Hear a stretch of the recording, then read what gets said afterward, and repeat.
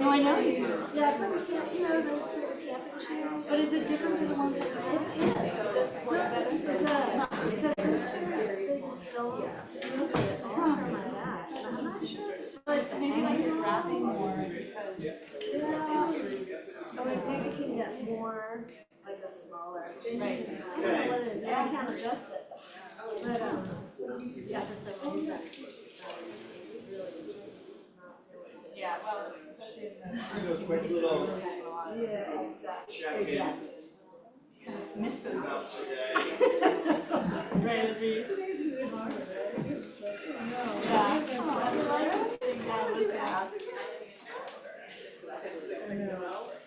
Just so I can keep track, who is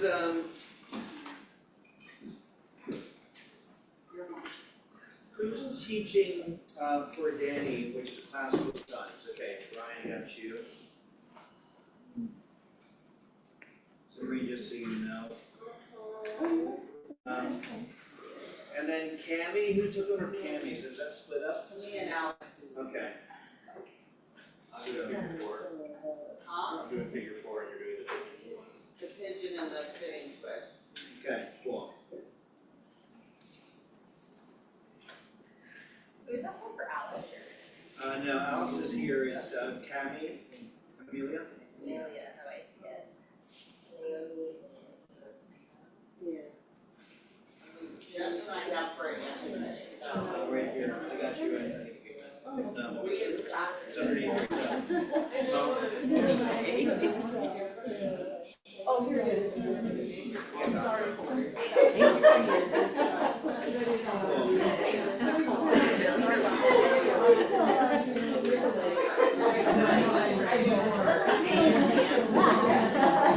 Anybody try to do Laura's?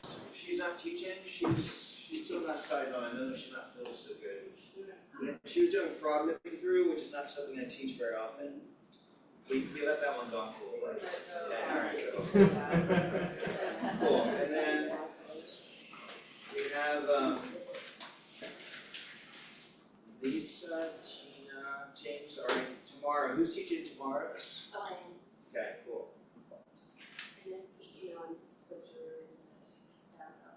Yeah, that's totally cool. And anybody teaching Elisa's? I will. Okay, cool.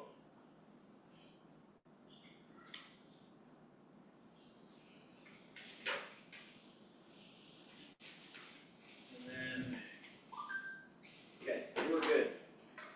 Okay, can we just do, I just want to do a quick little check-in about a couple of things, but I want, Maureen's still getting to know everyone's names. I just want to make sure that she knows everybody, because she's going to be helping you and she wants to just track you. So if you don't mind going around, just sharing your name and just maybe one or two words about how you're feeling about teaching today. I thought you were going to give me a test. Yeah, right, exactly. Okay. Alex, do you want to start? I'm Alex, I'm feeling pretty chill. Yeah. You think? He's going, oh, no, that's crazy. We're one, hurry up, let's go. Adrian, fine. Yeah, fine. Mike, and I apologize if you do too much abs because I lose hands quite a bit. Naomi, coffee breath assist. Yeah. We go. Brian, I'm profoundly tired, so right and left is going to be very important. I feel kind of relaxed and also What's your name again? Christina. Yeah. Like physically relaxed, like Amber, I feel good. The new post-it stuff will allow me to practice. Yeah. We'll see how that goes. Yeah.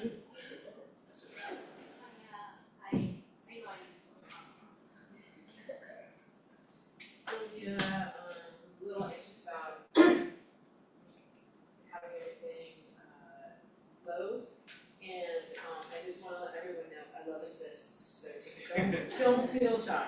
Emily, Summer breath. with a chai Do you salmon breath?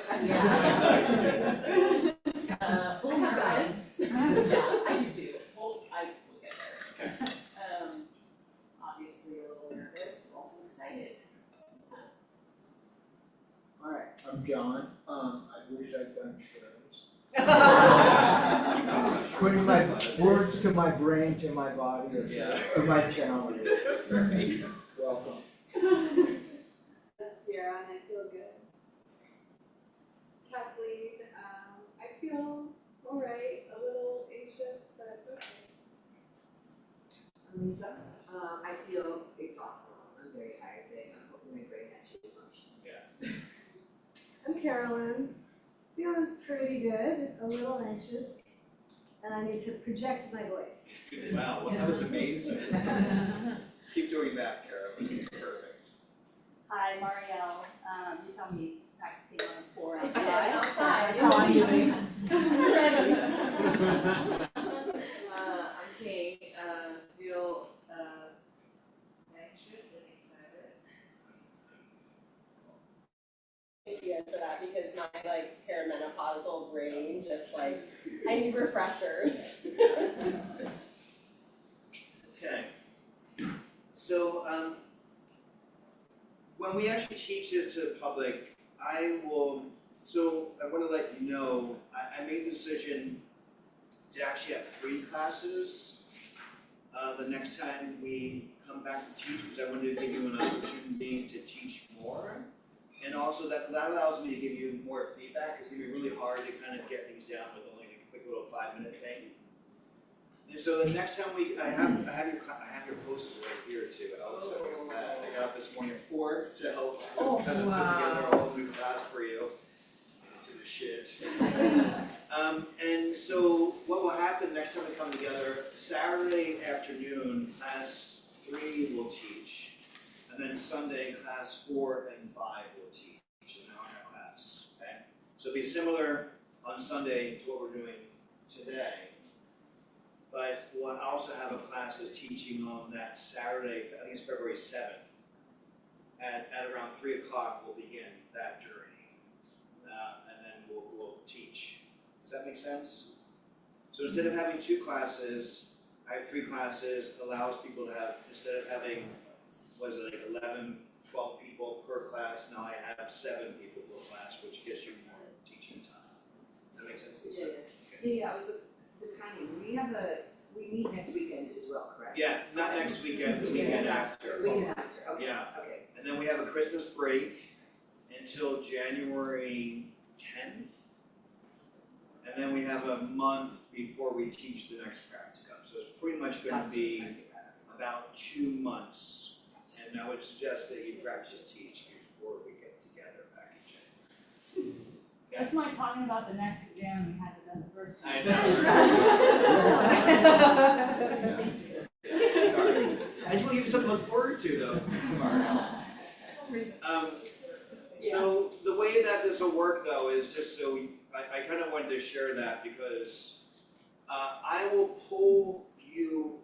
Like, for example, if this was a public class, I'd be pulling class 1 to me now, and Maureen would be helping class 2 with supporting people coming in to the classroom, getting them set up. We're going to have a donation in our public practicum that goes to a group called Yoga Gives Back. And Yoga Gives Back is, I think I might have told you this already, is microfinancing to people in India. And it's a really, we keep giving them money and they are so appreciative. So I think last time we actually donated $400 to them, which is really amazing, and I'm hoping we can get maybe more to them. So what we'll be doing over probably next time we come together, we'll be putting together a flyer. We'll talk about marketing, because it's important to know how to market your stuff. Anybody marketers in this group? I'm actually kind of curious. Okay. So maybe we'll be taking the lead off of Adrian, whoever else it is. That's right. Yeah. So be talking to the class 1, and I'll be sharing these things, but I'm gonna share it with everybody now. And so then class 2 would be bringing people in. So, for example, next time we come together and we do our teaching at practicum, class 3 will be meeting with me, and class 4 and 5 will be supporting people coming in, getting the props and that sort of thing. Does that make sense? I don't want to be geeking out too much on you. Okay, all right. Okay, so when you're teaching, it's important to be on your mark. What do I mean by that? Naomi is teaching first, and Naomi will be teaching up here, and then Sierra will be nearby toward the end of her teaching. And it goes pretty quickly because there's so many of us, right? Especially for this first practicum. And so Sierra will be nearby, and then Sierra will swoop in when Naomi's done. And then, and then Naomi will go off and start assisting, working with Maureen. And then after Sierra, John will be ready to go up, right? So it kind of has this smooth flow. There's no real kind of lapses in time. There's a number of reasons for that. It's just nice to flow nicely, but it also can. We're gonna be on a timeline to get all this stuff in. Okay. Yeah. I forgot, who did Camille go after? Tammy. Carolyn. Is it Carolyn? What was the poses Carolyn's teaching? Okay. Yeah, we can keep checking in. all of us have a list of the who's teaching when. So if you need to check in with myself, Maureen, you can just swoop by and check. Because I haven't done that. Yeah, I think. Some of us. Yes, well, there's ease, there's no judgment if you happen to not get up there quickly. But I just want to let you know that's part of the intention is kind of learning how to be ready to teach. Okay. Okay. If you're teaching and you do Lisa mentioned that you were tired, I think, and you have a brain fart and everything, or you're perimenopausal brain, you have a brain fart and you can't remember what you're teaching next, you can look to me and go, anything to add, Pete? And I will support you. Okay, so you don't like if you're kind of worried, like I hope I get through everything. If you happen to forget, you think you've forgotten something, just reach out to me. And I'll say, oh yes, I think you forgot the other side of Warrior 1, or whatever it is, okay? Because I got you, okay? Remember, if you are, when you're assisting, you're walking up to people and you're talking, you're not disrupting what the teacher's doing. So, for example, Naomi is teaching active feet, and Brian is doing it, and Naomi's right here, and I'm kind of like doing this, and Brian can't see what's going on. Like, there's something that, I mean, generally speaking, with basic moves, you're kind of stepping back to see what's going on and helping people if they need it. You're kind of off to the sides. But you do have to go in and ask to help them for whatever reason. You're kind of off to the side, not getting in the way, not blocking whoever might be in front of them. It might be kind of like go down here and talk to them. Does that make sense? Makes sense, right? The other thing is you have to be really mindful of your voice, right? You don't want to be distracting the teacher. And so that's part of learning how to assist is kind of moving in when there's a moment where you can do it, and then moving back out when the teacher's trying to hold space for class. And that's part of, I guess, the great skill learning. So I would love, just to be clear, I would love to have you assist me in the future. I don't want to speak for Maureen, but I imagine she might want to have one of you assist as well, right? And so this is a really great way for you to get a feel for how to do that. Okay? Yeah? How do you want us to handle consent? Yeah, so normally we would have, during the public practicum, we will have cars, and I might ask Cass to run down and get them I mean, I prefer that you all allow the space for people to touch you and assist you, but if you're all touched out, I want to honor that. So I'm going to ask Cass to run down and grab some of the consent cards so we can take care of that. Thank you. But that definitely will be part of the thing. And I'll make the announcement that I think I mentioned before, I'll say it again. I will make the announcement of the public practicum that these people will be touching you. you get a choice in that matter. Please choose your card for consent if you want. But I'll let them know that this is part of their teaching experience, okay? Does that feel good to you? Okay, cool, So yeah. for today, we can just go in and do the Yeah, assist I mean- unless they have a no sign. Yes, correct, yeah. Okay. So no, I mean, it's always good to actually start learning how to verbalize consent too. So I would ask that you might wanna do that, just to get a feel for it. If it's overdone, I'm cool with that, yeah. I would just add that, even that we might have like a consensus that there's general consent within this group, but it could be helpful, again, as practice to be like, hey, are you okay with pressure here? How is this Oh my pressure? gosh. Yeah. That kind of communication, in a non-disruptive, quiet way for the teacher, but loud enough for the student to hear. Yeah. So you'll note that when Cass and I are assisting you, generally speaking, I try to verbalize, hey, is this all right, first, when I first come in to touch you. I try to verbalize as much as possible. Occasionally it might not happen, but for the most part, 99% of the time I'm doing that. Secondly, after I give the assist, I'm usually trying to say, hey, does this feel good? And it's an opportunity for you to reflect back, no, it doesn't feel good, or yeah, a little more, right? So there's a way for you to start communicating that with your trainees and your students that you're under care today, okay? Any questions about that, Christina? Well, if it's like a really fast assist, like I know with like the downward dog, upward dog, you gotta get in and get out. Yeah. So I'm not trying to be like, hey. Yeah. Did you wanna say something? No, I would Yeah. not use a whole lot of verbal Yeah. communication in that scenario. Yeah, that's Or like they're in a sense. child's pose or in a Yeah. pigeon and you're about to go in. I feel like that would be a more Yeah, appropriate I would setting agree, to I would agree. take some time to talk. How do you ask for safety? Like, what are your verbal cues for safety? Because I feel like down dog is one where a lot of people slip or they'll lose their pressing with their hands. Is there a quick way that you communicate that when you're going in for assist for the first time? I haven't had too many people lose their grip on their mat, you? Well, I would say that's honestly the first thing I look at with an assist before I go in and do anything with the spine or the legs. Like if their hands are like this and there's no, there's no energy, there's no connection, that's our foundation first. So that's probably the first thing I address. And like it might be as simple as like, just like a grounding of the hand. And once that's done, I feel comfortable going in for another assist. Yeah. And yes, some sticky mats are not so sticky and people slip. Yeah, but foundation first is definitely the way to go for everything we're doing. That's gonna be one of the practice moments you're gonna have here, because what's gonna happen is you're gonna see on eye level what's going on. I mean, Alex had a moment like that, one of you had the foot slightly up and there was a tight thing and like the person was like this, so Alex went up to support this when it was like, okay, look at the foundation first. So you're looking at the whole body first, but back to your question, Caitlin, I don't have too many times where I've given a downward dog assist where people are sliding back, and not to say that has never happened, it has happened on occasion, where I push them back and they start going like this, right? I'm gently pushing back and they're going.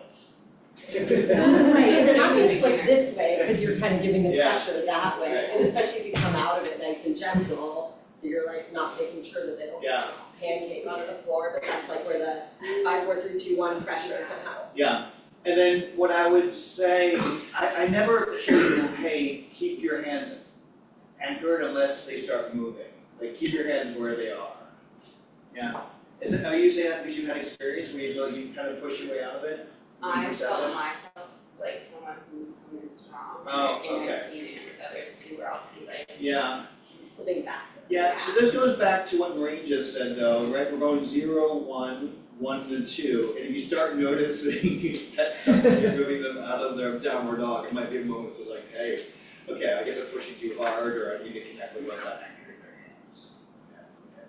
Anything else, Cassandra? I noticed that as well, the not anchoring the hands, Yeah. so when I get ready to do assist and pull you back, you kind of slide back, so, the whole idea is just to get that stretch, so the anchoring part is pretty important. Even in the lunge, right, so we're telescoping the ribs and you lunge down, I'm pulling you up and you're going down, so that's the lift. Okay, wait one second, John, over here. I was considering maybe the cues of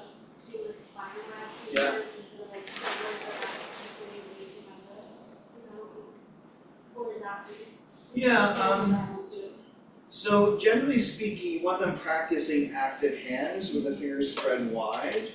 If you feel inspired to say, some of you might feel better to actually press the fingertips to the ground, and that might be kind of what you want to do, I'm cool with that, just as long as it's pretty quick.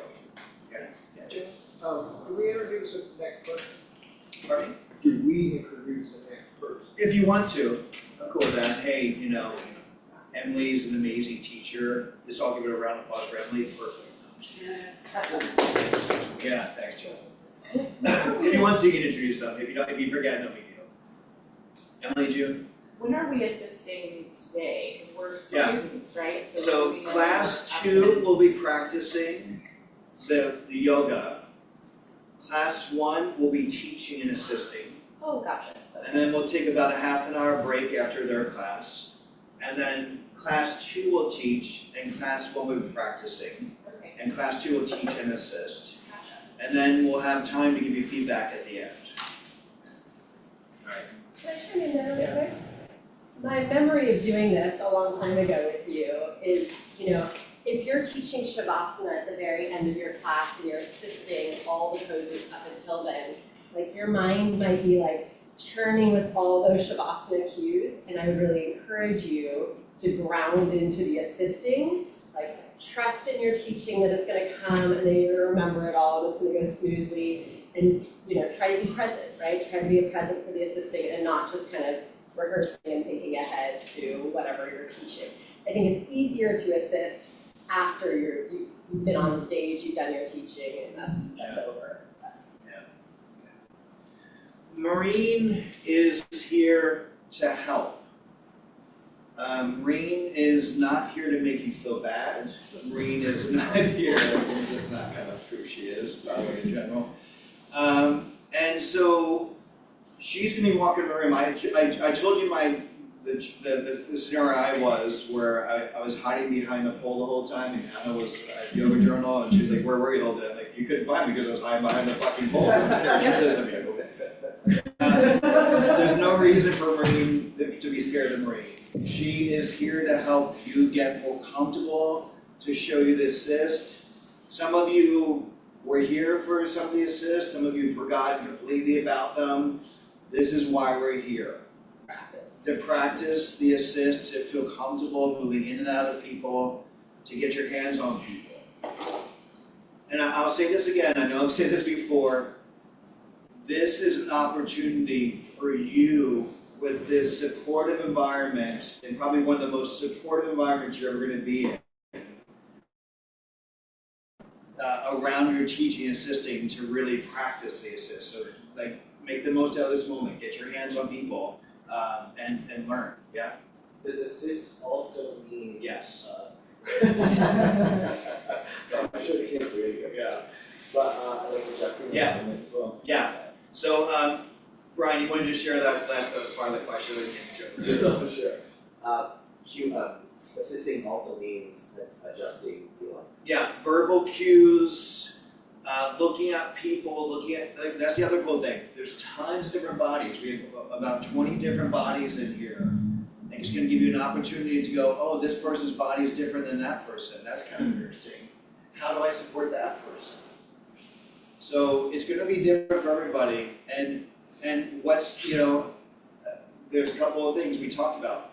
Oh, are you doing this on purpose? Are you intentionally doing this pose? Are you modifying this pose intentionally? Oh no, I'm not. Am I supposed to be using, like, those are the questions, like these gentle approaches to help guide people in a way that doesn't make them feel bad about what they're doing, right? It's like that's going to be the verbiage you start getting down in these moments too as well. Cass, Green, good? Okay. I'm curious if we're going to have music today and then in the public. No. I appreciate you asking. I love having music. I just find it can be somewhat distracting, both the teacher, the assistants, and the students. And so just for the teaching practice, I don't have that. Yeah. And also, I was curious if it's possible to fail.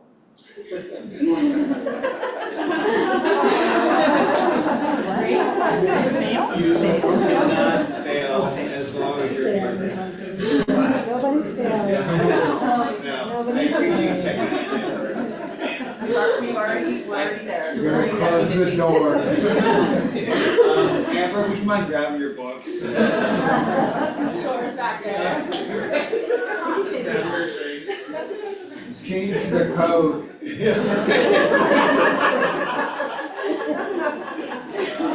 Cassandra, would you please escort out? No, as long as you keep showing up, Amber, you're doing a good job. Part of what Marine's trying to do is also move you along and show you. And there might be a moment where Marine is in the middle of showing something to you. If you're the student in that moment, try to kind of honor that moment as best you can. Yeah. There's a benefit for you to listen to what this teacher is saying, but like, for example, if she's showing a cobra and we do, like, you know, my joke about the sun salutation roto, I don't want you riding someone back into death with a dog. But there might be a moment where you're not clear what Marie wants you to do, or you maybe, you're kind of getting irritated a little bit with what's going on, or just whatever's going on in the moment where you're kind of might be a little bit triggered because you're not getting it right exactly and you're kind of confused. If that's the case, go back to the back of the studio, talk to Maureen about it and have a connection moment with her.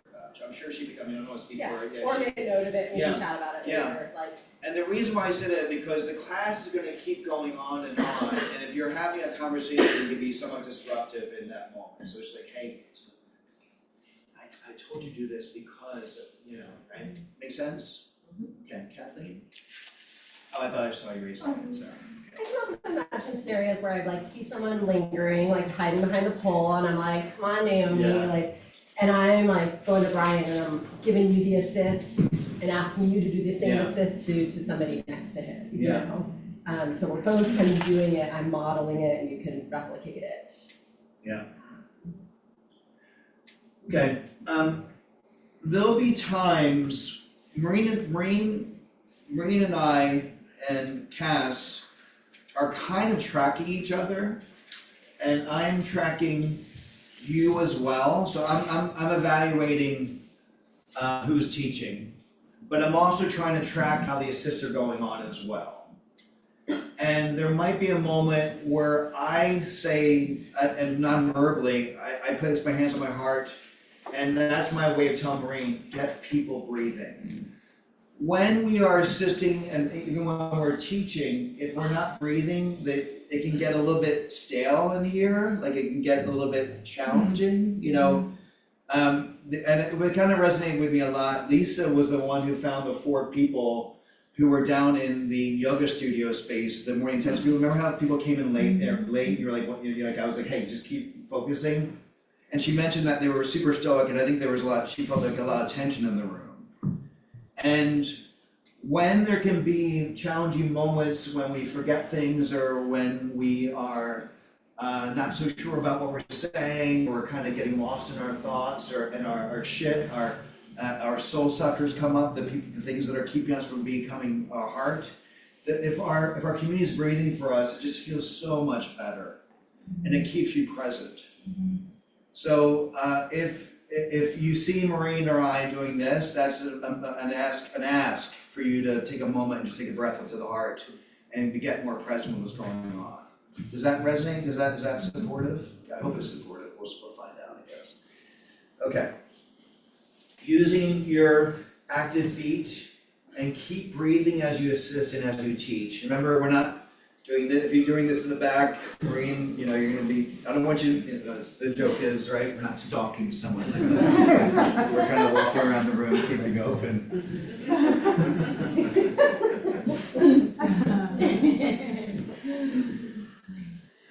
I've seen that happen already. All right. When the class starts, I will cue to line up at the front of the studio. I showed this before when we demoed the intro class, like maybe last weekend. Holy shit, the last time we were together. but I'll do that again today. And in Shavasana, Alex is teaching Shavasana, right, for one class. Who's the other person teaching Shavasana? Amber. Oh, Amber, okay, cool. Alex and Amber are the ones who are, and I want to use this word nicely, controlling when the Shavasana assist begins, because they might be still speaking the person into it. You kind of might get excited to get in there, which can be somewhat distracting for the person who's listening to the teachers. So Alex and Amber, in this case, will be saying, okay, and so you're gonna look to them to see when you can go and do the assist for Shavasana. And usually if we have time, we're doing one, but if there's more time, you might do 2 assists. And so they'll look to me and I'll say, give them 2, and I'll walk over and tell them to give 2 assists, okay? Does that make sense? Wait, Okay. you mean 2 different? 2 different people, Oh, 2. yeah.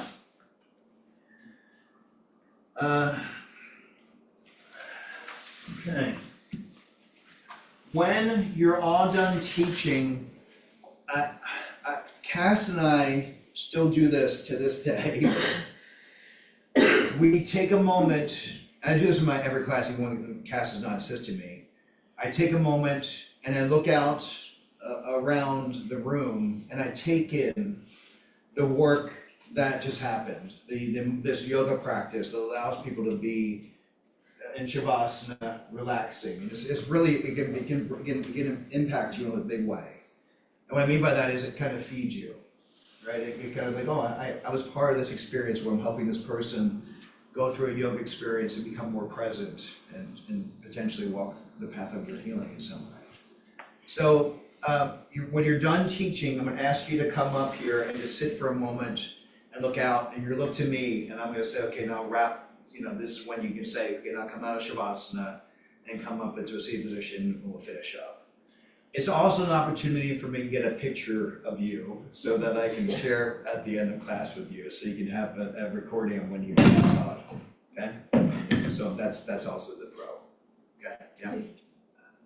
Maybe it's the same question, but do you mean like everybody? Class everybody 1 who's will in be that? up here, sitting for a moment before Alex brings them out. Class 2 will be up here before Amber brings them out, just sitting for a moment, and then they'll bring them out, and you'll all be up here when people come out of Shavasana, and we'll see you as well. After your Shavasana Yeah. assist, of course. So not at the end of every sequence, but just at Yes. the end of that class. Yes, at the end of class, thank you. After we do Final our bow. shows. Yeah.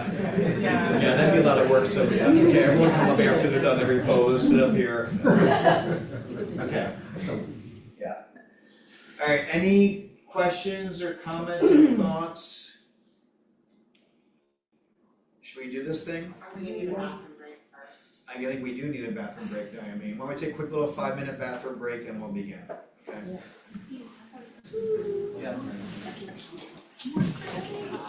The second is on.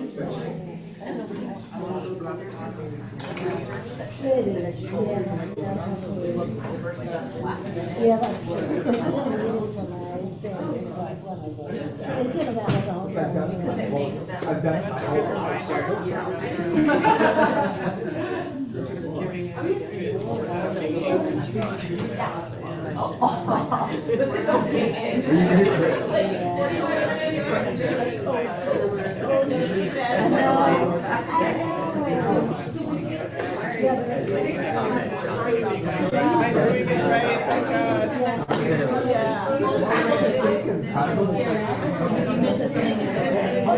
Although people point out.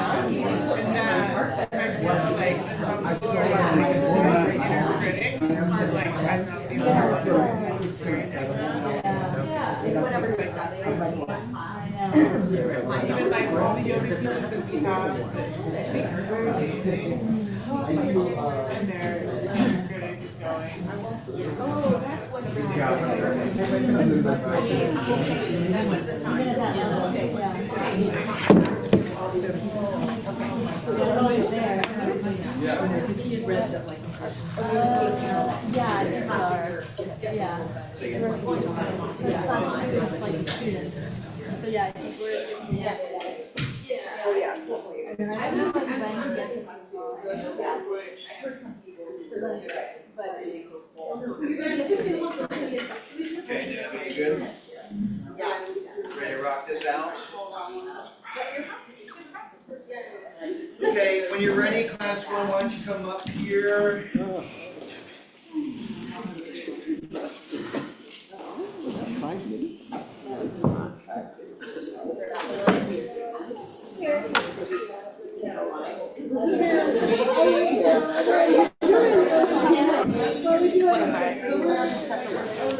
Yeah, I do,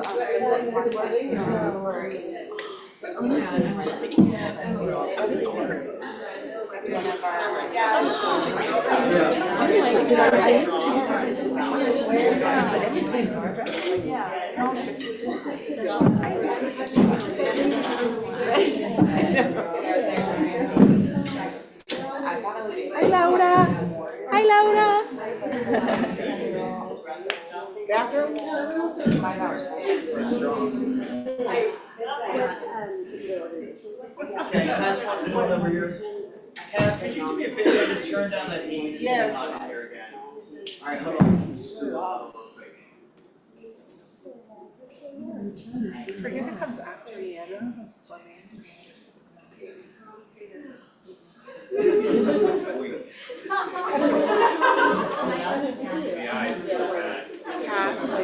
Cass. Oh, how sweet. You ready? I have to figure out if I can let go and then in front of everybody having to. Oh. You can skip that. No, who are you taking over? She didn't drive. I'll do it. And if not, I'll get someone to. So are we in the bathroom or are we staying? What is it? Oh, celery is what it tastes. So good. This is celery. I love it. Thank you.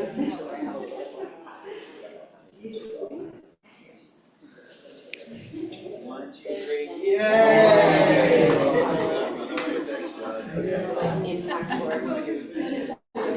What, you gotta get stronger?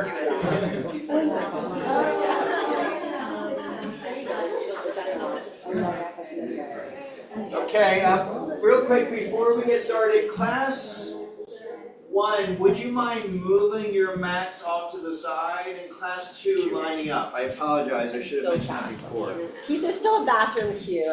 Okay, thanks. Just It's like forever a bathroom queue. Just like one big. All right, we got like a few more moments. We have to wait for the bathroom stuff too. Bye. I heard I had a window.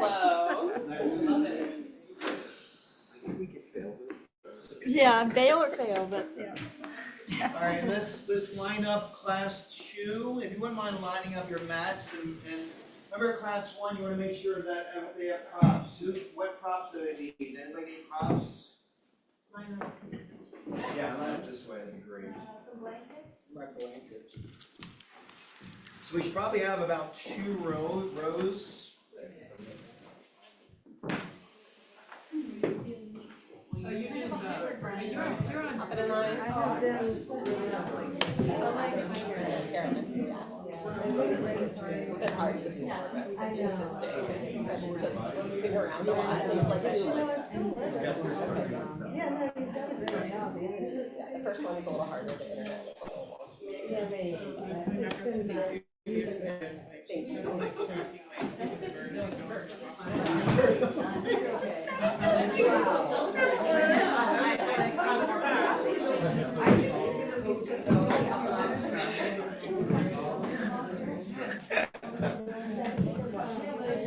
We miss you.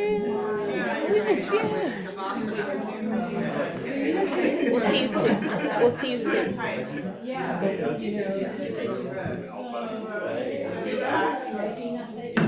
That is really hard to.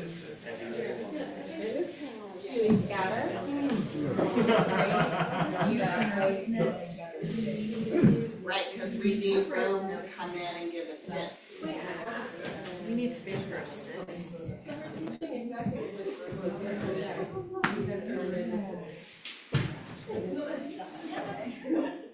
space, and there's a lot of assistants. Laura, I'm assuming you are not teaching today, that you'll just make it up somehow? I'll make it up somehow. I don't know how to teach in this manner. I think I could, but I think it's going to be disruptive. I'll leave it up to you. If you really want to, we're good. We've done it before, but if you feel like you're more comfortable just maybe recording yourself and submitting something to me. I'll do that for sure. Okay. All right, cool.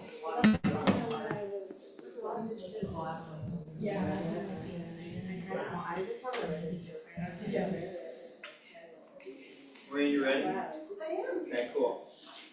Okay, welcome everybody. Happy to have you all here for the Light of the Path Teacher Practicum 1. Yay!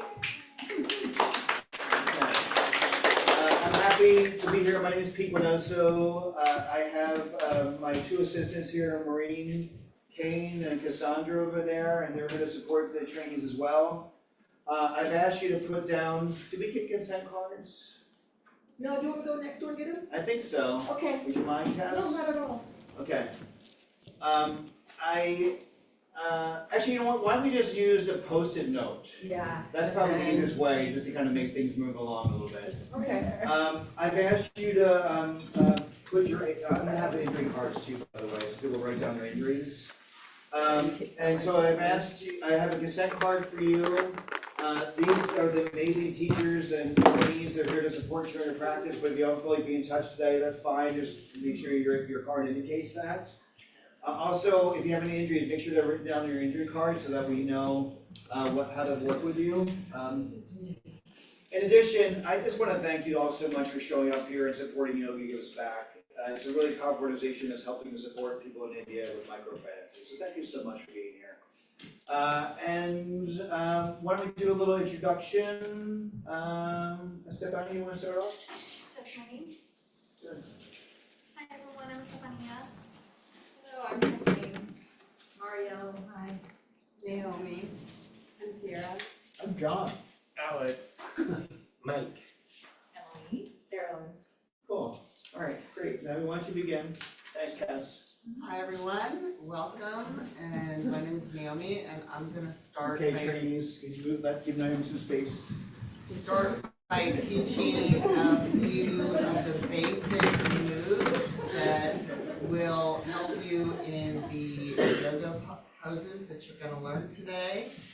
And so these are some of the cues that you will hear the teachers go over, and so we're gonna start with, so everyone, go ahead and stand up. We're gonna start with active hands, also called jazz hands, and active feet. And the benefits of these two poses is that they will bring circulation and blood and energy into your hands and feet and help ground you in those poses that use the feet and hands, which are all of them. So in order to get active hands, jazz hands, go ahead and spread the fingers wide and give a little jazzy shake. And that is active hands. Active feet, moving over to the right and to the left, finding your center point. Imagine the feet are a tripod with the balls and the heel of the feet being 2 and 1. Find center, lift the toes and spread them wide. And that is active feet. The next pose is tuck tailbone. And to find, or neutral spine is another word for it. So to find tuck tailbone, go ahead and put one hand on the belly and one hand on the low back. And tilt the pelvis back and forward, back and forward, finding that neutral space. Coming to neutral, tuck tailbone. Next we have telescope ribs and expanding ribs. Sounding similar, but slightly different. So expanding ribs is, the benefit is that it'll bring oxygen, more space into the lungs through your poses, will help bring you strength. Put your hands on your ribs, take a big breath, and feel the expansion.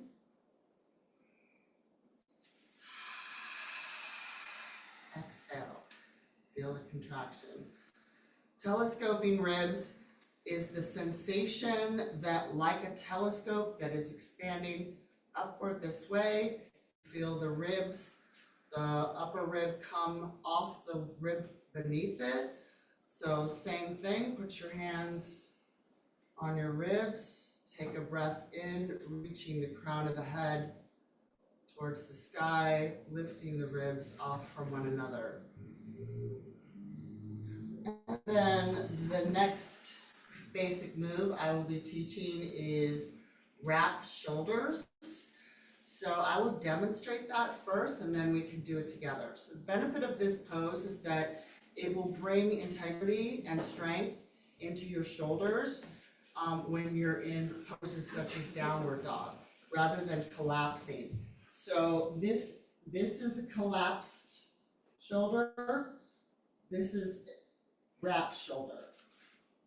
So let's go ahead and lift our arms up at a 90-degree angle, fingers pointing up to the sky, wrists over elbows, and gently squeeze the elbows in towards one another, feeling the shoulders turn on and expand. So it looks nice tuck. And that is wrap shoulders. Next, Sierra will come up.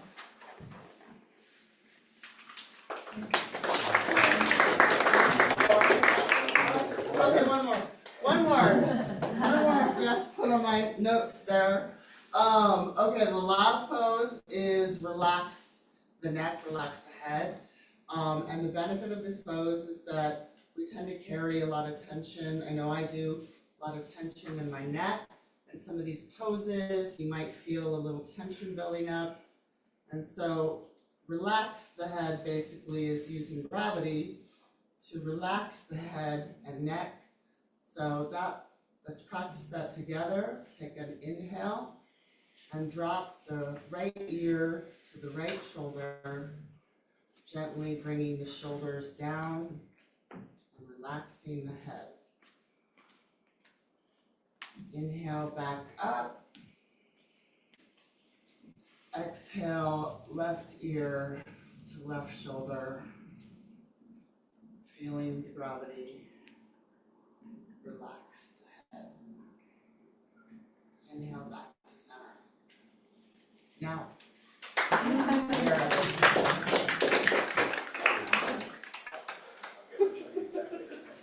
Thank you, Naomi, for your basic move introduction. Now we'll be learning one of the basic key breath components that we'll be implementing in the rest of our practice, the Ujjayi breath. So you can start by taking a seat, comfortable sitting position on your mat. And the Ujjayi breath is going to be really crucial for that breath movement connection throughout your practice to ground yourself and ground your movement. It has an instant aura brightening benefit and it builds up fire and heat throughout your practice to get through long and difficult poses. And it also has a beautiful auditory element to it, which you can use to stay focused and remind yourself to breathe yourself internally and also communally. If you turn to the person next to you and you hear their Ujjayi breath, it can also be a very unifying thing like Pete was talking about earlier, to just have that communal breath and that communal support throughout our practice. And the key component of the Ujjayi breath is the constricted throat. So you're going to be moving the air over your closed throat and inhaling and exhaling with a closed mouth. And so we're going to do a couple of exercises to get that constricted throat feeling activated before we go into the full breath cycle. And so you can turn to the person next to you. And we're going to do some whispering exercises. Pete calls this the Darth Vader breath sometimes. You can take that Darth Vader voice, say I'm the father, or whisper, or breath, or anything like that. And turn to the person and say that next to you.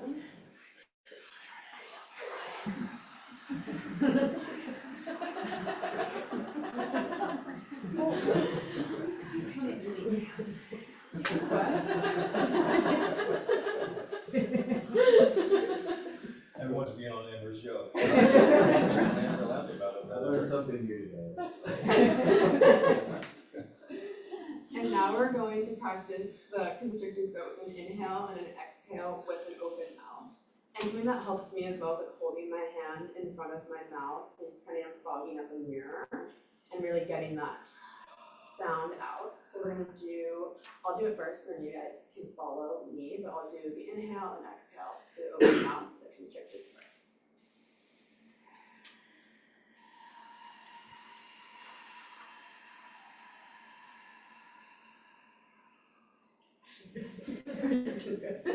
And now everyone else can try as well.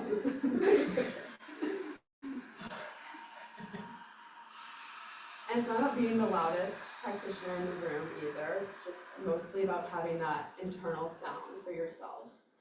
And also trying to have a consistent duration with your inhale and your exhale. And now we're going to try doing an inhale with a closed mouth and exhale through an open mouth with the constricted throat. And I'll try first, and then you all can try.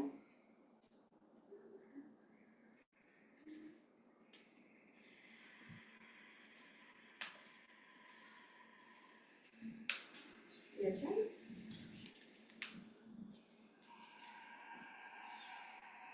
Really try and bring all of that air from your belly up and then releasing it all the way down.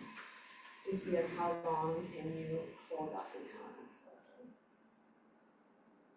Does anyone feel like they're getting the throat constriction down? And now we're going to try an inhale through the open mouth and exhale through the closed mouth. I'll go first.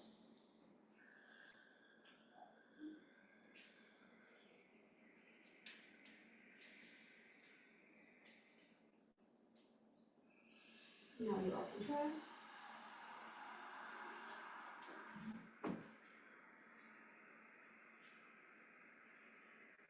Great. And through the rest of the asanas and flows throughout the practice, we're going to be using this Ujjayi breath. And you're going to want to try and do an inhale for an exhale for 3 to 5 seconds for each position, depending on the flow. So we're going to practice that breath duration, so you can have that in your toolbox for the rest of our practice. So we're going to do a little triangle breath. So we're going to do inhale with the closed mouth for 5 seconds, hold for 5 seconds, exhale through the closed mouth for 5 seconds. And we're going to do that 3 times. I'll count out loud the 5 seconds for the first round, and then I'll just cue the inhale, hold, and exhale for the last 2 rounds. Is everyone ready?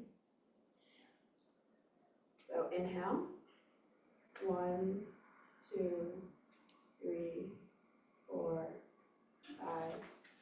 Hold, 1, 2, 3, 4, 5.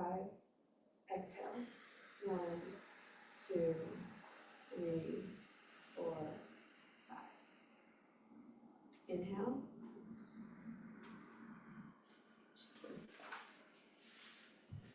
Hold.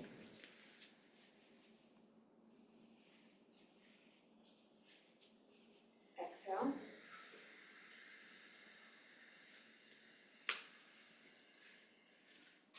Inhale.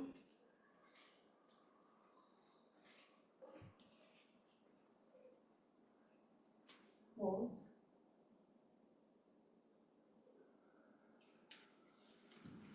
And exhale.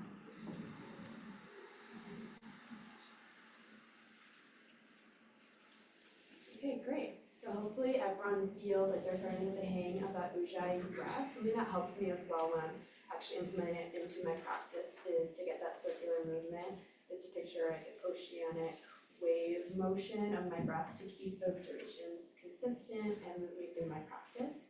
And hopefully this can help everyone with the rest of the talk. Thank you.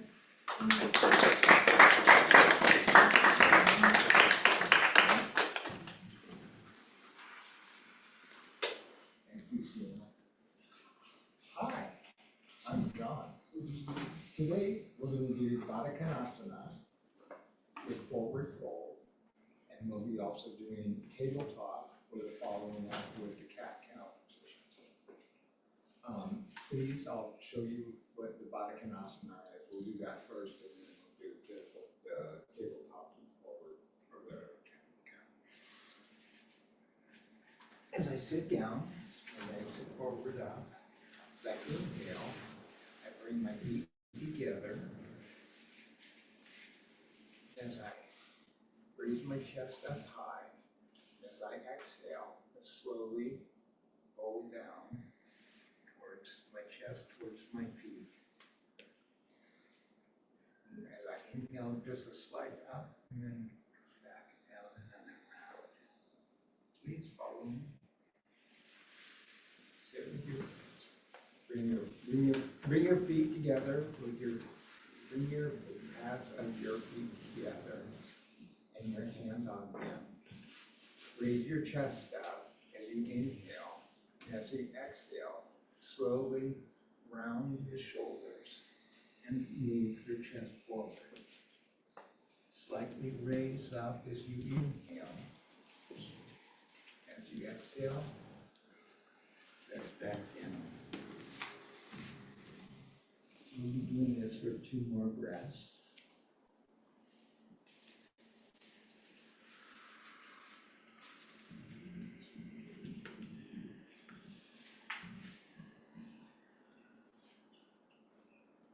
Thank you.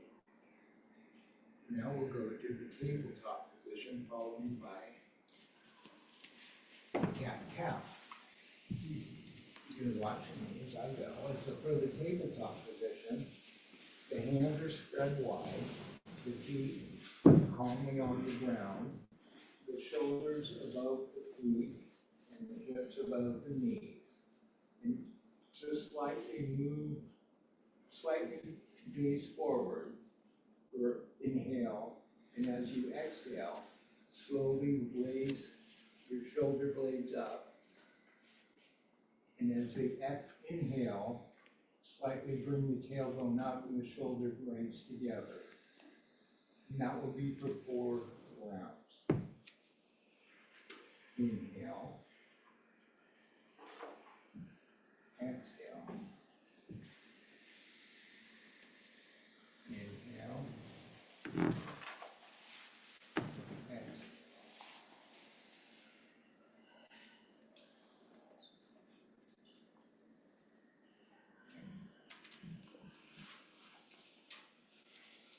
And now for the cat-cow.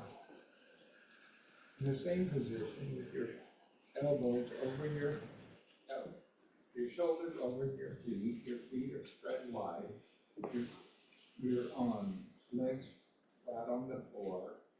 As you inhale, as you width as the cow, as you inhale, in a slight U, you raise your head up and bring your tailbone up. Shoulder blades towards the back, and as you exhale, follow a U pattern, as in the cat side. As you bring your chin to your chest, and bring your buttocks in toward you. As you exhale, raise out, and just slightly gaze out into the pasture as your cow would do. As you exhale, that's the cat. We'll go back to the U with the cow. And raise your shoulder blades up. U with the cat.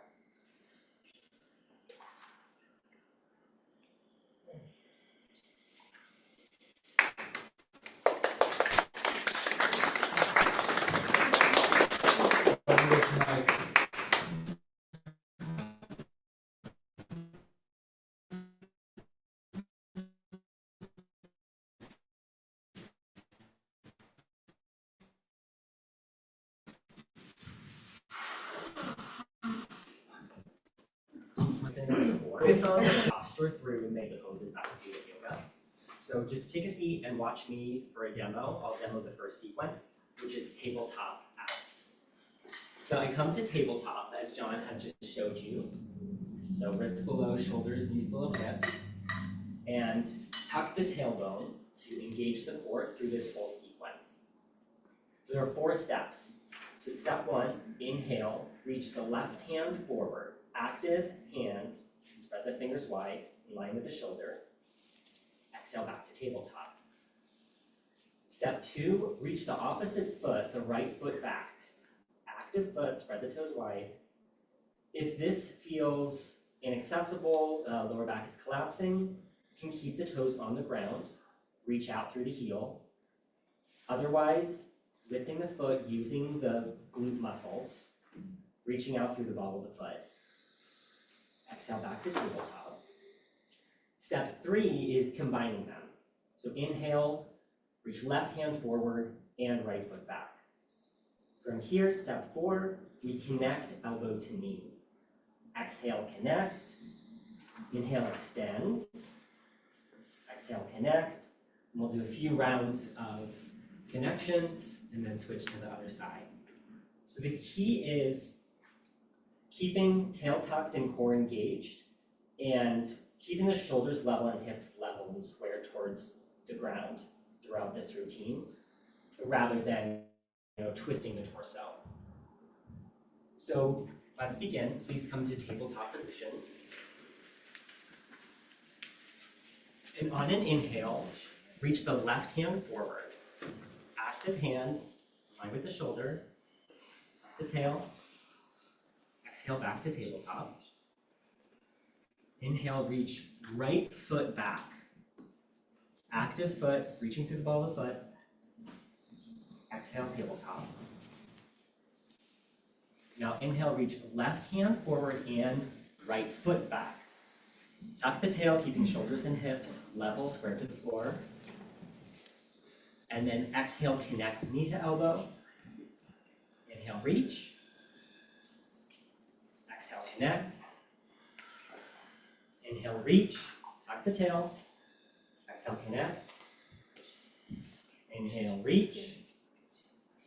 Exhale, connect. Inhale, reach.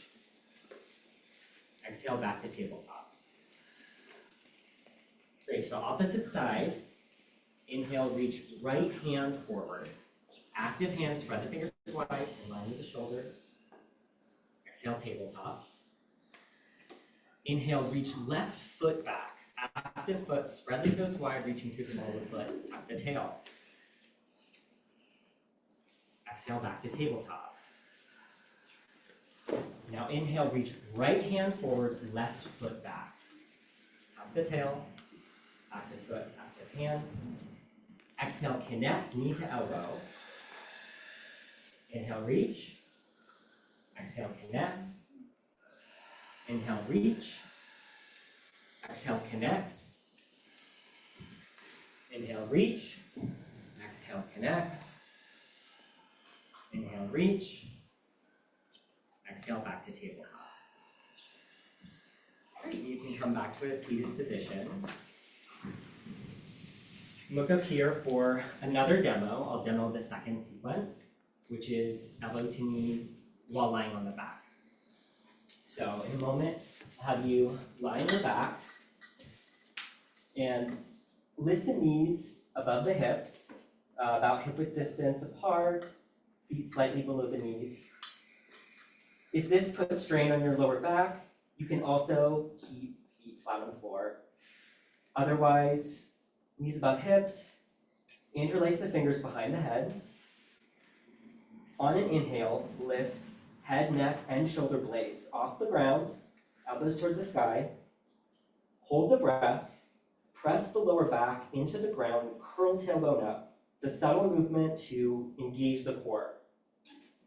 Exhale and bring the elbows towards, we'll start with the left thigh and reaching out through the right foot, or the right leg. So the foot is about 2 to 3 feet above the ground. Try and keep both shoulder blades off the mat and keep that bent knee above the hip. Active foot. Inhale, return to the starting position. And we'll alternate left and right 4 times on each side. So let's begin. Please come to lying down on your back. Students, act more like beginners, you're way too advanced. Right? Give us some more. Yeah. Give them something to do. And don't forget there's front row people to assist you. Lift your knees so they're above your hips, hip width apart, feet slightly below the knees. Interlace the fingers behind the head. Inhale, lift head, neck, and shoulder blades off the mat. Hold the breath. Press lower back into the ground. Curl tailbone up.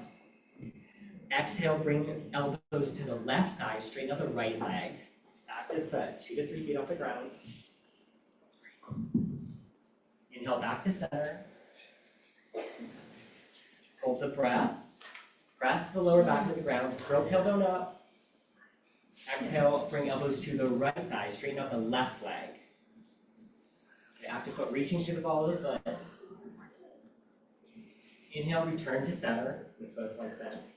Hold the breath. Press the lower back to the ground. Curl tailbone up. Exhale, elbows to the left thigh, straighten out the right leg. Active foot reaching through the ball of the foot. Keep the knee above the hip, the bent knee above the hip. Now inhale, return to center. Hold the breath. Press the lower back into the ground. Curl tailbone up. Exhale, elbows to right thigh. Straighten out the left leg. 2 to 3 feet off the ground. Inhale, return to center. Hold the breath. Press lower back into the ground. Curl tailbone up. Exhale, elbows to left thigh. Straighten out the right leg. 2 to 3 feet off the ground.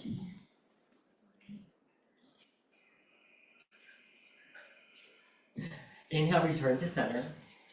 Hold the breath. Press lower back into the ground. Curl tailbone up. Exhale, elbows to the left thigh. Straighten out the right leg. Try and keep both shoulder blades off the mat. Inhale back to center. Hold the breath. Press lower back into the ground. Curl tailbone up. Last round. Exhale, elbows to left thigh. Straighten out the right leg. Inhale back to center. Hold the breath. Press lower back into the ground. Curl tailbone up. Exhale, elbows to right thigh. Straighten out the left leg. Curl tailbone up one more time. And inhale, return to center. Lower feet to the mat.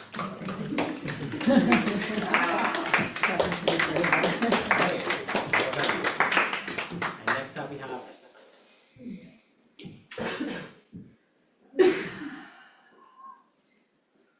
Okay, so I'm going to be demoing 3 poses for alignment. So we have coming up the bridge pose, extended child pose, and downward dog. Let's start off with bridge pose. So please watch me do it, and then we'll do it together. So you're going to start off by laying over your back.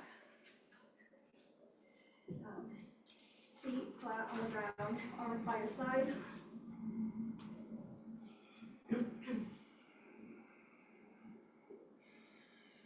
You're going to raise your hips up towards the ceiling. Make sure you do 1 vertebra at a time. Low back, mid back, upper back. And then you're going to stay here for a few 5 to 7 seconds and breathe through this one. Just make sure that your feet are parallel to your shoulders and you're pressing through your glutes. Okay, let's do it together. So, feet flat on the ground, arms by your side, palms down, and on an exhale, raise your hips up towards the ceiling. 1 vertebra at a time, and just stay here for 5 to 7 seconds.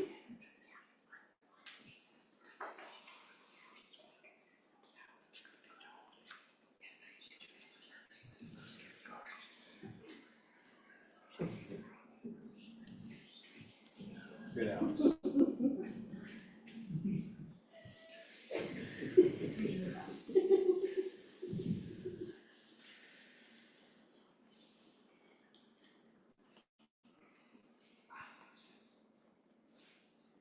Okay, on your next exhale, just come down gently, 1 vertebra at a time, until your hips are on the ground. going to demo 2 other poses for alignment. The next one is extended child's pose. So you're gonna just turn over to either side, and you're gonna be on a tabletop. Make sure your hands are shoulder wide apart, knees hip wide apart, and actually you're gonna walk your knees over to your mat as comfortable as you feel, and then you're gonna press your hips back to your heels, extend your arms forward or place them, stack them if that feels most comfortable, or just place your forehead on the mat. And you're just gonna rest here for a few seconds, and then the final one.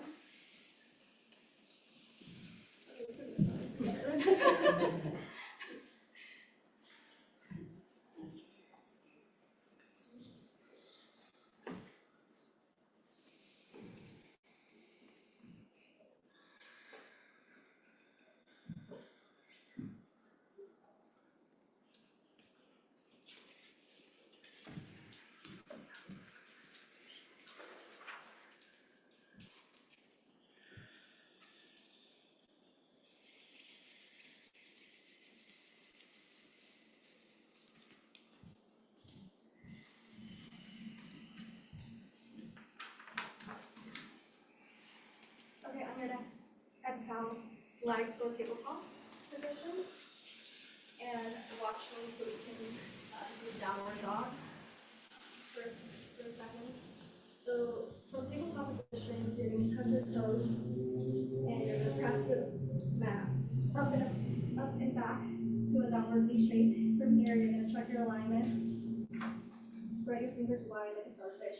If you want to bend them like a spider web to balance the weight on your wrist, you can do that. And don't round your back. Make sure that you're lengthening your spine.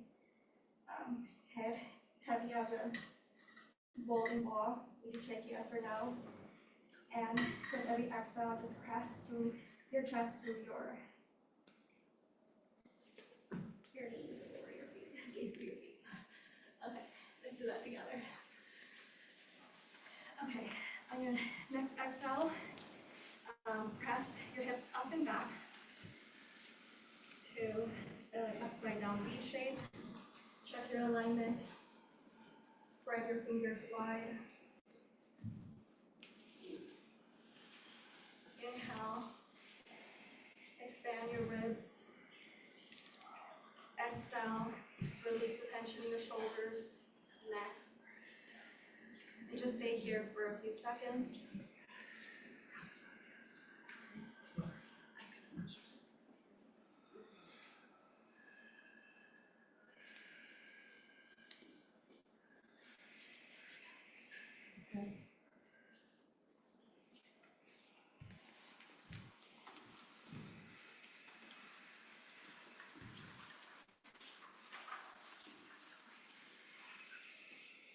Okay, on your next exhale, come slowly into your knees.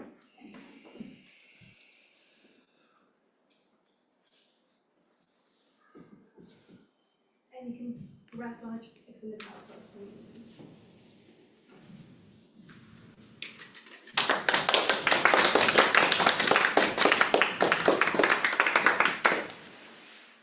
Hi everyone, I'm Marielle. So I'm going to demo the next bit, and then we'll do it all together. So we've just learned downward dog, so we're going to start in downward dog. And as Estefania was saying, we're really trying to so energetically we're pulling our heels to the floor. You can keep a little bit of a bend in the arms and the legs. And with your fingers, the idea is to spread the weight so that you're not loading everything into the wrist. So you can press all fingers into the floor, grip your knuckles into the floor, and then just let the head hang loose and relax. From here, we're going to move into the lunge. So place our right foot between the fingers, knee comes down, and we'll lift our arms up. And here we're trying to telescope the ribs and reach the while keeping the head relaxed and the shoulders down. You can try and energetically pull your pinkies towards each other. This is low lunge. And then we're going to move hands back down, foot comes back, and we're moving into Sphinx. You're gliding your hands forward, elbows just below the shoulders. And again, here, trying to tuck the tailbone to avoid loading into the back. Remember to breathe. And then we'll move into plank. The idea with plank is to try and create one long line with your body as opposed to more of a triangle. So you're using your core for that. And from plank, we'll move into extended child's pose with the toes touching and the forehead against the ground.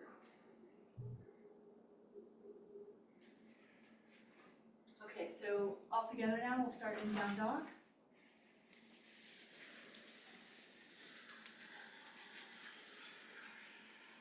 Take a few breaths here.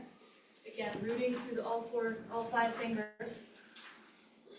Heels pressing towards the ground. Try not to extend your arms. Keep a little bit of a bend. On the next inhale, we're going to lift our right leg.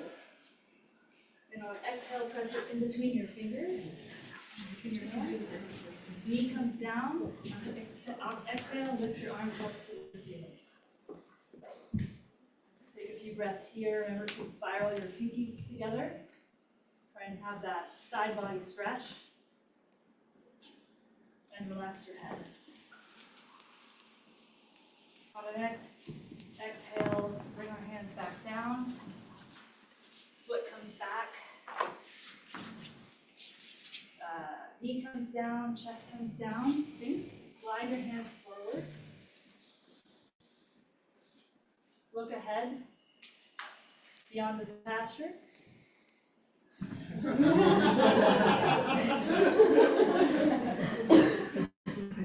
Don't remember, please tuck your tailbone here. Don't hurt your lower back.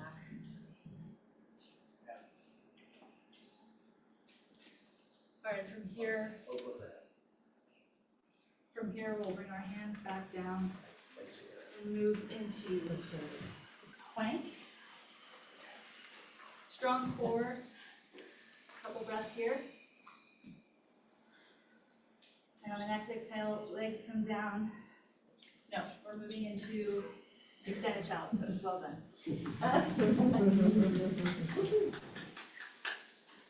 And then I guess the next side we'll do, and you'll do it without me. So we'll start in, so give a few breaths in child's pose. Take a few breaths in.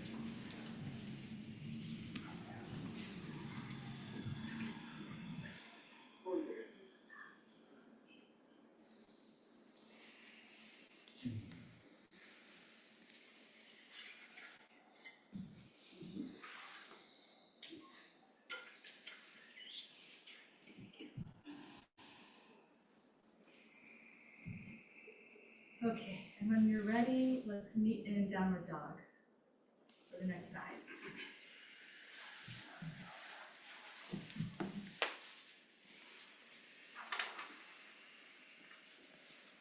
All right, so inhale and lift your left leg. Exhale, place it between your hands. Knee comes down, arms come up.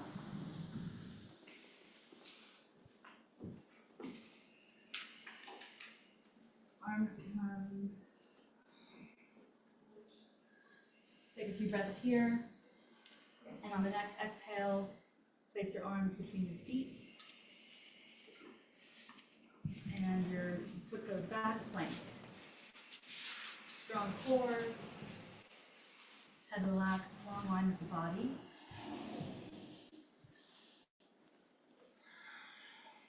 And on the next inhale,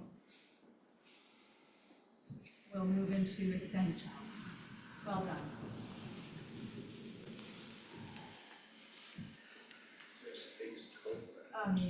It might have been, yeah.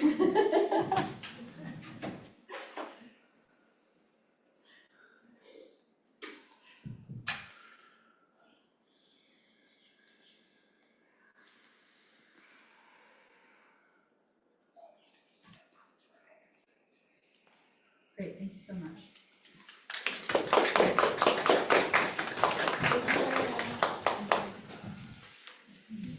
Hello everyone, I'm Kathleen. I'm going to add a little bit on to what Mariel just showed us. So thank you. I'll demo where we're going and then we'll do the first one together. So from our extended child's pose, knees out wide, spine long. We're going to come into a downward facing dog. So activating through the hands, coming forward, tuck the toes, hips up and back, downward dog. Going to wrap the shoulders. We're going to move into a high lunge this time. So step the left foot forward, stabilize through the feet, shake a little bit, sweep the arms up and overhead. We're going to use some of the basics that we talked about earlier. So telescoping the ribs and then wrapping the shoulders. So we inhale, lengthen, and as you exhale, you can sink in and really start to build through that strength through your legs and lengthening out through the psoas. Take a deep breath in and then you'll land the hands on either side of the foot, step back into plank pose, lower knees, chest, chin. Glide the forearms forward into Sphinx just like Mariel did with us. This time we're gonna raise the elbows off the ground just a little bit to come into a low cobra. And then bring the hands underneath the shoulders, press back into downward facing dog, and then we're going to take it to the second side.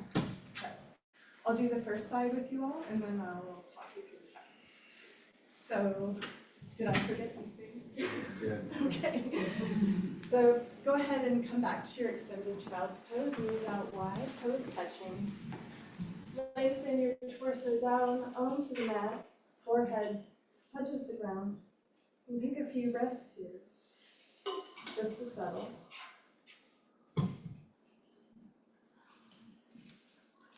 Then activate through the hands, spread your fingers wide, press your palms into the ground, lifting your elbows off of the mat. Come forward a little bit, tuck the toes, and hips up and back, downward facing dog. Take a couple of deep breaths here, lengthening the hips back, pressing the palms into the ground, and continuing to wrap the shoulders, so maybe bending the elbows a little bit, and then drawing them towards one another. On an inhale, step the left foot between the palms, and stabilize through your feet. On your next breath in, sweep the arms up and overhead. Lengthen through the torso and then exhale, settle into your lunge. Guide your elbows in to wrap the shoulders a little bit and then drop your shoulder blades down your back on the exhale. And take another deep breath in, telescoping your ribs. Exhale, sink a little more. One more sip of air in, reach up, exhale, land both hands outside of your left foot. Step the left foot back to plank. Pause here in plank from the length from the crown of your head all the way out through the soles of your feet. On an exhale, lower knees, chest, chin, to the lower, all the way to the ground. Slide your forearms forward into a sphinx and then raise your elbows off of the mat just a little bit to come into your low cobra. Take a couple breaths here, drawing the heart forward.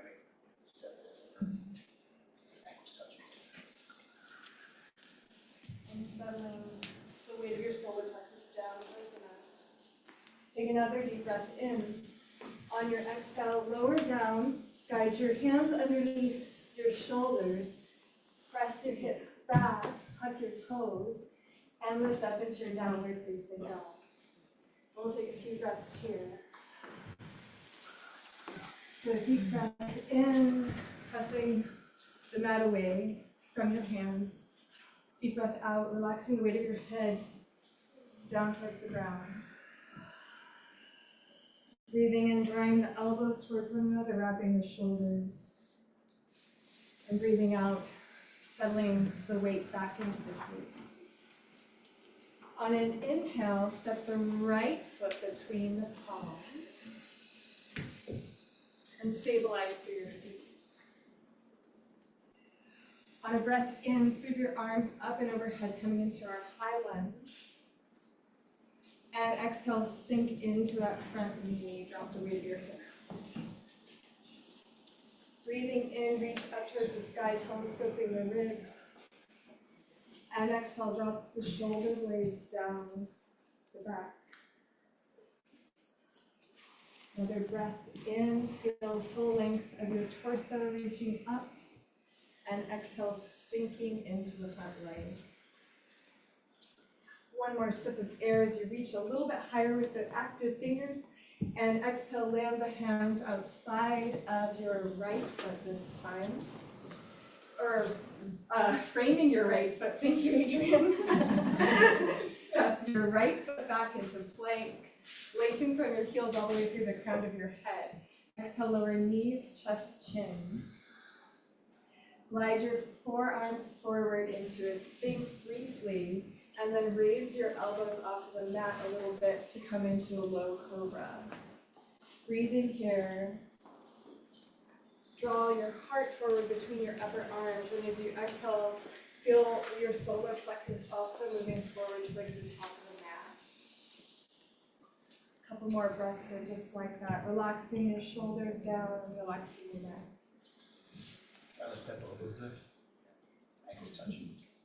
On your next breath out, lower back down, bring your hands underneath your shoulders, bring your hips back to your heels, bring your knees out wide on the mat, toes touch, landing in our extended child's pose once again.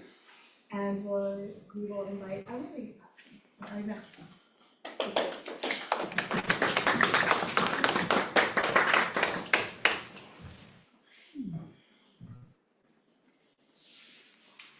Hi everyone, I'm Emily. Yeah, take your time coming up. That's a good reminder. We're kind of deep in our class now, so extended child's pose is always waiting. If you need a moment to reconnect with your breath or just be and rest.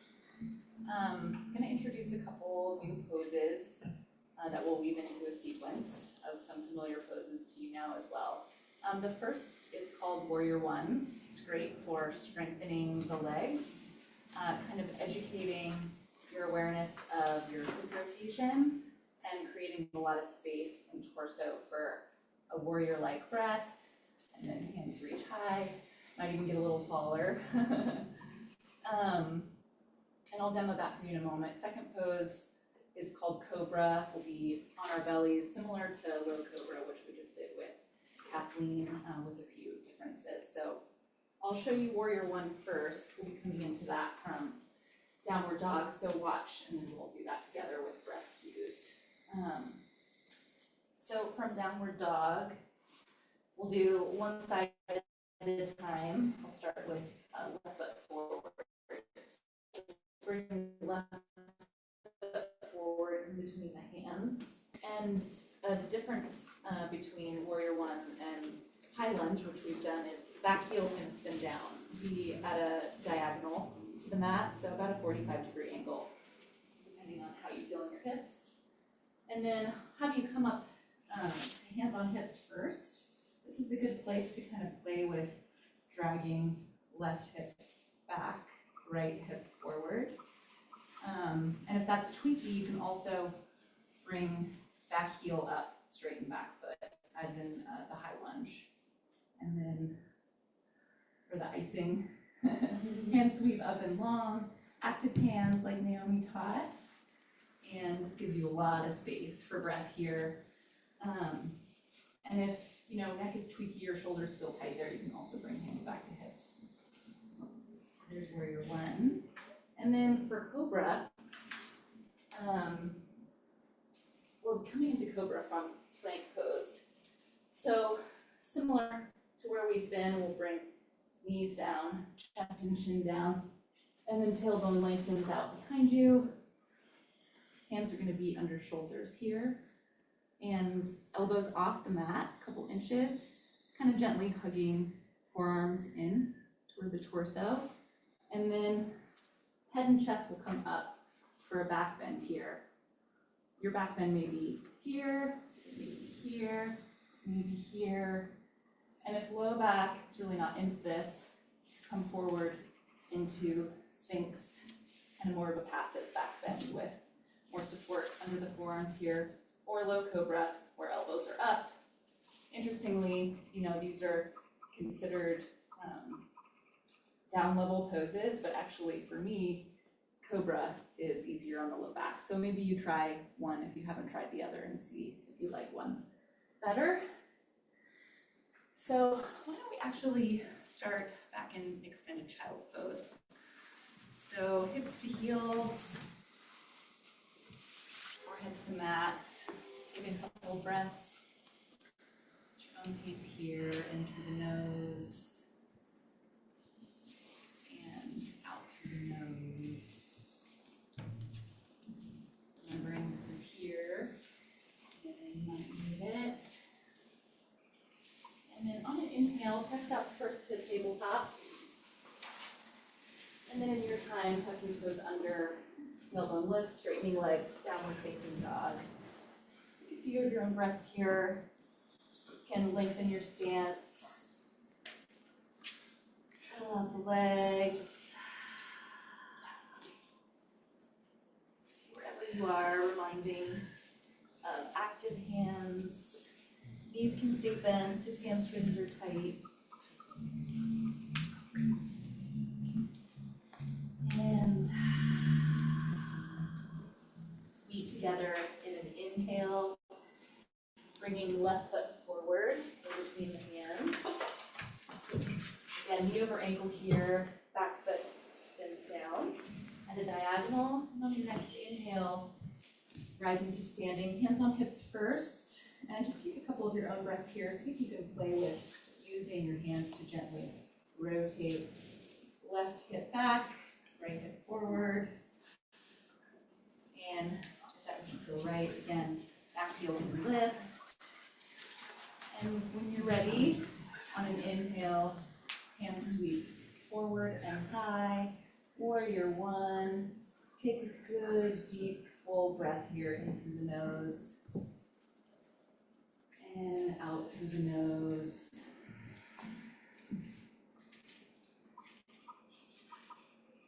And when you're ready, on an exhale, hands come forward, planting on the ground. Left foot steps back to right, plank pose. Then on an exhale, knees down, chest and chin down. Tailbone lengthening out behind you. Inhale, hands under shoulders, elbows off the mat, moving elbows in lightly. Exhale, press pelvis and tops of feet down into the mat to the ground. And then on an inhale, find your backbone here, back bend here. And take a couple breaths. You can try increasing the back bend, coming closer to the floor. See if you find a space that feels best.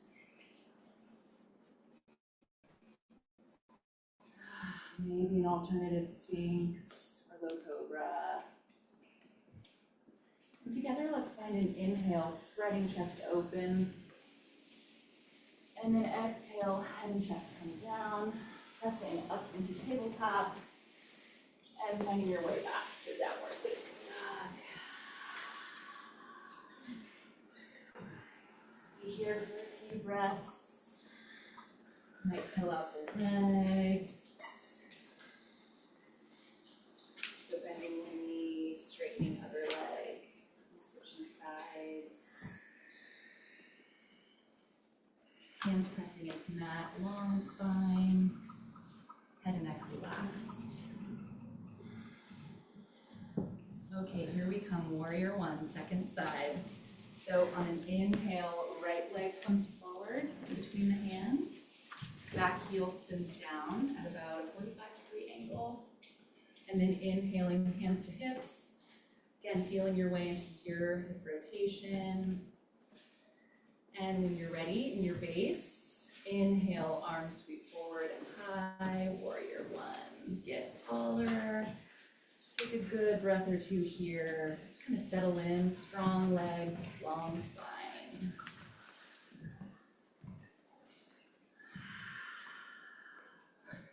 Nice work. And on your next exhale, hands come down, frame the front foot. Stepping right foot back to meet the left, plank pose. And then exhaling, knees down, chest and chin down, lengthening, tailbone out behind you. Inhale, hands under shoulders, elbows up. Exhale, press pelvis and tops of feet into the mat. And then, some of you are already there, that's great. So inhaling, head and chest up, finding your back bend. Staying here for a breath or two, spreading across the chest.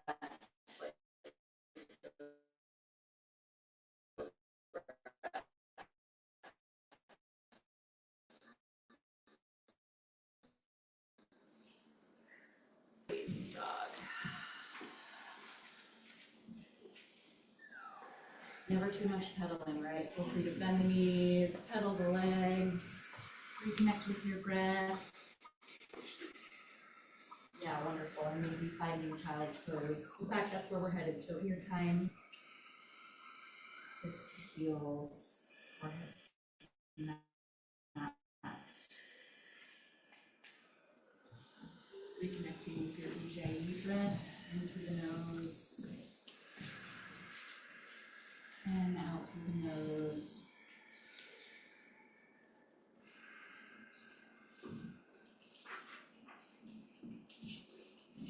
Thank you all. Nice work.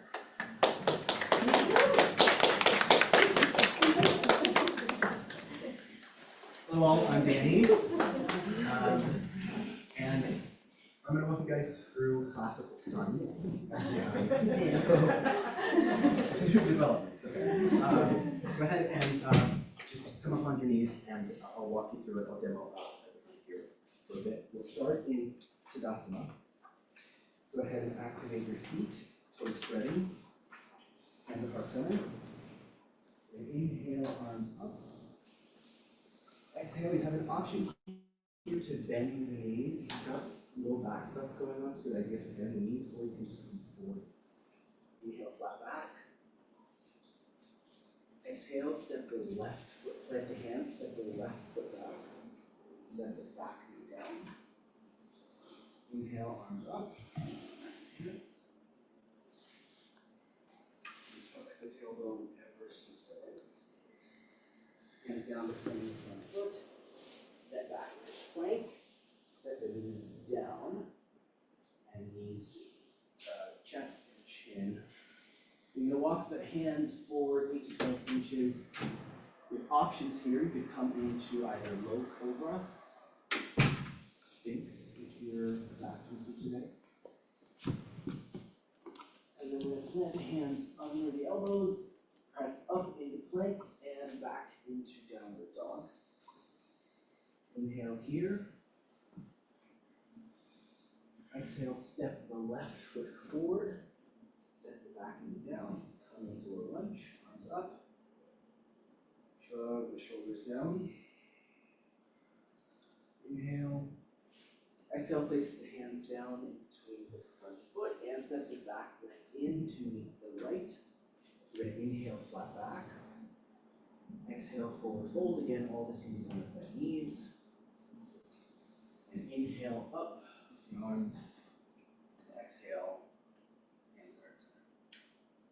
Great. Okay. Let's go ahead and stand up at the front of your mat in Tadasana. Hands to heart center. Inhale here. And exhale.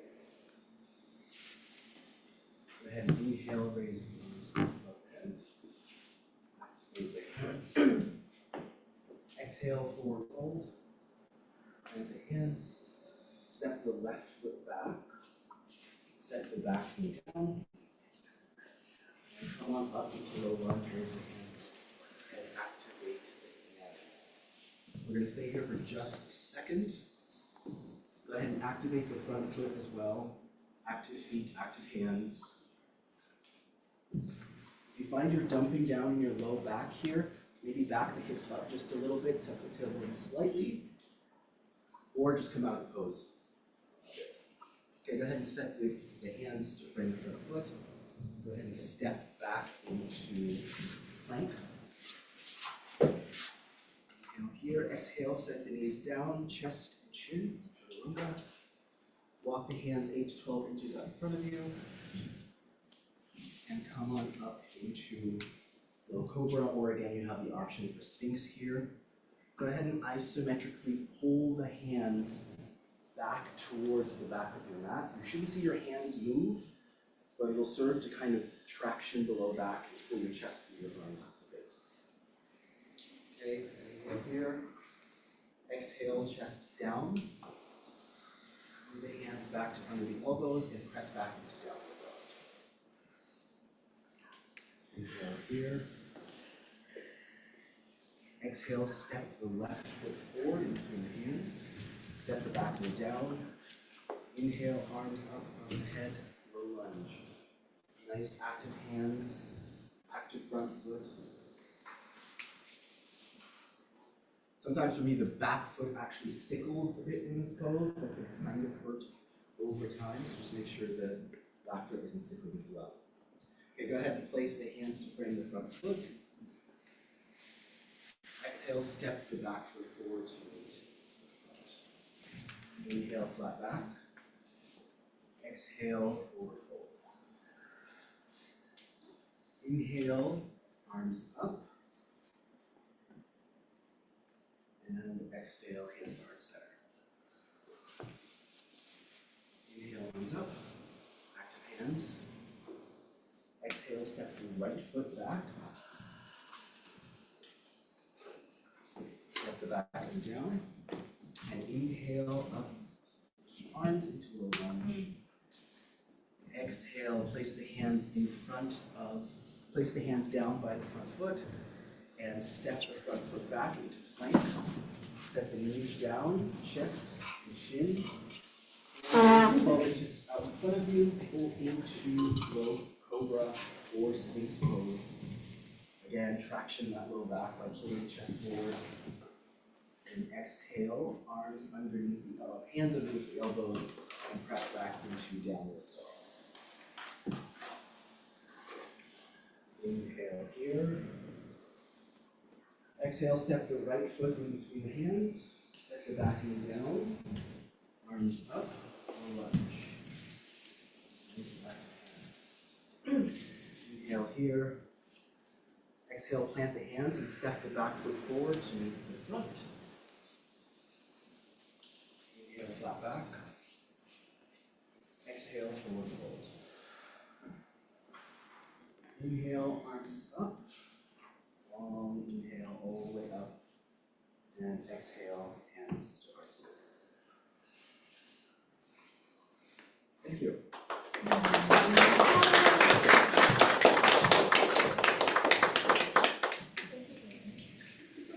Hey everyone, I'm Carolyn. So, thanks Brian. I'm gonna sort of build on what Brian taught. That was the Sun Salutation A series, classic series. And so I'm gonna demonstrate and then guide you all through the Sun Salutation B series, which I think kind of expands on the A series. It's a similar kind of flow, breaths of movement, but it does introduce a couple of new poses that I'll demonstrate for you.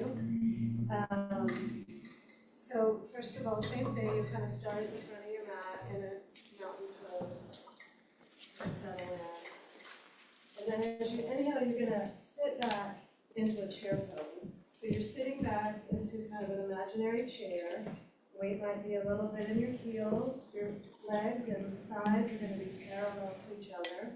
You wanna tuck your tailbone down and bring your navel to spine and protect your lower back. And then you're going to lift your arms up and your chest up towards the sky. a straight, long neck, so you don't overextend your neck. So this is chair pose, this is where you'll start.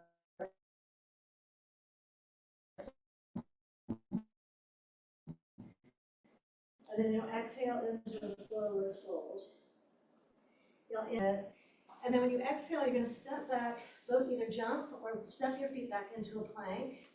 And then you're going to lower into a half plank or a chaturanga. So this is a situation, the last series you did kind of knees, chest, chin, and low cobra. So this expands on that with a chaturanga and an upward dog. You can always do the chin, chest, head to the mat and low cobra if this is too much for your shoulders and your core. So you're in plank, you want to have a really strong core, strong legs. You might shift forward, make sure your shoulders are back a little bit. And then you're going to lower halfway down, keeping your shoulders back. Don't let your shoulders below your elbows.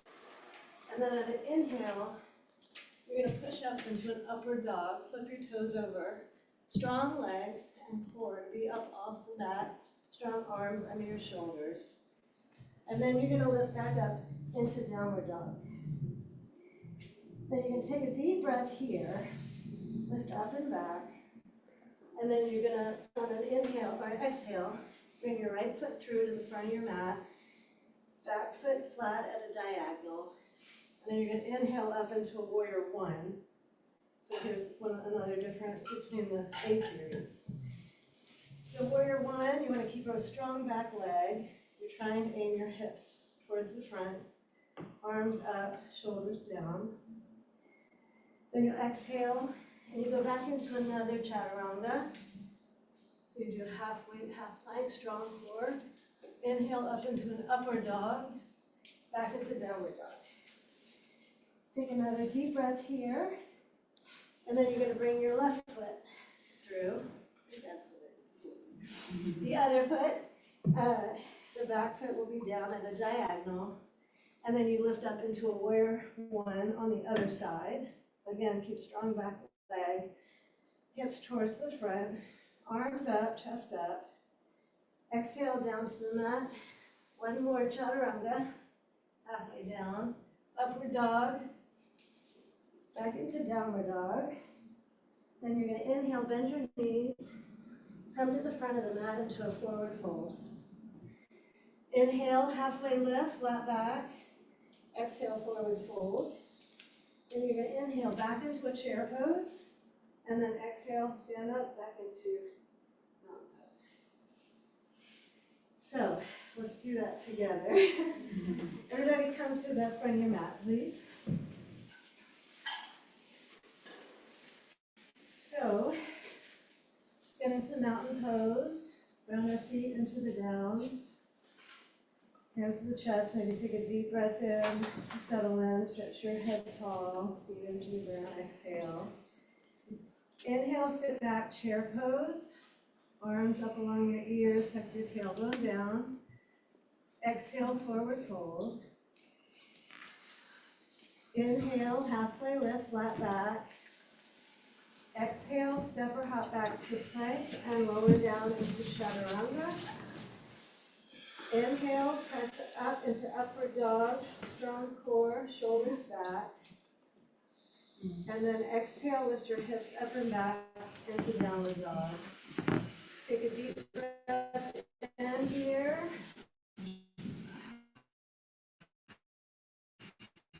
Exhale, bring your right foot through between your hands. Left foot, the warrior one, right leg hip towards the front. Shoulders down.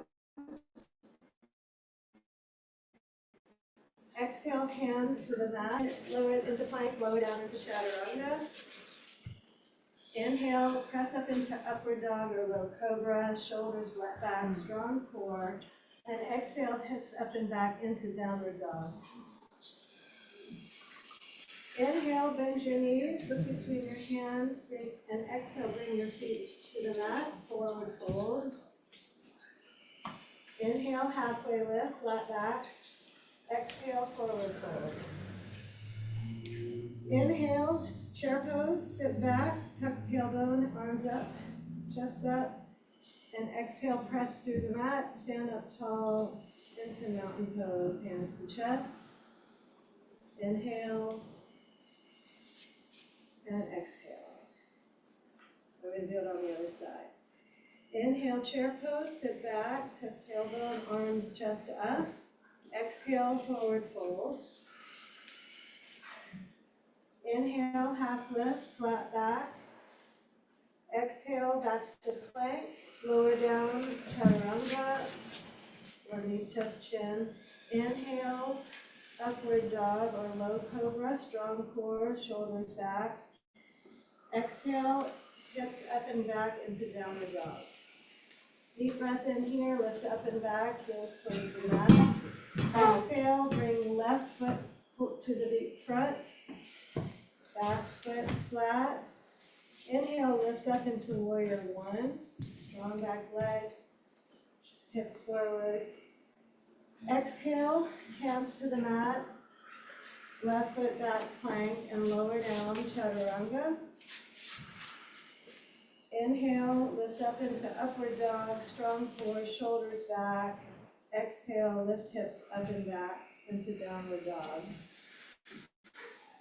Big inhale here, lift up and back. Exhale, bring right foot through between your hands, left foot flat on the mat in a diagonal.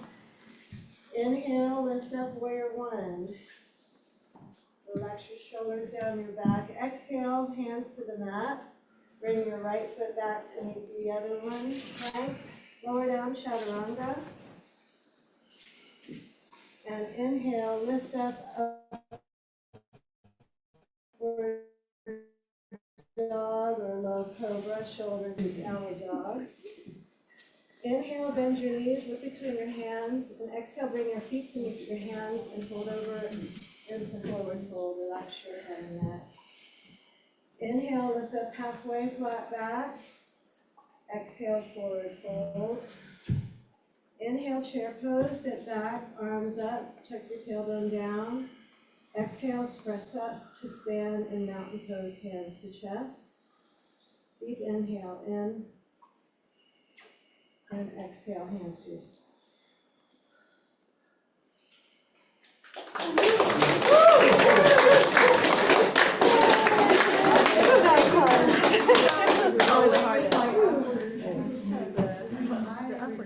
So hard. Good job so far.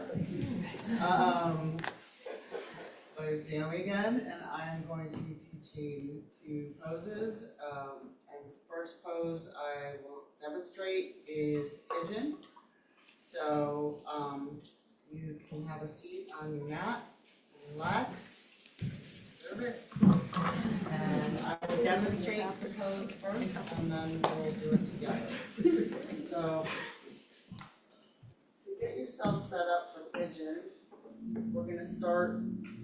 Go ahead and start at tabletop, spreading the fingers wide, getting prepared for a downward dog. So tucking the toes, lift the hips up, shooting the hips back towards the back of the mat, wrap shoulders, and on the inhale, you will lift up. We'll start with the right foot, lifting the leg up, and bringing the right leg forward to the front of the mat and tucking the toes, putting the top of the foot down on the mat. And this might be better. You'll feel around for what feels good for your hip. It might be good to have reaching towards your shin more perpendicular to the mat. You might find it better to tuck the foot closer to the hip.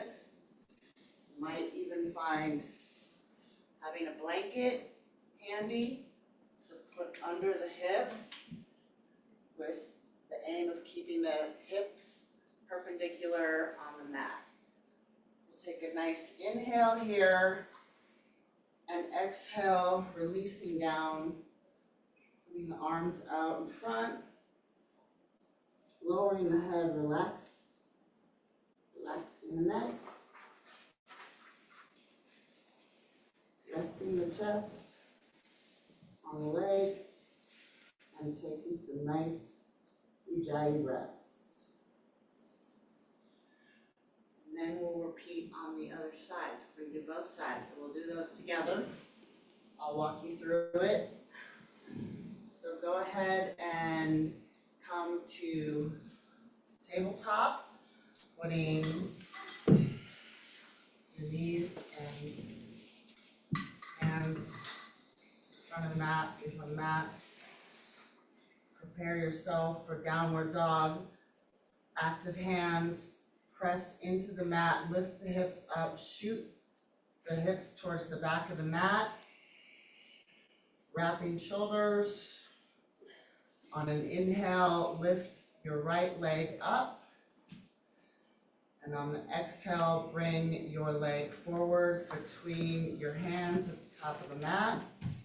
Untuck the foot, placing the top of the foot on the mat. Take an inhale and exhale, forward fold. Reaching arms out, relaxing. Squaring off the hips. Take a nice ujjayi breath in. Sink into the mat.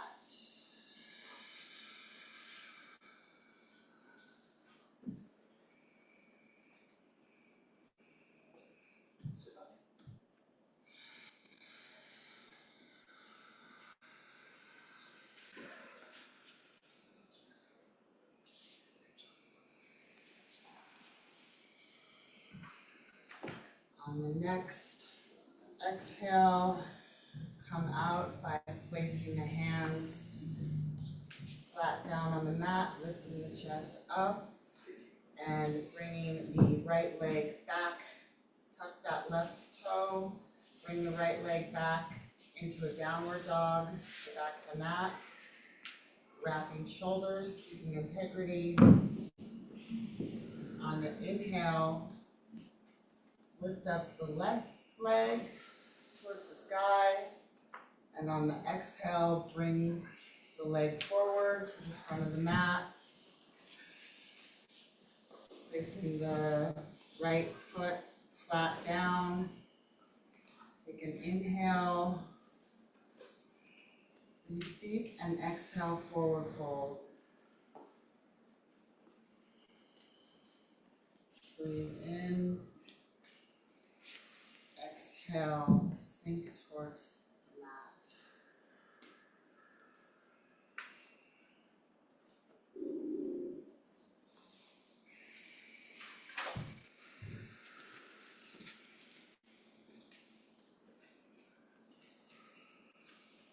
One more breath in. Exhale. And then come out of that at your own pace.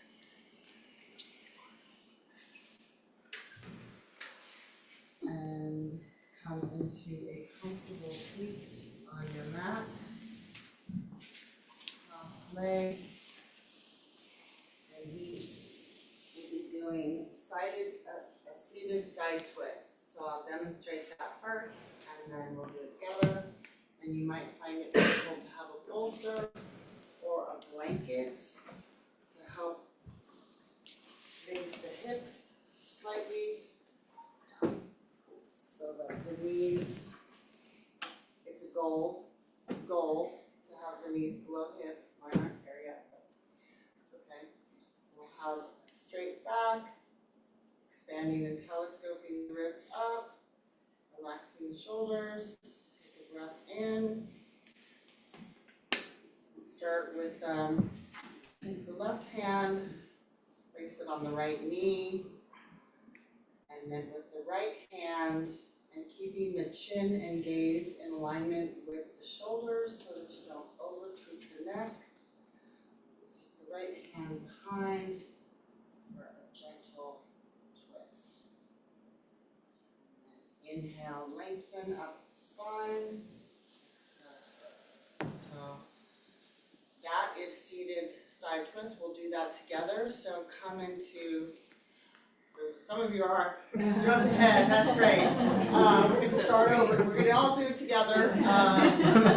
Like position, raise straight spine, raise the crown of the head towards the ceiling. Go ahead and take your right hand. I'm going to be mirroring, so let's see how I do. You'll take your right hand and put it on your left knee, and on an inhale, reach the left hand up, and on an exhale, gentle twist, placing the hand behind you, keeping the chin and gaze soft, shoulders. Inhale, expanding the ribs. Exhale, contract. Inhale, telescoping the ribs. And then on the next exhale, release gently.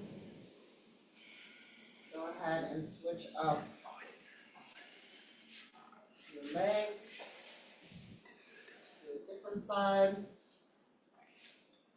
And sitting up straight, you'll take the left hand and place it on the right knee. And on an inhale, lift the other hand up. Exhale, place the hand behind you and gently twist. On the exhale. Inhale, reaching the crown of the head up. Exhale, slightly twisting the torso.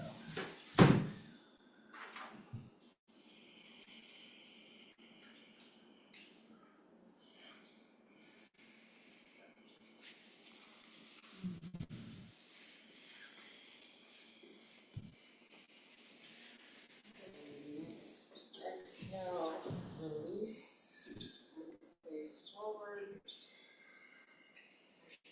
And next up will be Alex doing something new and exciting.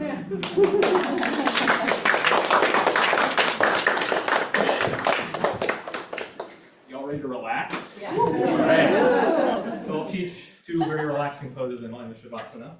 I'll demo the first one, which is figure 4. This looks like on your back, bringing the legs over the hips. No, sorry. Feet under the knees. And then you cross one ankle over the other knee and reach through the gap, and you're making a 4 finger, which is more visible when you're on your back, and grabbing the underside of the quad. And this is an easy pose to get into, but it's hard to feel sensation, so we're gonna try some cues in the pose together. All right? Alex? Sir. Why don't you show the lying down spinal twists with Okay. Yeah, it just makes it easier for you. Can I do the figure 4 into a smile? Yes, exactly. Oh my god, I love that one. Okay. I've been wanting to do this all week. So you're in a 4, and you're gonna drop to, I'm in a 4, I'll walk you through it, but you drop your side, and the side you drop to, the underside of your foot is touching the ground. So a regular twist, you've got your knees, but in this one, you're still in the 4 position, and your bottom of your foot's on the ground. You do the whole reach out of the other shoulder, and I love this one because it gets into the psoas by pushing the knee that's pointed towards the ceiling. So let's do that together. Lying down, bring the feet under the knees. Bring the right ankle up and cross it over the left knee. And from here, reach your hands through and grab your left quad, drawing it towards the bottom. From here, take deep breaths into the waist. If you're struggling to feel sensation, put the right elbow into the right knee and push the knee away. I feel that in my right psoas.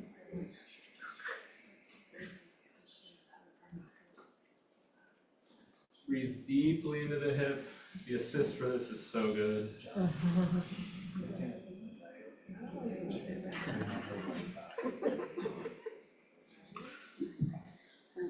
2 more breaths from here.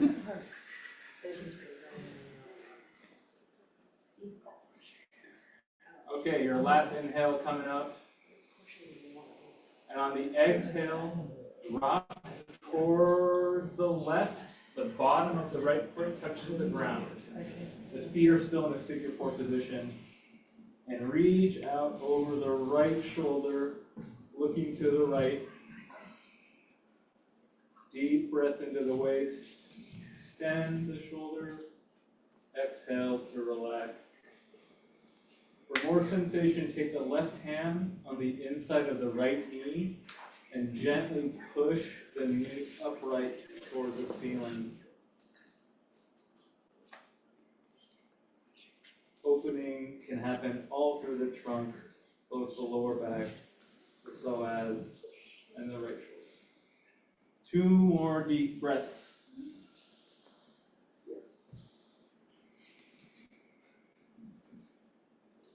On your last exhale, return to center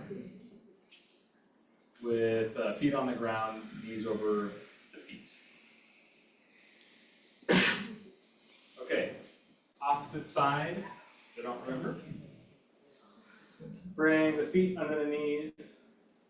Put the left ankle over the right knee. Reach through to grab the right quad and draw it towards you.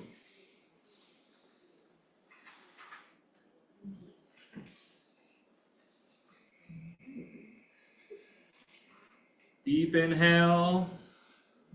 Exhale into the waist. Sorry.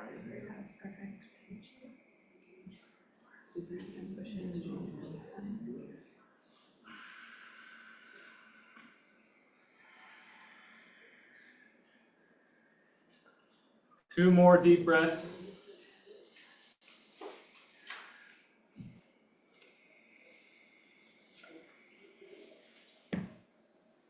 On the next exhale, drop towards the right side. The underside of the left foot is on the ground. Press into the ground with the foot. Look over the opposite shoulder, the left shoulder, extend your arm.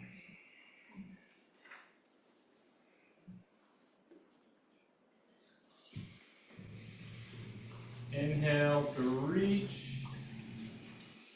Exhale to relax.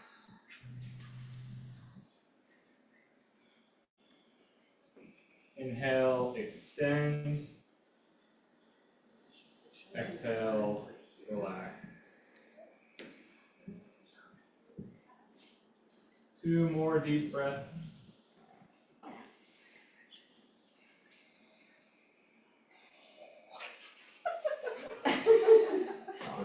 Sounds great. On your exhale, return to center. Lower the legs to the ground, arms by the side for final resting pose, Shavasana. Take a relaxing posture for yourselves. 1 deep breath. And release the breath.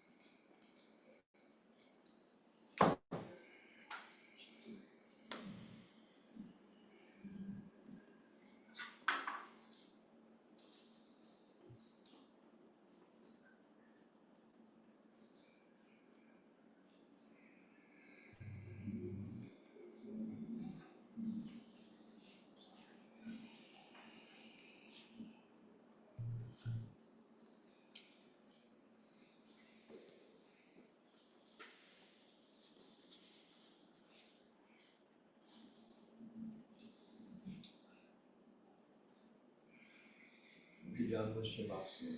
Step here. Take a sit.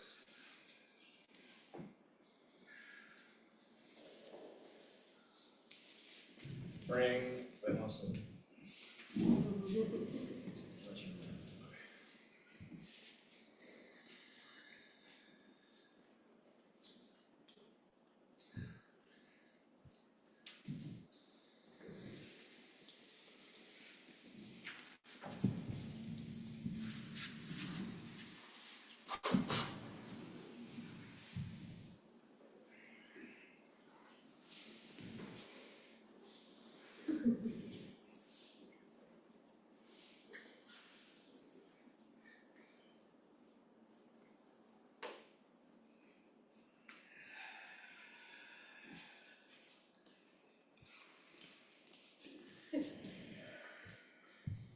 Bring attention to the breath.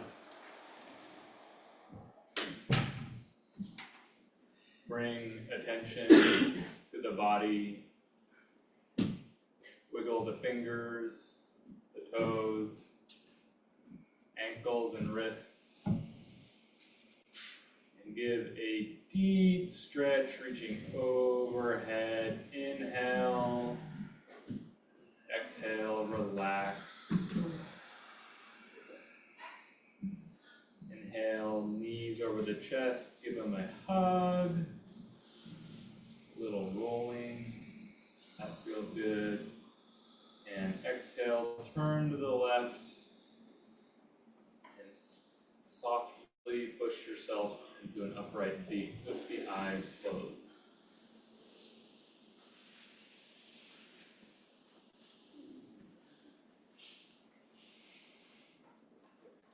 Let's celebrate the teachers today, the guidance from Cass and Pete, and the students for being so attentive. We'll close practice with a unified breath. Exhale all the air from your body. Inhale through the nose. Exhale through the mouth. Bowing forward. Thank you.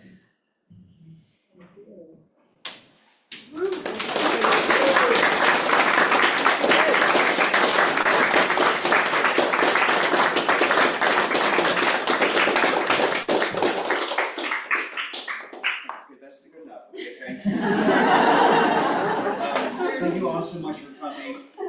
You may be a little bit sore tonight. If you get, make sure you drink lots of water. Also, if you get a chance, maybe caretake yourself tonight. If you're sore, you can always take a nice bath. The teachers will be available for questions after class. They have lots of information, lots of wisdom to share with you, so please, if you have any questions, please ask them. And thank you again so much for supporting Innovative Gives Back. It's so great to get back to the country that helps support bringing India to the United States. Bring India. Thank you.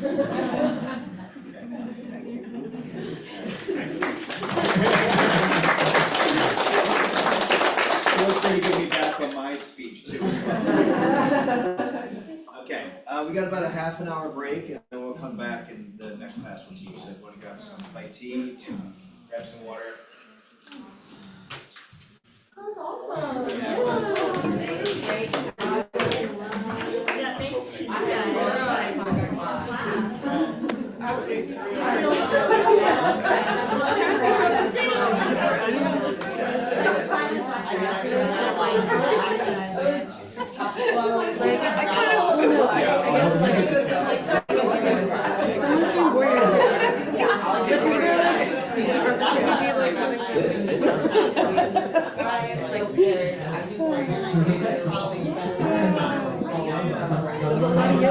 It is. I know. I was thinking that too as well.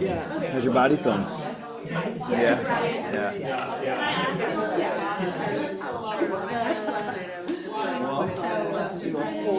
I know, right? I was actually thinking about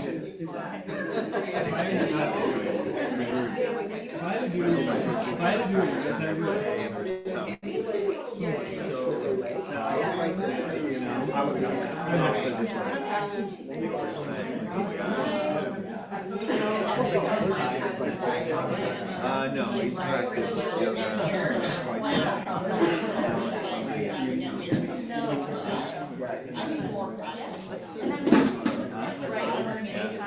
my body needs more of that. Yeah, don't we all? Do you need anything from me in the pocket? No.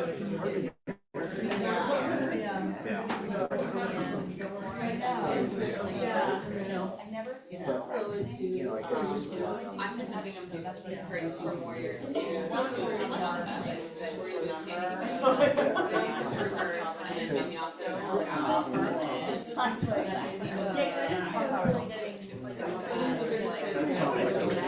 Behavior. Yeah, I wonder what comes to like to say about that.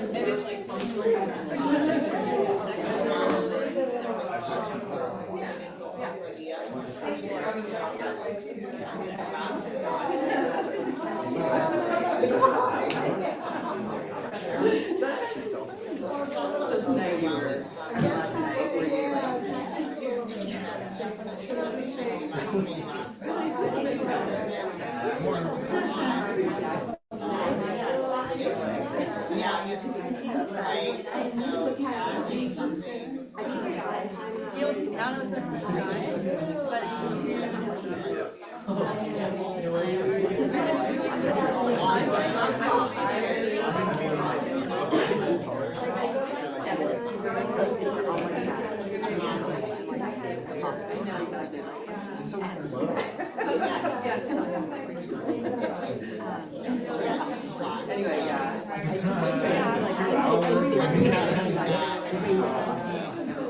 Okay, I'll be back.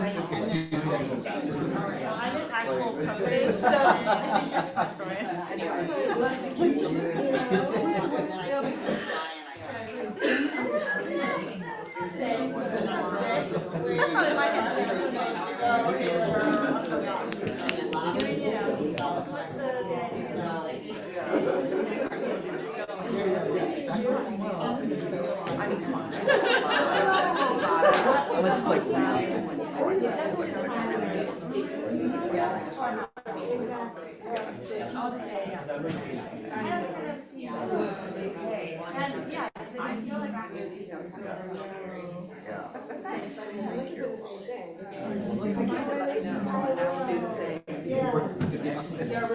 I feel like I'm more in my head about that. I was thinking, but I've done 9,000 classic stuff. So, but yeah, I feel like that was easier for me because like there was no expectation. It was just kind of now I'm like, I've got this like specific thing that I want to say and this specific thing I want to do.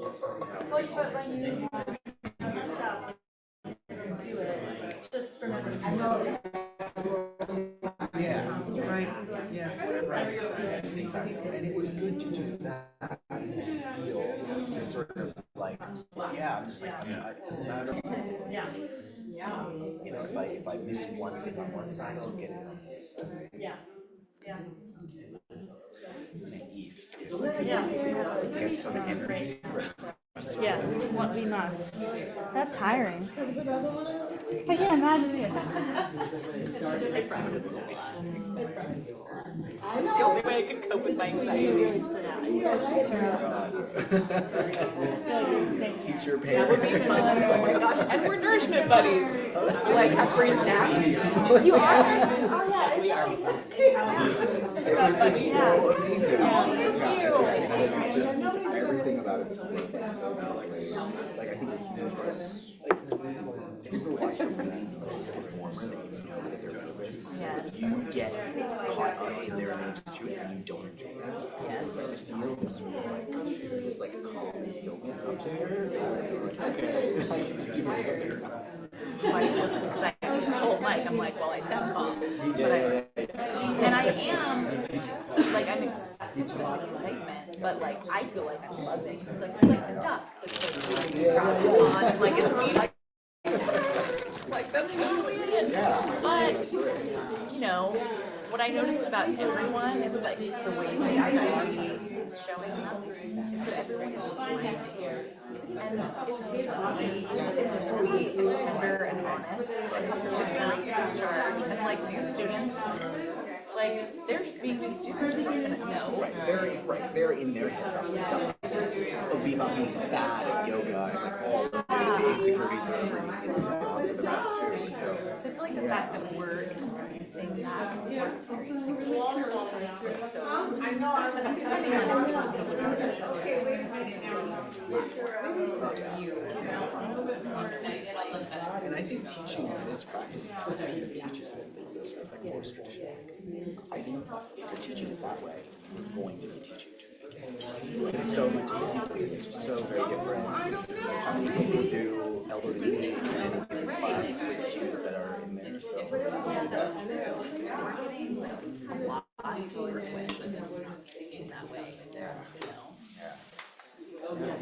enjoyed it very much.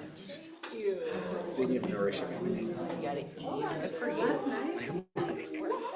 I don't know how I'm going to do this next bit, but I guess I'm just interested in do that when I don't have to enter the class. Well, that's right? good. Hey. Oh, that's right. Yeah, you don't have to practice. What a combo.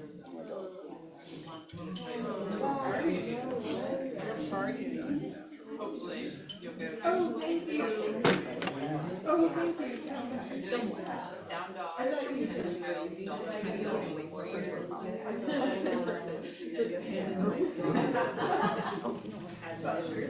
And one's new, so. Yeah. So they have a big post where they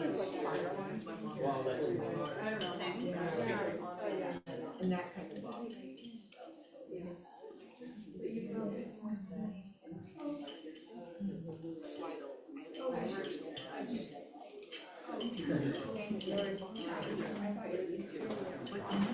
Like, there's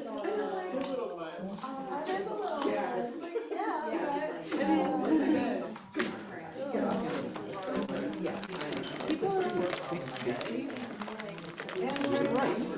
Is that, I mean, you bought it.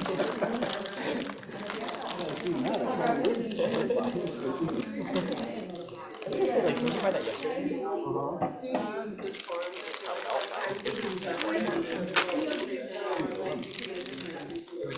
I think it's $6 usually. It's like $9 for Well, I don't know.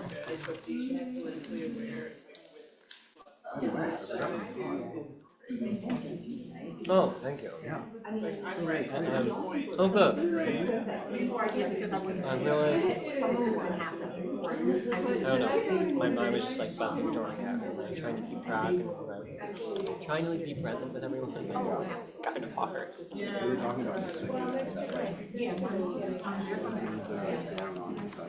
Yeah.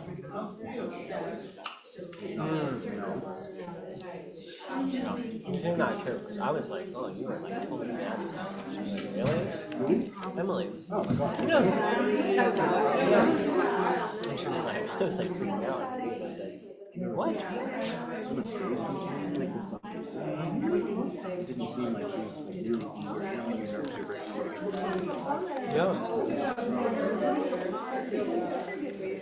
like so, yeah, invited by everyone and clear and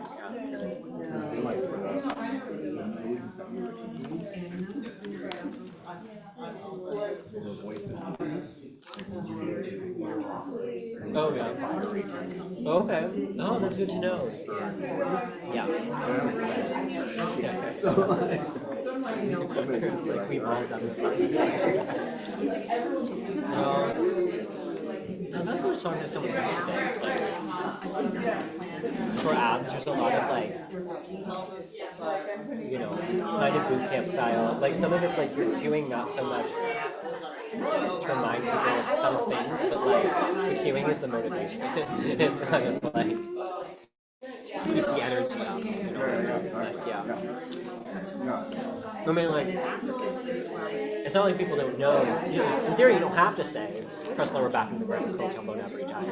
But you do it because if you're like, we're not done yet, we're not done yet, we're not done yet. Like, that kind of stuff. Does it still happen? Yeah.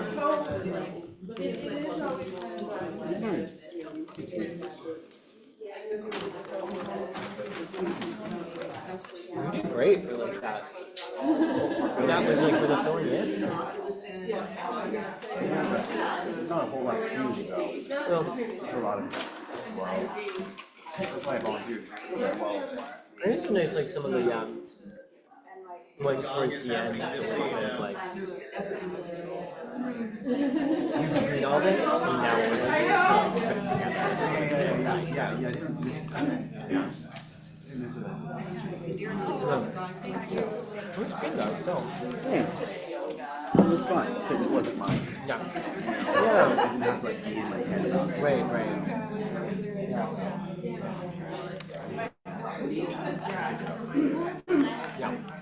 The next class is like what? 2 hours late.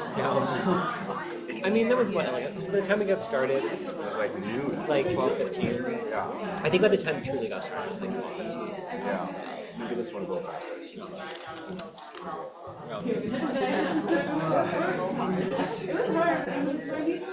Lie down. Good job, that guy. You too. You did great.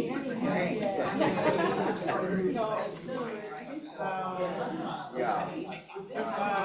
No, I was just saying like, because you were bored.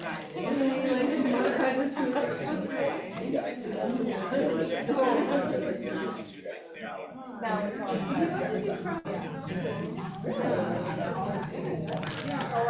You had people like yeah.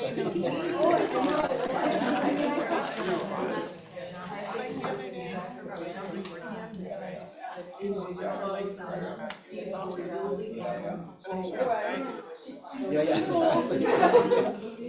what she said. A day where I'm like, So I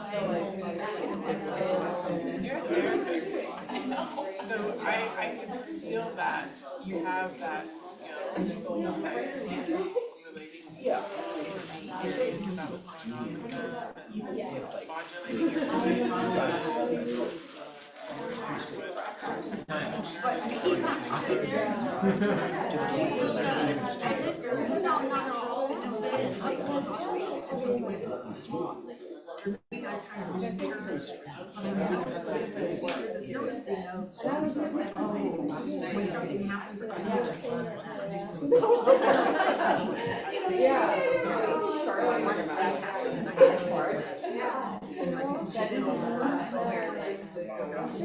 It's a different thing. Right. And I don't know if you have this experience where you're doing it, you're demoing this thing.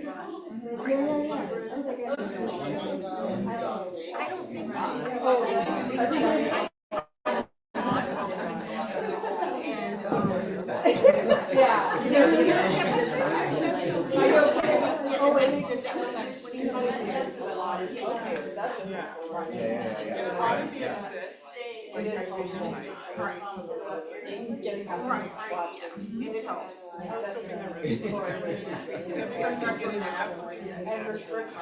Does you recall? I have to say, a lot of it just takes so much time. What do I say? Where? I feel like I said, raise arms and then I was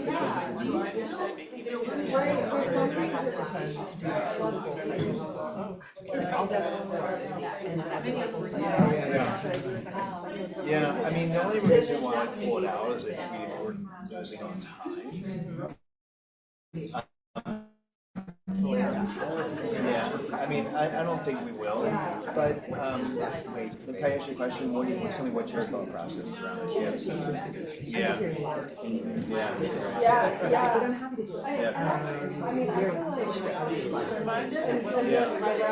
So, from a teacher's perspective, I keep on thinking about how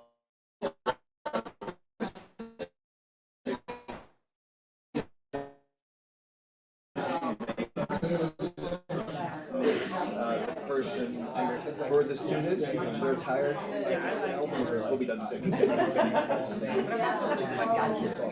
teachers are You can use that if you need to when you're teaching it.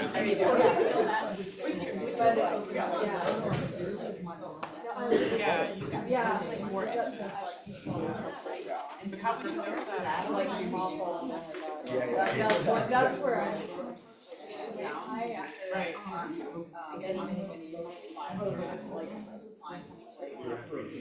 Rapping is different in every posture.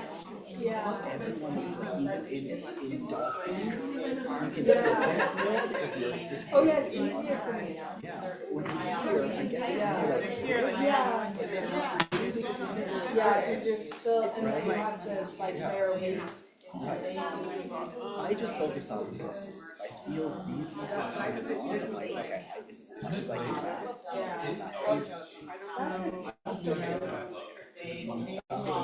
Yeah, I feel them turning on. I'm like, okay, good. Let's see, do I have time to sleep?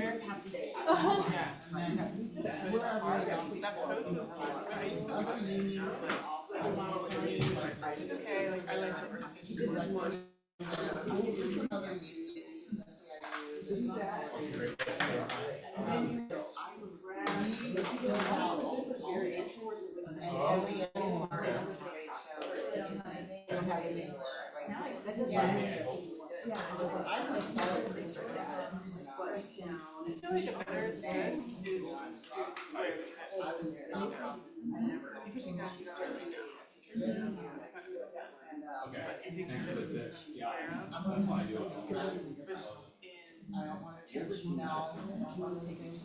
I like this one too. Mine is Sharon. Why?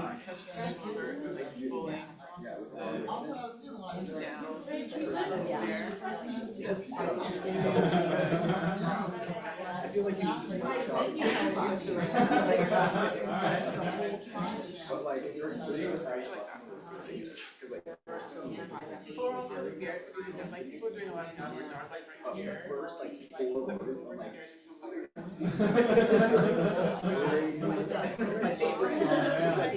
I'm somebody, I'm like.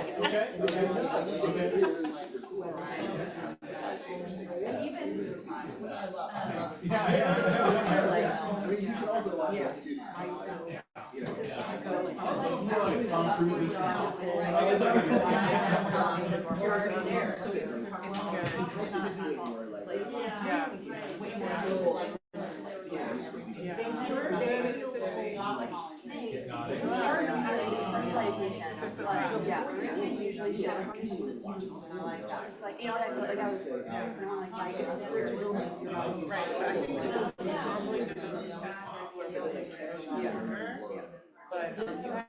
Okay. I like them having pressure, but not that is. That's what they were designed to, which is good to get back to that. Like, so let's say in person, all these It's kind of like, you have no idea how your, Right,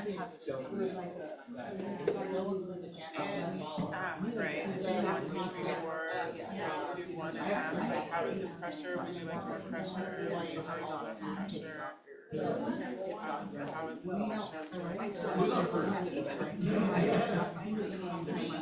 I know, they're gonna range in my life. They don't, they like, and sometimes when you ask that, then you also work with all the little parts.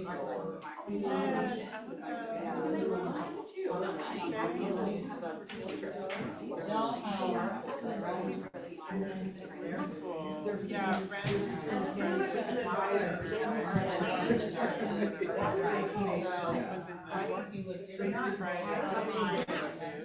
can just have some and wanted to go to Darren's class too.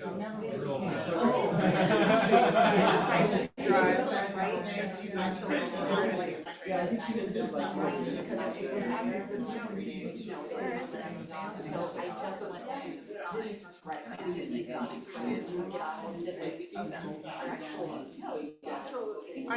whatever.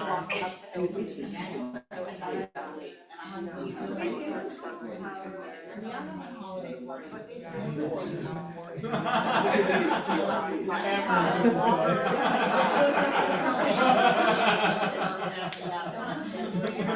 Right.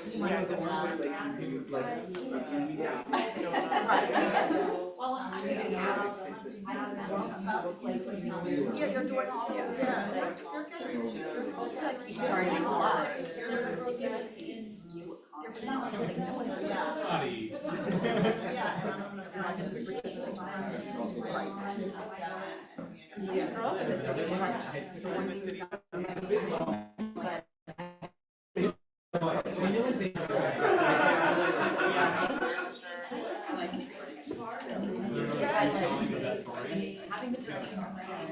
All that kind of stuff. Yeah.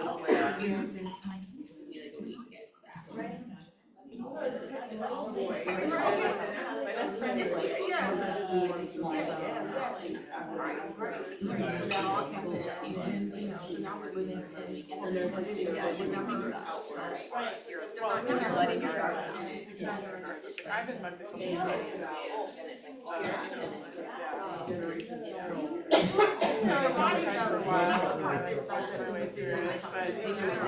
Listen to the body, listen to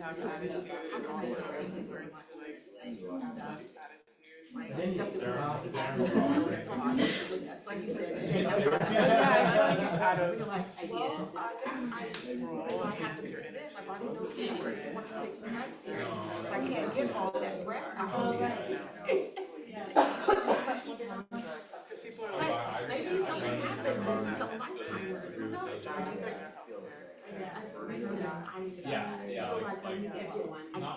need to have some breath. In a way, it's like really not personal, you know? Yeah, I don't know. You crushed it. Yeah. Yeah. It's so good. It's so great. Is it the same? We were all walking as a group. Yes.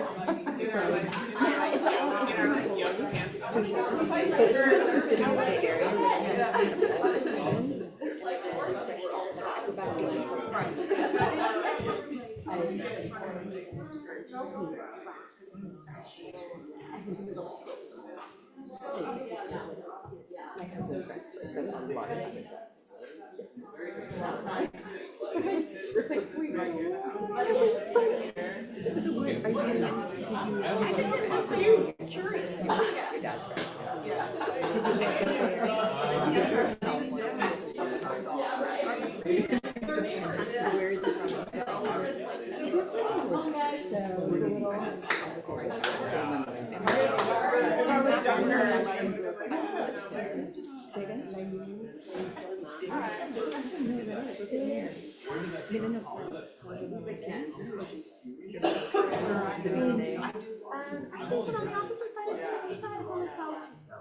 Yeah, they're northwest. Yeah.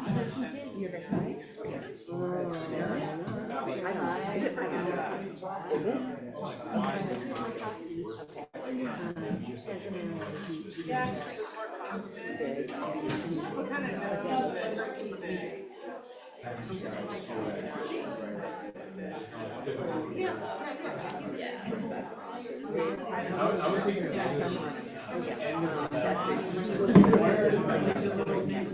But she lives down in but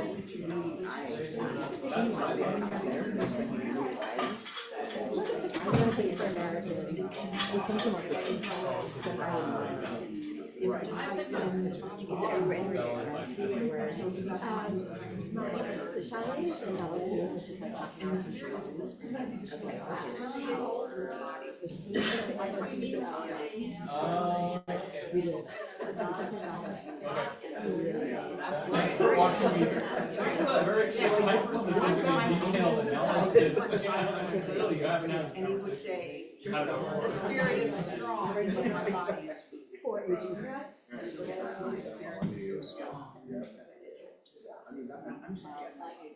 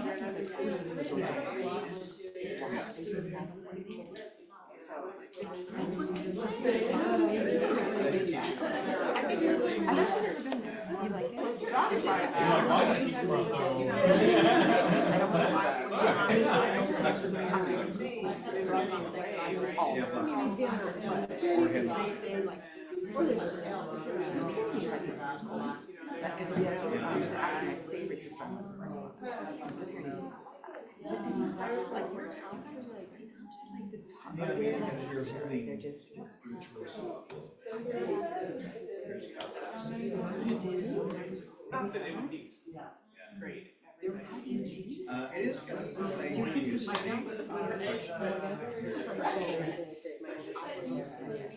we think we're being really mindful with poses, and yet there's some ways that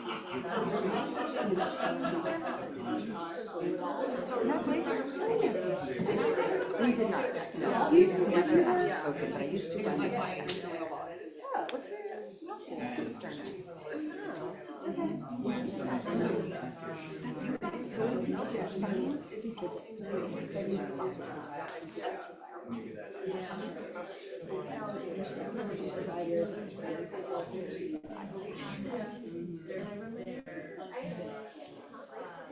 But it's interesting, the body gets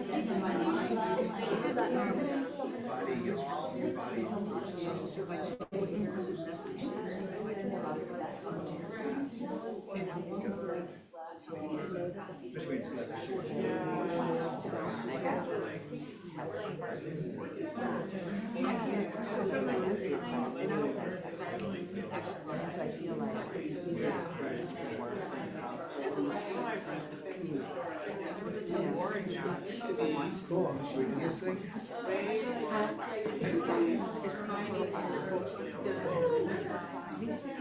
I'm just saying. That's the problem.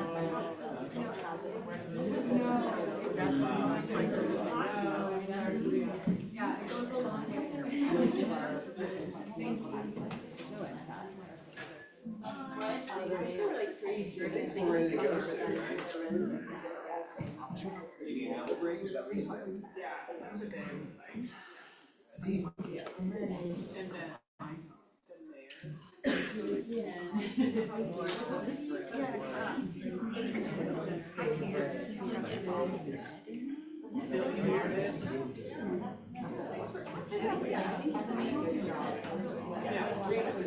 Well, this is plan on starting at 2:30.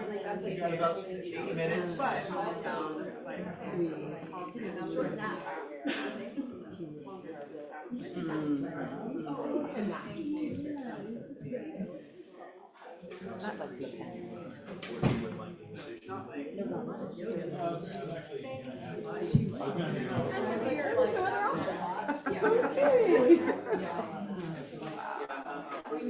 And that was when I was like, okay, maybe but we just. Oh, are you waiting for your tail? No. I'm hovering to by the time I can get it, I wanna go. I should get over it. Yeah. Yeah, or the beach club. Yeah. Yeah. For your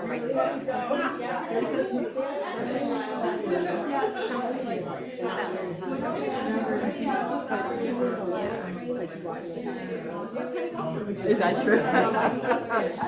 The cappuccino or a latte?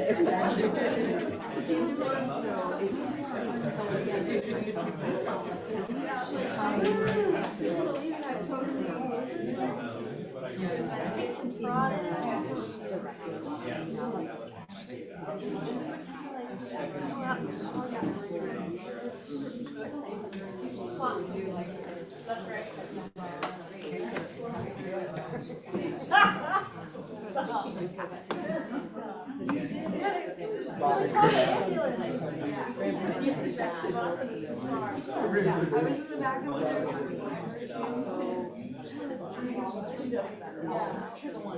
only saying that.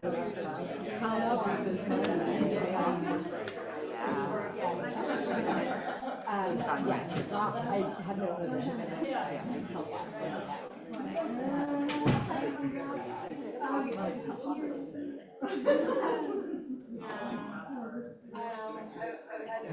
Writing a book over there?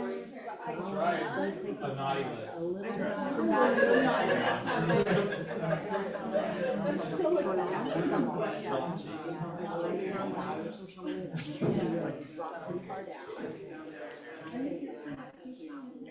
I mean,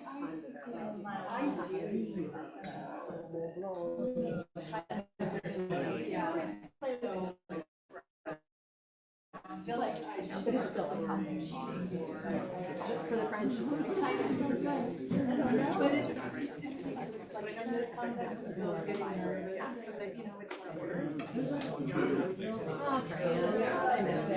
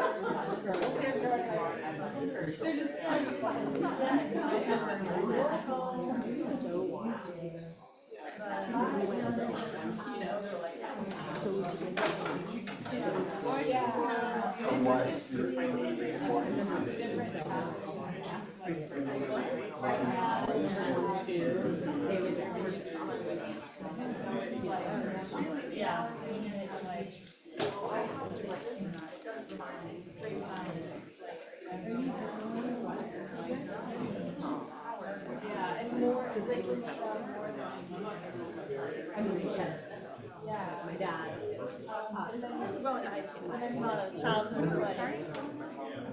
I'm gonna pop your back before we start. Yes.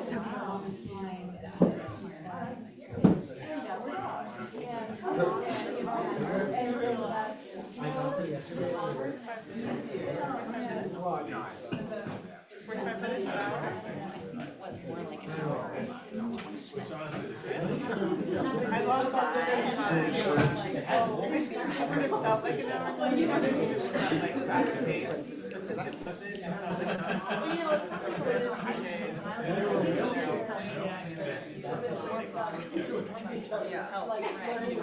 felt like an hour. You know, it's not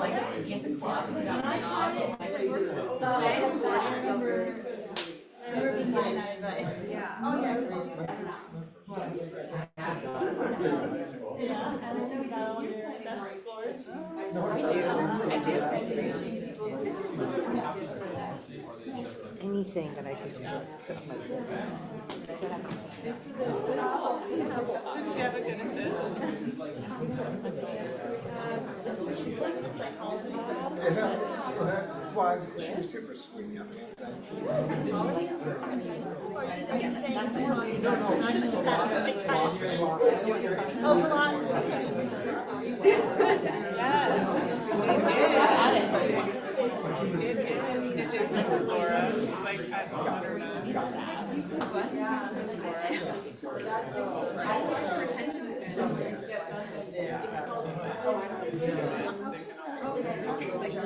Like behind you somehow and it's like I'm friends that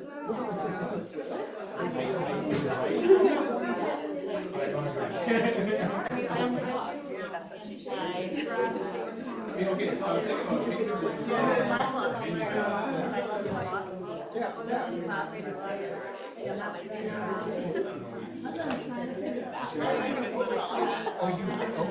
Whatever it was like.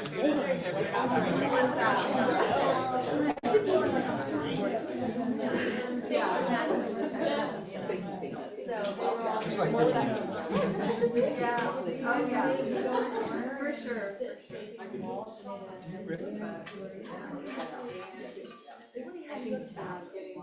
I mean, this is still taking all the time. Every some of it.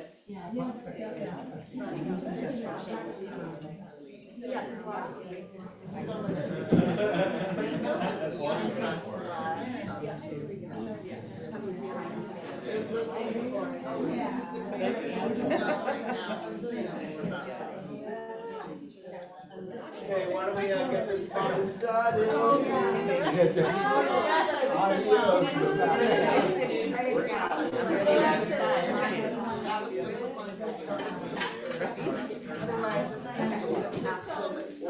Another option is maybe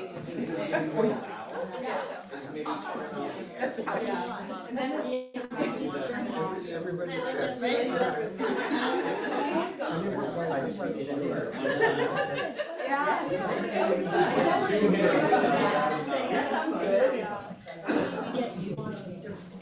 Okay, it's beginning.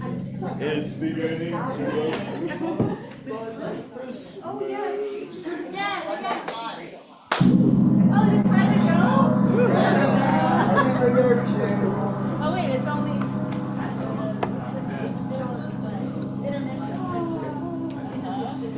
Yeah, the intermission. Oh my God, she's still with us. Hello. You're so brave. Feel better. Okay. Class 1, put your mats down. Class 2, move your mouse out of the way. Thank you for reminding me. Also, I think it's good for us to have consent. I'm not sure I'm just gonna adopt it. where. Yeah, if you want to steal consent, that's totally cool. Steal consent from someone else. Somebody else's smiley face, not Yeah, mine. good. All right, don't smile. Okay. Withdraw something back. Okay, yeah, perfect. Perfect. I like gloves. Anybody need stickies?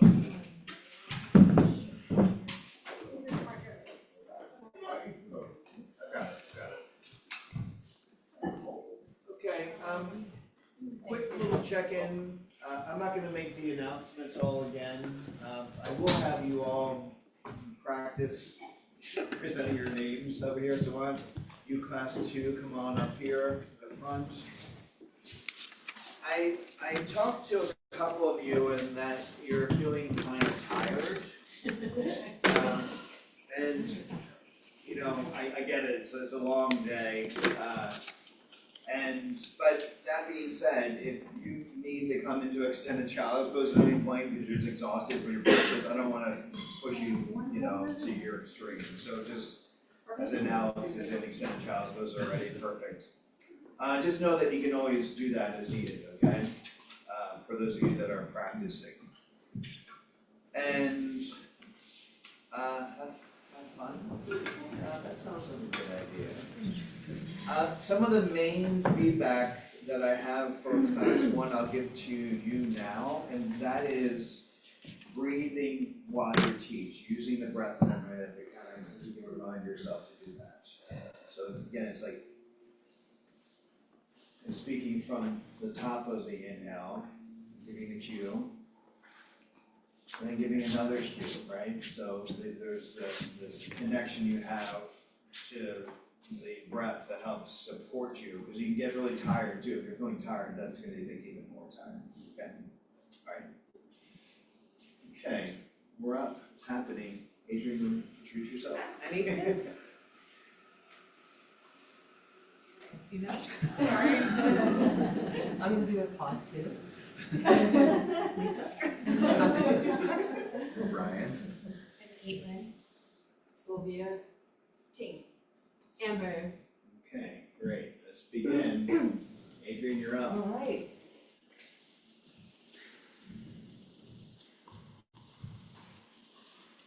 Begin in a comfortable seat. You might want to have your hips elevated on the block or a blanket, or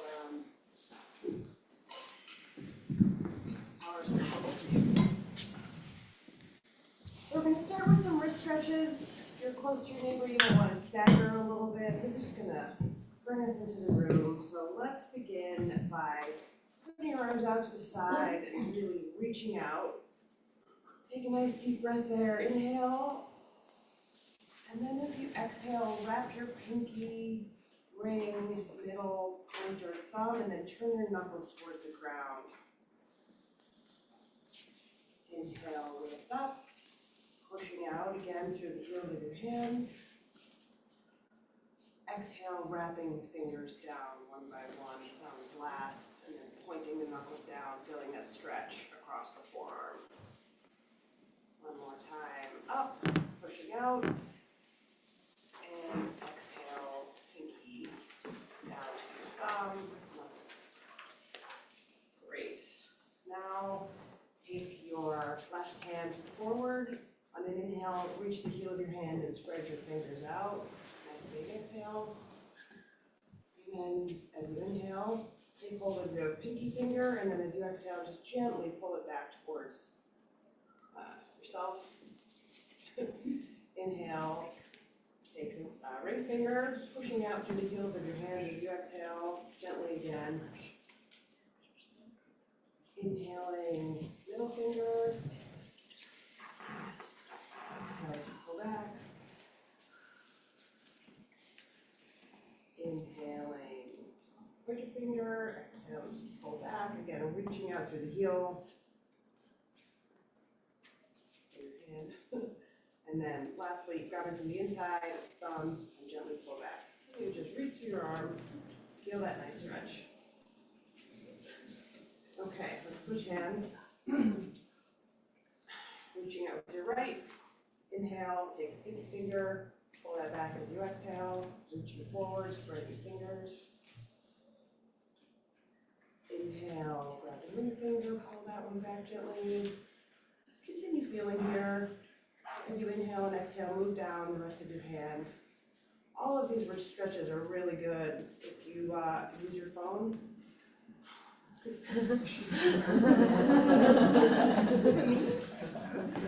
Right, exhale, spread out. Continue to just feel that. And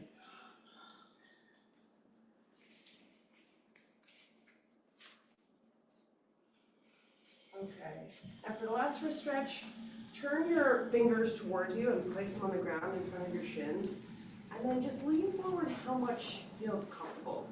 You don't want to push this, you want to just feel a nice stretch. You can sort of like reach your elbows a little bit forward. Don't go too far, just as far as feels good. Take a couple deep breaths here.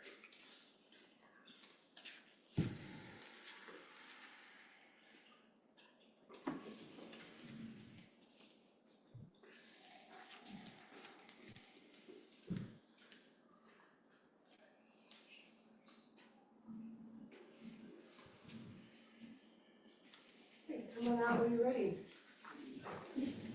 Now I'm going to teach you a little bit about a couple of breath work techniques, and part of yoga is linking your movement to your breath. So the first breath I'm going to teach you is called Ujjayi, and this is a really nice one because you can hear it.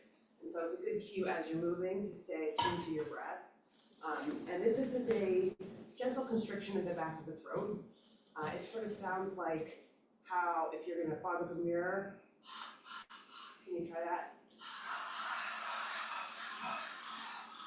So we'll go ahead and just give it a couple of tries. So what you're going to do is inhale that sound and then exhale. And then inhale.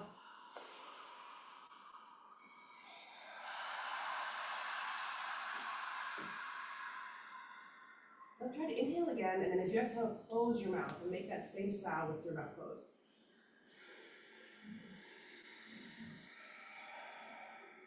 Again, inhale with your mouth open. And exhale that with your mouth closed. Now try breathing in a couple in and out with your mouth closed, just feeling that sound, that constriction. It's sort of an oceanic quality, long, deep breaths in and out. And so this is also, as you are breathing, as you're moving, starting to hear that breath, and also when you hear your neighbor breathing in that way, it can remind you to come back into your own breath. So we'll do a couple of deep breaths like that. Exhale, and then take a couple of deep Ujjayi breaths.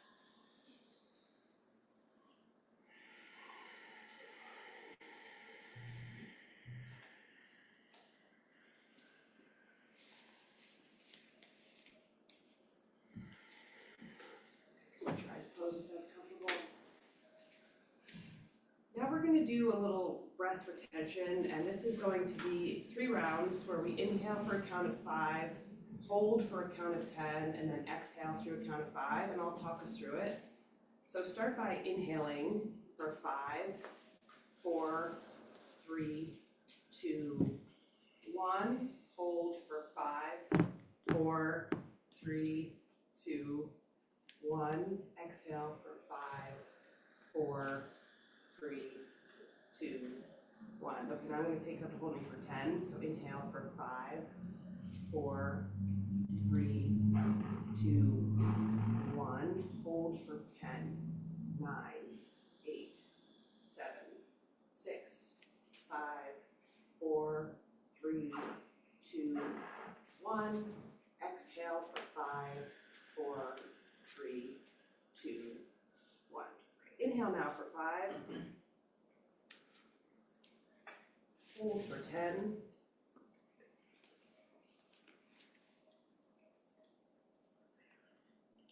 Exhale for 5.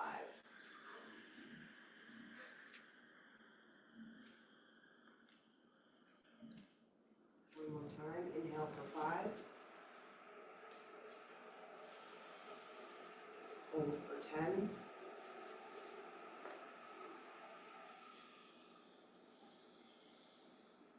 Exhale for 5.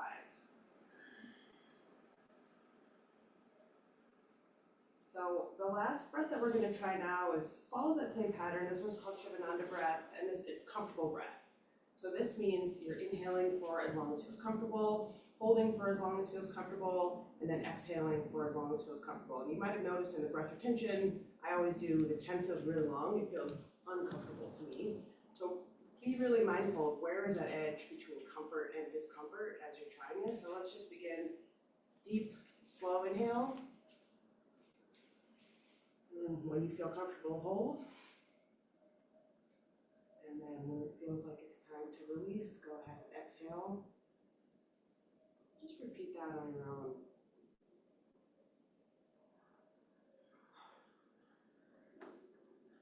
Notice here, if you're really holding your belly tight, you can let your abdominals release here. That's part of being comfortable. You might also notice your posture, your shoulders back strong can help you release your stomach as well.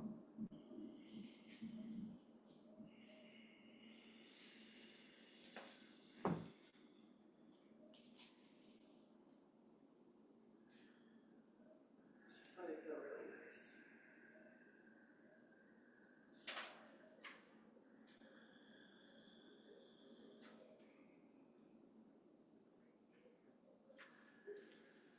The last thing we'll do here is bring your hands to heart center, and we're going to join ourselves together with the sound of Om. So go ahead and exhale completely. Deep inhale. Hello.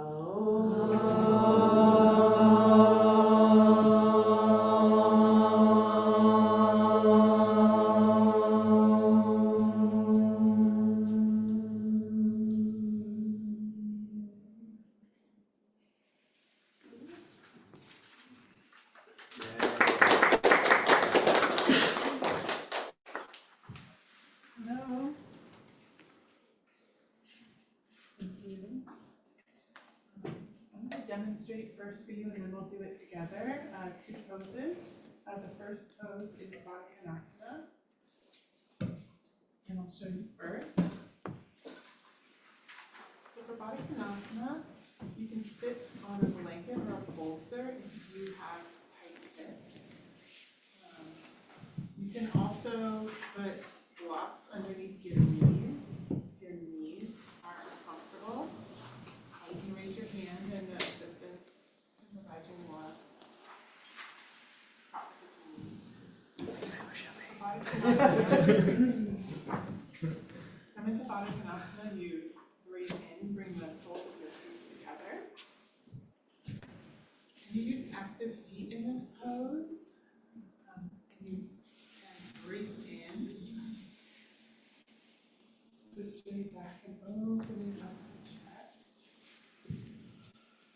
And as you exhale, you can grasp your feet and fold forward with a straight back.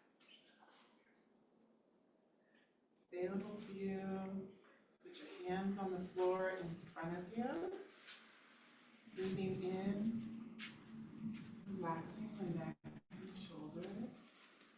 Moving forward, walking the hands further. That feels good. Breathe in. Energetically move the thighs away from the pelvis. The knees might drop down closer to the ground. Breathe out. Relax the neck and the shoulders. Breathing in to the low back. Find some space there.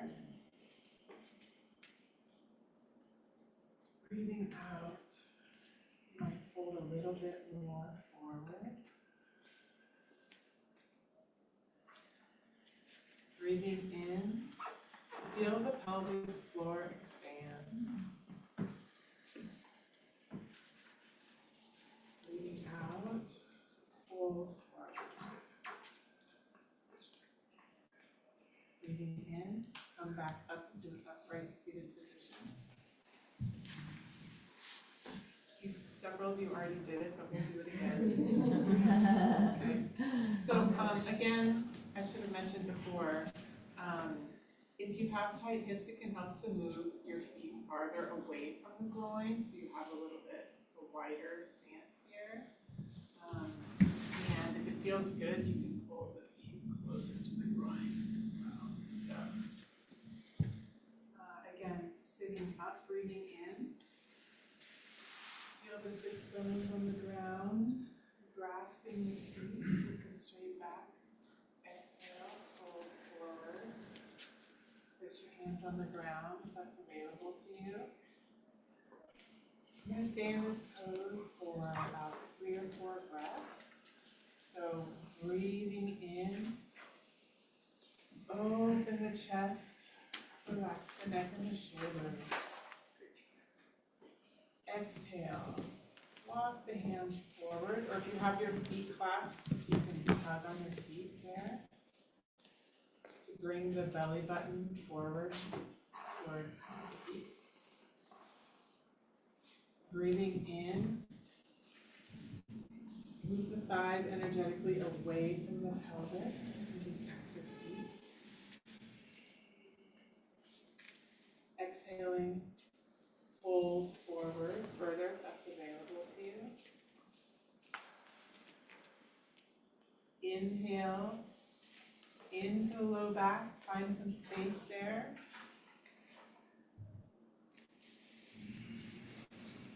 Exhale, relax the neck and the shoulders.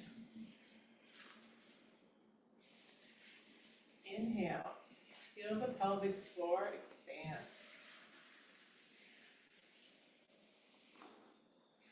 Exhale, relax the neck and shoulders. Fold. Inhale, walk your hands back and come up into an upright seated position. That's Baddha Konasana. And now we're going to try seated side bend to the neck release. So again, you can sit on a blanket if that's supportive of your hips. If you need a bolster, or another blanket, ask the assistants and they'll provide one for you. So for this pose, I'm going to demonstrate it first and then we'll do it together. On each side. So you can come into, watch me first, a comfortable seated position. You can fold your legs this way if you like. If that's not comfortable, you can put one foot in front of the other if that's more comfortable for your body. When you inhale, and place the right hand on the ground, 10 to 12 inches outside the right hip. Inhale, the left arm up over the head and fold to the side to come into the side bend. Stay in this position for 4 breaths. So you can breathe into the right side ribs so you don't crunch in there. Exhale the shoulder blades down the back. Inhale, reach up with the left arm. Exhale, wrap the shoulder, bring the left elbow slightly forward. Inhale into the left side body. Exhale, keep those sits bones on the ground. And we're going to inhale, keeping your right hand where it is. We're going to inhale the left arm back over the head until it's about 12 inches above the ground outside of the left hip. And here you can inhale, bringing the chin and the neck forward. And find some release in the neck and shoulders as you exhale. Inhale. Feel your sits bones on the ground and relax your neck and shoulders. For a variation, you can inhale your left hand back over your head and cradle the right side of the face. Breathing in and opening up the left shoulder. Bringing it more up towards the sky. That feels good. Or maybe a little bit more forward. Breathing in, come back up into an upright seated position. And now we'll do it together. Come into a comfortable seated position, cross-legged position. Again, sit on a blanket or a bolster if that feels better. And we'll do it together. So, breathing in, place your right hand 10 to 12 inches outside of your right hip, directly outside of your right hip. Breathing in, sit up tall, opening the chest. Breathe out, feel the sits bones on the ground. Breathing in, your left arm up, and then come over to come into the pose.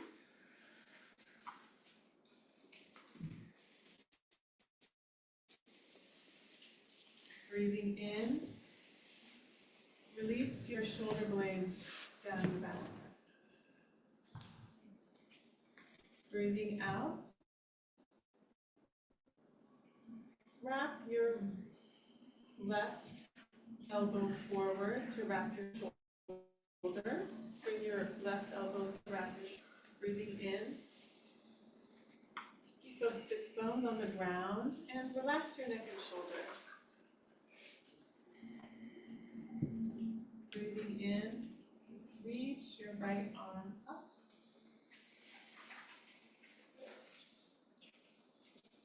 And breathing in, you can also breathe into your right side ribs so they don't crunch there.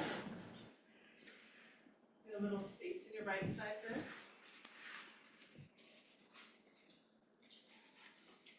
And then breathing out.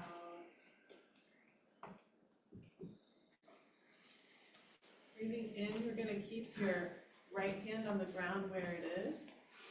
And bring, as you inhale, bring your left arm back over your head towards your left hip, about 12 inches off the ground. You're going to bring your right ear over your right shoulder, moving your chin slightly forward.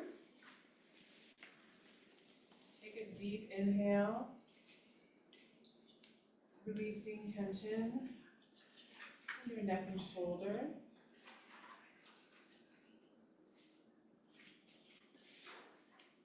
Breathing out, make sure to keep those sits bones on the ground. Taking a deep breath in. You can experiment with your head position. You might like your chin more forward, or you might want to bring it back up slightly. You can move your left hand further down towards the ground if that feels better, or a little bit further up. And again, taking a deep breath in. Bring your left hand back up over your head and cradle the side of your face. Giving yourself a little support there. Breathing in, you can open up the shoulder and the armpit. Releasing the shoulder blade down the back.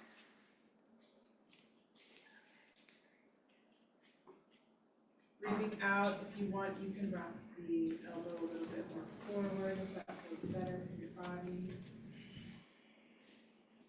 Taking a deep breath in to your left side ribs, your right side ribs. And exhaling. And breathe in. Bring your left hand back up over your head. And place it on the ground outside to the left. Now we'll do the other side. I'll walk you through it and come and assist you. So bring your left hand to the ground, 10 to 12 inches outside your left hip. Breathing in to your chest, sit up tall. Feel your sits bones on the ground. Exhale, bring your right hand over your head to come into the side bend. I'm going to take 3 to 4 breaths in the pose. Breathe into your right side ribs so that they don't crunch or compress.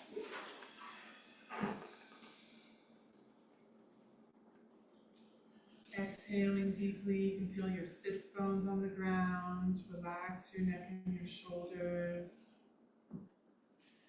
And align your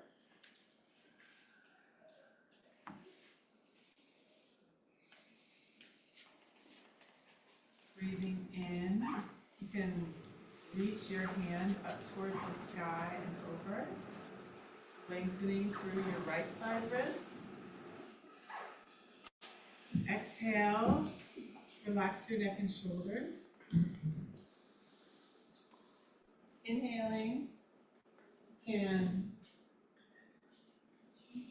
cup your left hand, reach your left hand back over your head and cup the side of your face to give yourself some support.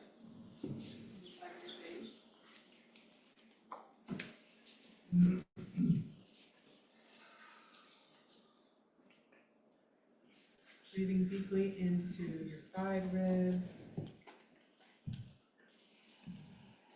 Exhale. Feel your sits bones on the ground.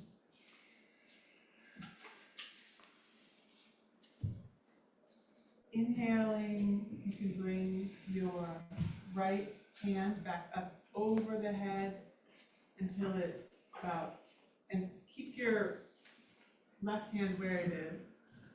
So it's about 12 inches above the floor. And align your left ear over your left shoulder.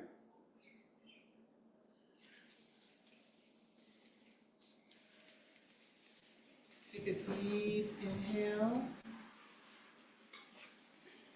Try to get some space in your neck and shoulders, so relax tension there.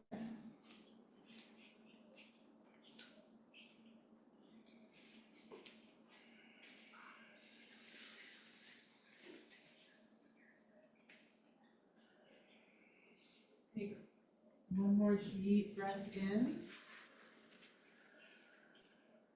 And as you exhale, come to an upright seated position.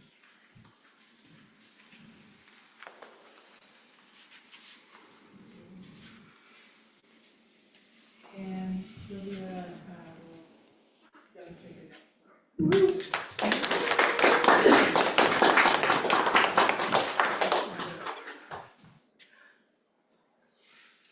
I am going to lead you through a core exercise and a bridge. So it's going to be elbow to knee and then bridge. I'll demonstrate elbow to knee first, then we'll get to all do it together. You might never have tried this one ever before. Here goes. So you'll start by laying on your back, on knees above hips, bent slightly less than 90 degrees, fingers clasped behind your skull. Keep your lower back pressed against the mat during all stages of this exercise. So curling forearms around the head. Inhale, lift head and shoulders up off the mat. Hold the breath, curl tailbone up. Exhale, both elbows to right knee, straighten left leg. Pull belly down towards the mat. Your leg could be about 2 feet up off the mat. If you have low back, if it hurts your back at all, you can keep your feet on the mat. But then we'll inhale back to center, keeping head and shoulders lifted, tailbone, hold breath, tailbone up, and then the toes down. So, start by lying on your backs. Lift your knees up above your hips, bend slightly lower than 90 degrees. Press your low back against the mat. Curl, interlace your fingers behind your skull, the bottom of your skull. Curl your forearms around your head. Inhale, lift head and shoulders up off the mat. Hold breath, curl tailbone up. Exhale, both elbows to left knee, straighten out your right leg. Pull belly down. Inhale, back to center. Keep head and shoulders lifted. Curl tailbone. Exhale, both elbows to your right knee. Straighten out your left leg. Pull your belly down. Inhale, back to center. Keep head and shoulders lifted off the mat. Hold your breath. Curl your tailbone up. Exhale, both elbows to your left knee. Straighten your right leg. Pull your belly down. Inhale, back to center. Keep head and shoulders lifted. Hold your breath. Curl tailbone up. Exhale, both elbows to your right knee. Straighten left leg. Pull your belly down. Inhale, back to center. Keep head and shoulders lifted. Hold your breath. Curl tailbone up. Exhale, both elbows to your left knee. Straighten your right leg. Pull belly down. Inhale, back to center. Keep head and shoulders lifted. Hold your breath. Curl your tailbone up. Exhale, both elbows to your right knee. Press out through your ball of your left foot. Straighten your left leg. And pull your belly down. Inhale, back to center. Keep your head and shoulders up. Curl tailbone up. Exhale, both elbows to your left knee. This is our last round. Straighten your right leg. Press belly down. Inhale, back to center. Keep head and shoulders lifted. Hold your breath. Curl your tailbone up. Exhale, both elbows to your right knee. Straighten your left leg. Press your belly down. Inhale, back to center. Release your feet to the floor. Release your head and shoulders. Nice work, everybody. I'll give you a moment to recover and when you're ready, sit up and I'll just give you a demo of the next pose, which is bridge pose. And now that your core is alive and so you've built some heat through your body through the elbow to knee pose, the bridge pose is going to be a chest opener and strengthen your back muscles. So to get into bridge, feet about hip width apart, laying on your back, arms at your sides, and then again, curl your tailbone up and push into your heels and lift up tailbone, pelvis, low back, mid back, and into your upper back on the inhale. And then exhale in the pose, find more space in the space behind your heart. And then to get out of the pose, we'll be going basically rolling down the spine again, upper, mid to lower spine to get out. So, lie down on your backs, please. Feet on the floor, hip width apart, arms at your sides, palms facing up or down, whichever is most comfortable for you. Curl your tailbone up, and on your next inhale, press through your heels, lift your tailbone, lower back, mid back, upper back to the sky. Press and rise. Inhale a breath into the space behind your heart. Feel your chest opened. As you exhale, press through your heels and lift your hips a little bit more up off the ground. Inhale, telescope your ribs. Exhale, lengthen through your thighs, pressing your knees towards the windows.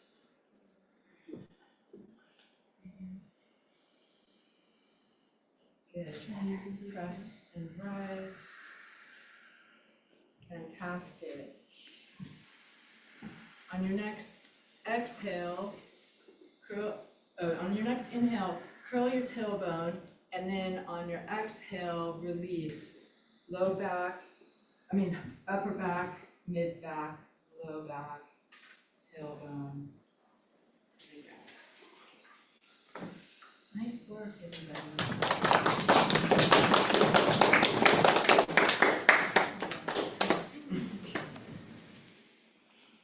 Hi everyone, I'm Caitlin, and I'll be guiding you through the next few postures. We're going to start doing some inversions together. The first one is a foundational pose that you'll see in most of your classes that you take for yoga. It's downward facing dog, and what it looks like is an upside down V with your weight distributed between your hands and feet. This pose is great for lengthening your back, stretching out your leg muscles, the arches of your feet. So what I'll do is I'll do a brief demo showing you from the hands and feet up how to come into the posture, and then we'll do it together. We'll take a little breather, get into an extended child's pose, and then we'll go for our next inversion together, which I'll demo again. All right? So for downward facing dog, we'll begin in tabletop position. Knees are going to be stacked underneath the hips, palms underneath the shoulders, and then you'll bring the hands slightly forward, spreading the fingers wide. Middle finger is going to point towards the front of the mat, and placing extra pressure in the webbing between the forefinger, the index finger, and thumb. You'll inhale, begin to engage the arms. Exhale, tuck the toes, and start to raise the knees, engaging the lower abdomen, bringing the navel to the spine, and pressing up, hips shift up and back, downward facing dog. From here, I'm really pressing into the mat. My finger pads are gripping in strong. I'm feeling an active line of energy from my hands to my shoulders to my pelvis. And I'm allowing my heels to gently draw towards the mat, giving myself that nice stretch. And when I'm ready to come out of the pose, I'll simply just drop my knees back down. And then we'll go into child's pose together. So everyone, I invite you to come to hands and knees in that position. So hands come slightly forward from shoulders, knees stacked underneath the hips. Spread the fingers wide, middle finger pointing forward. Inhale, wrap the shoulders, hug the ribs in. Exhale, tuck the toes. Lift the knees and begin straightening, pushing hips up and back. Downward facing dog. Taking a few breaths here. Inhale, breathe into the arms, lengthening the spine. Exhale, allowing the heels to draw gently towards the mat. Inhale, breathe in, and exhale out. If you tend to hyperextend, give yourself a slight bend in the elbows. If your hamstrings are barking, you can bend your knees slightly. This will also help give you that nice, long, flat back.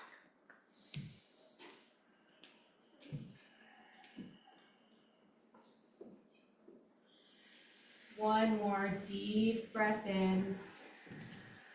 Exhale through the mouth, deep sigh. Coming into extended child's pose. Drop the knees to the mat and bring the big toes to touch. Spread the knees wide and start bringing the torso, ribs, and chest down to the mat. Forehead is last beneath the mat. Hands stretched to the front of the room. Inhale, breathe into the upper back, mid back, lower back. Exhale, draw the hips down towards the heels. If it feels good in your body and you have your head on the mat, you might choose to rock your forehead side to side, giving yourself a gentle third eye massage. You can tense the fingers to feel more of a stretch in the upper arms. Allowing gravity to bring you closer to the mat. Breathe into this restful stretch. When you're ready to come out of the pose, start to gently engage the abdomen and crawl your hands back to come to a kneeling seated position for the next pose. All right. Moving right along to a more active, fiery pose, we're going to move towards dolphin pose, which is a great strengthening pose for your upper back, shoulders, lats, and serratus muscles. It also is great for, again, strengthening and lengthening your back and giving yourself a nice stretch in your hamstrings and calves. So I'll demo it for you all first, and then we'll come into it together. Again, I'm going to be in tabletop position, knees underneath the hips, palms underneath the shoulders. For this one, I'll have my elbows come down to where my palms are. And I'm going to measure the distance for proper alignment for my elbows by grasping my upper arms, biceps, triceps areas. And then from here, I'm going to keep the elbows exactly where they are in place and draw my forearms and palms down, making a parallel number 11 here. I'll spread and activate the fingers, middle finger pointing towards the front. A nice suction in my index finger to really help protect my hands. And here I'm going to inhale and wrap the shoulders, engaging the upper back.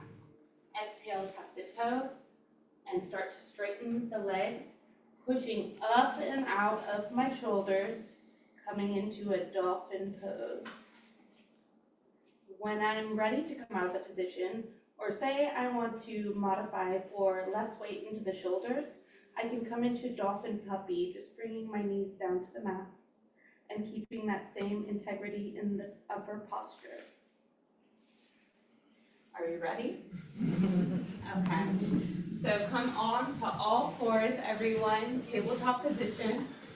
Hands are going to be directly underneath shoulders, knees hip width distance. Bringing the elbows to where the palms are positioned and measuring the appropriate distance by hugging the upper arms with your palms. So your elbows are going to come slightly in from shoulder width distance.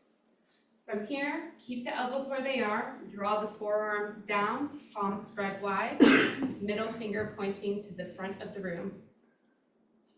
All right, inhale, really feel your shoulders wrap around, start to activate that upper body, relax the neck.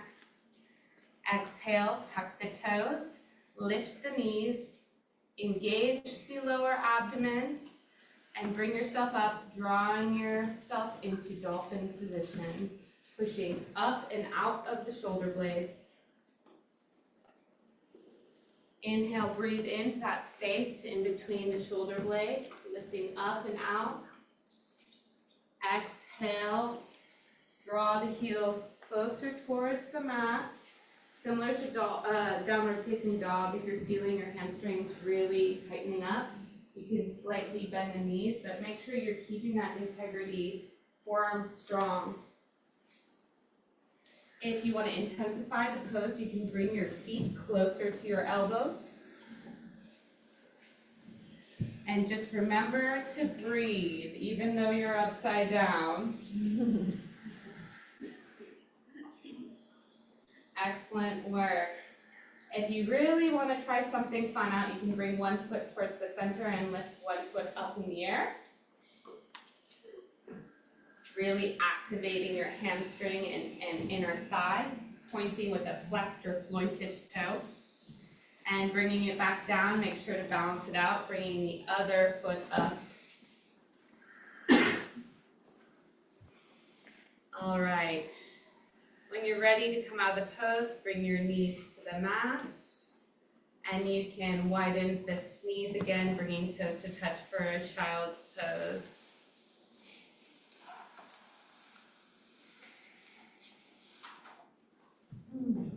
Taking one deep breath in,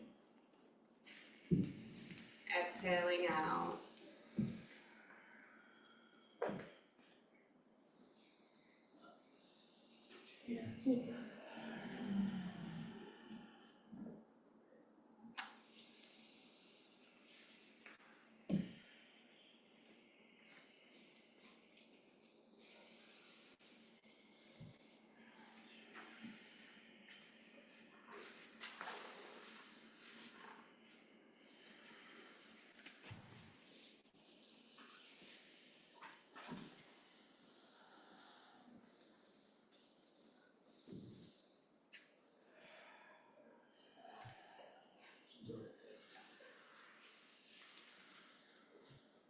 All right, everybody, when you're ready, take a couple more breaths in that position, and when you're ready, come on up.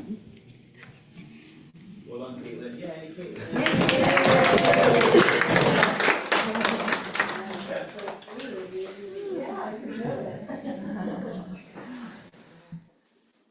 So I'm Lisa. Hi, everyone. So we're going to do our first flow of the day.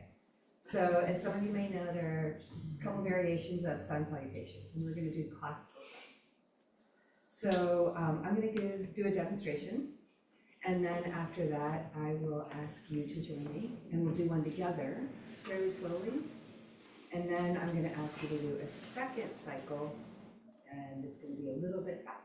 Okay, so the first one will have a lot more cues in terms of alignment and stuff and breathing, and the second one will be a little bit more of a flow. Is that okay? Cool.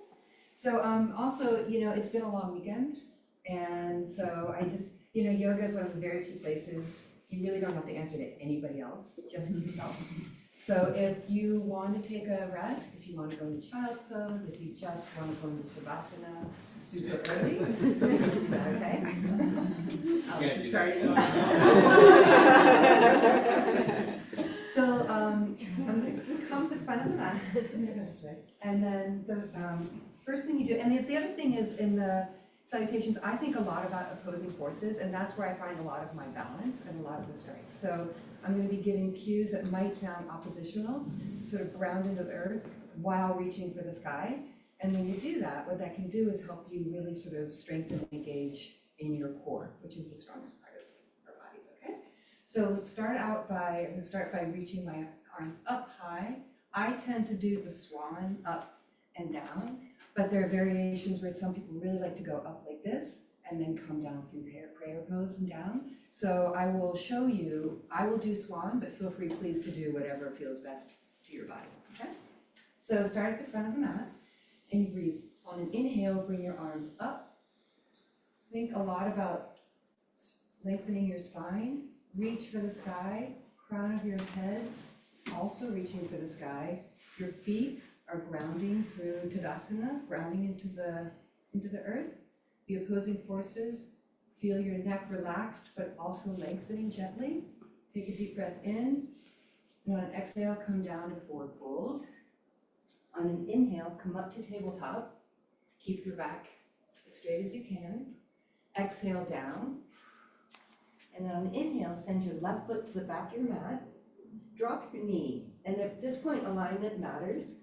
And again, think about, you want your knee under your hip. You want your right knee over your ankle, your upper knee over your ankle. And then again, connect your knee and the sole of your foot into the earth, pushing down while you lengthen your spine and reach up. For I'm sorry, guys. Take a deep breath in, and then as you come down, plant your hands on both sides of your foot. Curl your back toes, send your forward foot, in this case your right foot, back to your left into plank. Plank, your intent hoping to be as straight as you can, keeping a straight line between your head and your heels, reaching forward with your head, back with your heels at the same time, while holding your core, your belly button, push it towards your spine, and then drop down your knees, and then your chest and your chin, and then go into Cobra. So I personally do Cobra. I have lower back issues. So if anyone else has lower back issues, this is one way, the easiest back bend really you can do. You can also do upper Cobra, which is picking up your elbows, which I'm kind of do a little but not really. Or you can also do an upward dog. But let's, for now, the first round, let's stick with Cobra, if that's okay with everybody here. So take a deep breath. Ground your hands into the earth, using traction, pull forward, lengthening your spine, pull the crown of your head towards the front of the room, while connecting the tops of your feet to the ground to hold traction, so you can stretch your spine. And then on an inhale, push up into downward dog, which Caitlin described for us very beautifully. And then bring your left foot forward, drop your right knee, same alignment as before, arms up, this way, and then you come down, and then you bring your right foot to meet your left, drop into forward fold, on an inhale, tabletop, forward fold, and then back up standing. Feet into the earth, hands to the sky, and then hands down for your pose. Okay, we all ready? Like I said, you don't have to. So we're going to start putting the left foot back, and then we're going to do the right foot back. So let's start at the top of your mat, please. Standing in Tadasana. Feet connecting to the earth. On an inhale, hands to the sky. Lengthen the spine, take a deep breath. Bring your arms down into forward fold on an exhale. On an inhale, up into tabletop. Exhale, drop into forward fold. Now you putting your hands on the earth, with your left foot back. Drop your left knee. Remember alignment. Knees above ankle, hip above knee, breathe up. Inhale, hands to the sky. Reach up with your arms while grounding, connecting with your knee. And then exhale, hands on either side of your right foot. And send your right foot back to your left into plank.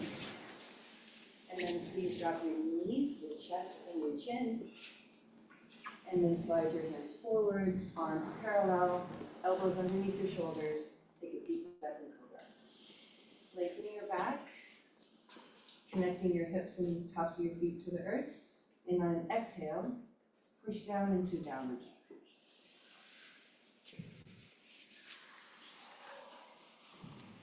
Take a deep breath here. And then on an inhale, when you're ready, bring your left foot forward, and then drop your right knee. And arms up to the sky. And arms down. Bring your right foot to meet your left. Forward fold on an exhale. Inhale, tabletop. Exhale, forward fold. Inhale, arms up to the sky. And the prayer position. We're going to do the right side. Arms up. On an inhale, deep inhale. Exhale, forward fold. Inhale, flat back. Exhale, right foot back. Drop the knee. Inhale, arms up. Okay, take a breath. Exhale, arms planted on, hands planted on both sides of the foot. Shoot your left foot back to meet your right. Hold plank position for a moment. And then drop your knees, your chest, and your chin to the earth. Slide your arms forward in the cobra. If anybody wants to do low cobra, that's fine. Take a deep breath. Extend your spine gently. On exhale, down, back to the downward dog.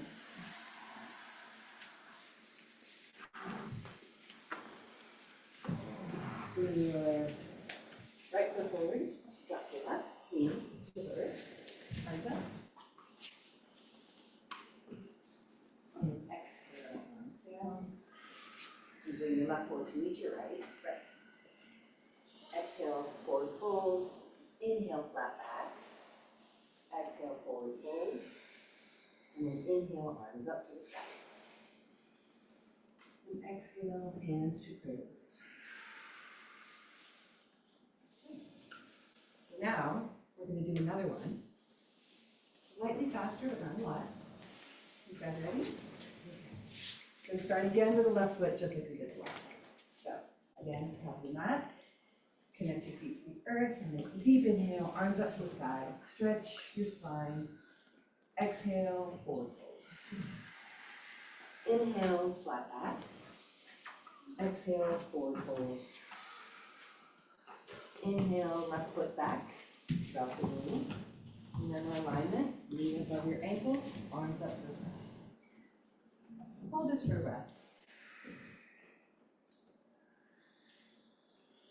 On the exhale, bring your hands down on both sides of your right foot. Shoot your right foot back to meet your left and hold plank for a moment. Take a breathe inhale. Exhale, dropping your knees, your chest, and your chin to the ground and slide your arms forward into cobra. Deep inhale here. On the exhale, push into downward dog.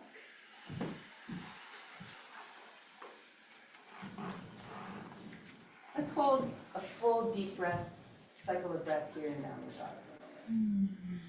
In and exhale. On the inhale, bring your right foot forward, drop your left knee, arms up. Reach to the sky, arms down, and on both sides of your foot. Left foot to the left, left foot to the right. Exhale into forward fold. Inhale to flat back. Exhale the forward fold. And inhale, arms to the sky, feet planted on the earth. Deep inhale and exhale.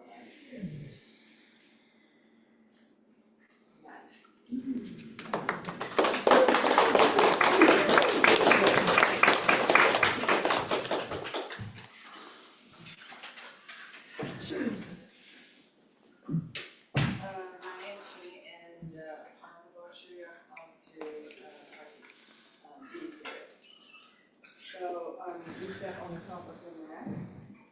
Now demo first. So step on top of your mat. You can sit or stand up. And bring your hands to heart center. And we come to chair pose. And forward fold. Influencing, and you can pause your hands next to your feet, and you step your right foot back, and step your left foot back, come to blend. And when you are here, you can either come to knees, chest, chin, slide your heart forward, and come to a long cobra, or you can on the blend and slowly bring your elbow and come to up facing dog, and then roll yourself up to the downward facing dog. And you lift your right leg up to the sky and pass your foot next to your hands. And it's here you can wipe your feet and turn your left heel down, wipe your legs, and you can easy to balance. And here you raise your hands up to the sky. And exhale, you pause your hands next to your feet and you step your right foot back and come to plank. Chest, chin, come to low cobra. And you can roll yourself up to downward facing dog. And you lift your left leg up to the sky and step your left leg to your hand. And inhale, you come to warrior one. You turn your right heel down and trying to put your hands on your hips and trying to make your left and the right hips in same alignment. And raise your hands up to the sky. And exhale, you put your hands down. And you step your left foot back, come to the plank. And slightly bring your elbow, come to up facing dog. And you can roll yourself up to downward facing dog. And you can either jump or walk your hands to your feet. Spread your fingers, touching the ground, and if you can touch the ground, you can gently bend your knees. And inhale, come to chair pose. And exhale, bring your hands to heart center. And we're going to practice together.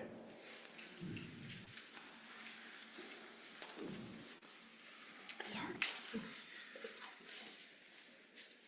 And stand on top of your mat. And bring your hands to heart center. Take inhale, let's come to chair pose. And slightly tuck your tailbones in. And put most of your weight on your heels. Exhale, come to forward fold. Inhale, raising. And exhale, pass your hands next to your foot. And step your right foot back and step your left foot back. Come to plank. You can either come to knees, chest, chin, or just bring your elbow. Come to down, up facing dog. And exhale, roll yourself up to downward facing dog. Okay. And let's take a couple deep breaths here. Inhale, lift your right leg up to the sky. And exhale, step your foot next to your hands. And inhale, rising up to warrior one, and you turn your left heel down. And here you can just watch your legs. Maybe you want to widen a little bit your legs and bring your left hips to totally forward. And next exhale, place your hands next to your right feet. And step your right feet back to meet your left feet. And slightly bring your elbows come to up facing dog. And exhale, lower up to downward facing dog.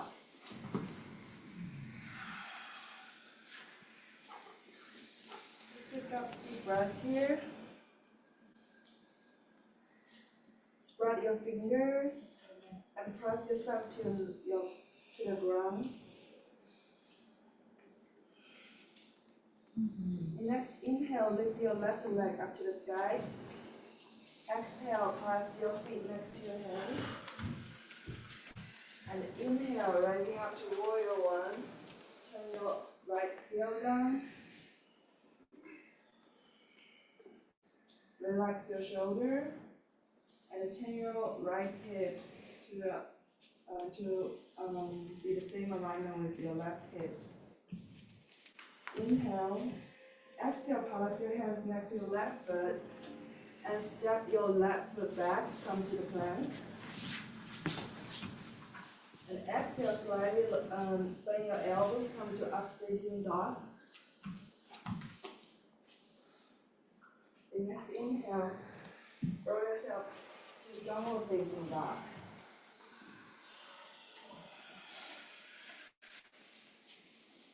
And you can either step or jump your feet next to your hands.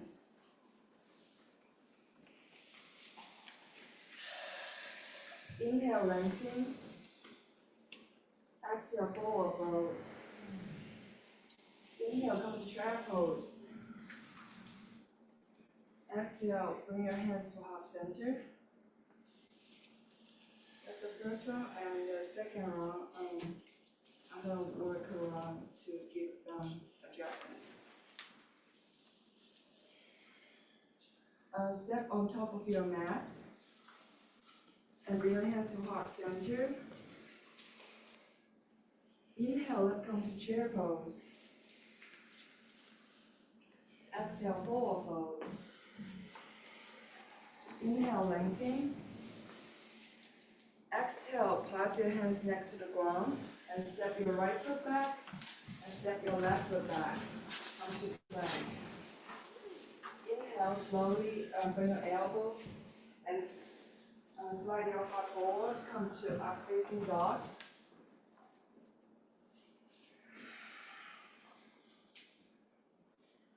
And exhale, you can sit on it.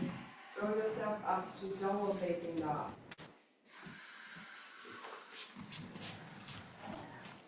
Spread your fingers. Press your hands to the ground. Inhale, lift your right leg up to the sky. Exhale, press your hands between your feet, between your hands.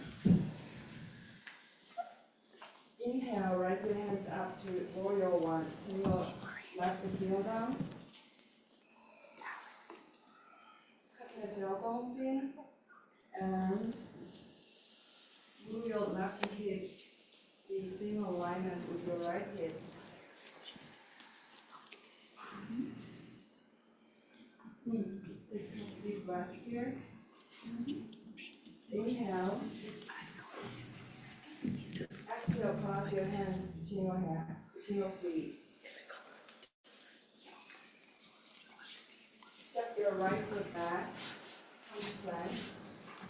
And exhale, lower your elbow and come to up facing dog.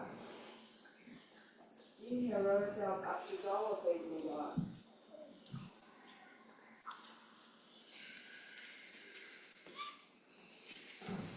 Take a deep breath here.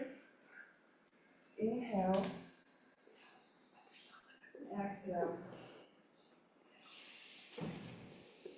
Inhale, lift your left leg up to the sky. Exhale, step your foot to your hands. Inhale, rising up to warrior one. And your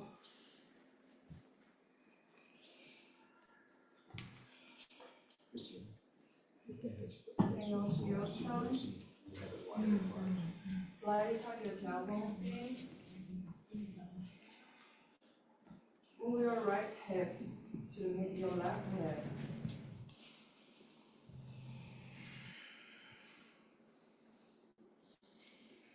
Inhale. And exhale, pause your hands to your feet. And step your left foot back, come to front. And inhale, slightly bend your elbow, come to up facing dog. And exhale, roll up to downward facing dog.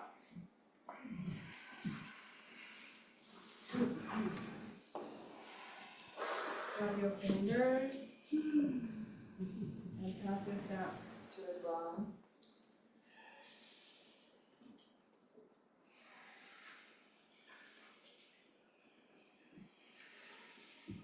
Next inhale, you can either walk or jump your feet to your hands. Come to forward fold. Inhale, resting.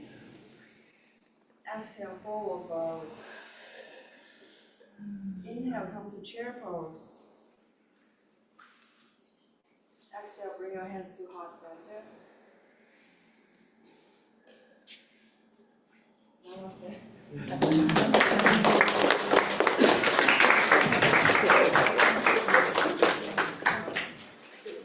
Me again. Hello.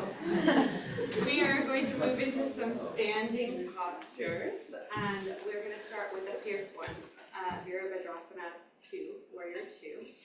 And so what I'll do is I'll demo the pose for you. We're going to do Warrior 2 and then do a nice little side body stretch, getting into a reverse warrior, and then rinse it out with a vinyasa. I'll show you how to do it, and then we'll do it together, all right?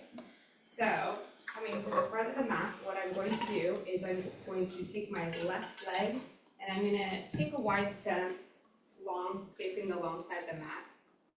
And from here, I'm going to shift my right foot, so my toe is facing the short side of the mat, and then my back foot's going to be at a 90-degree angle.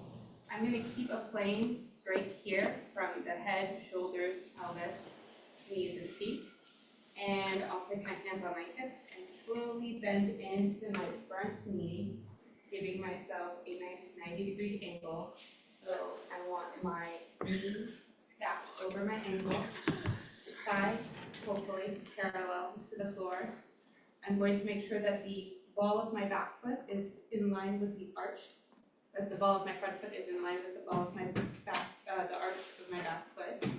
And from here, I'll bring the arms up, extend them to shoulder height with active hands, and I'll bring my gaze to my middle finger, breathing into the pose, and really extending through the arms, long, tall spine, engaged core. I might even check to make sure that I'm keeping myself open. This is supposed to be a good chest and shoulder opener as well as a groin opening position.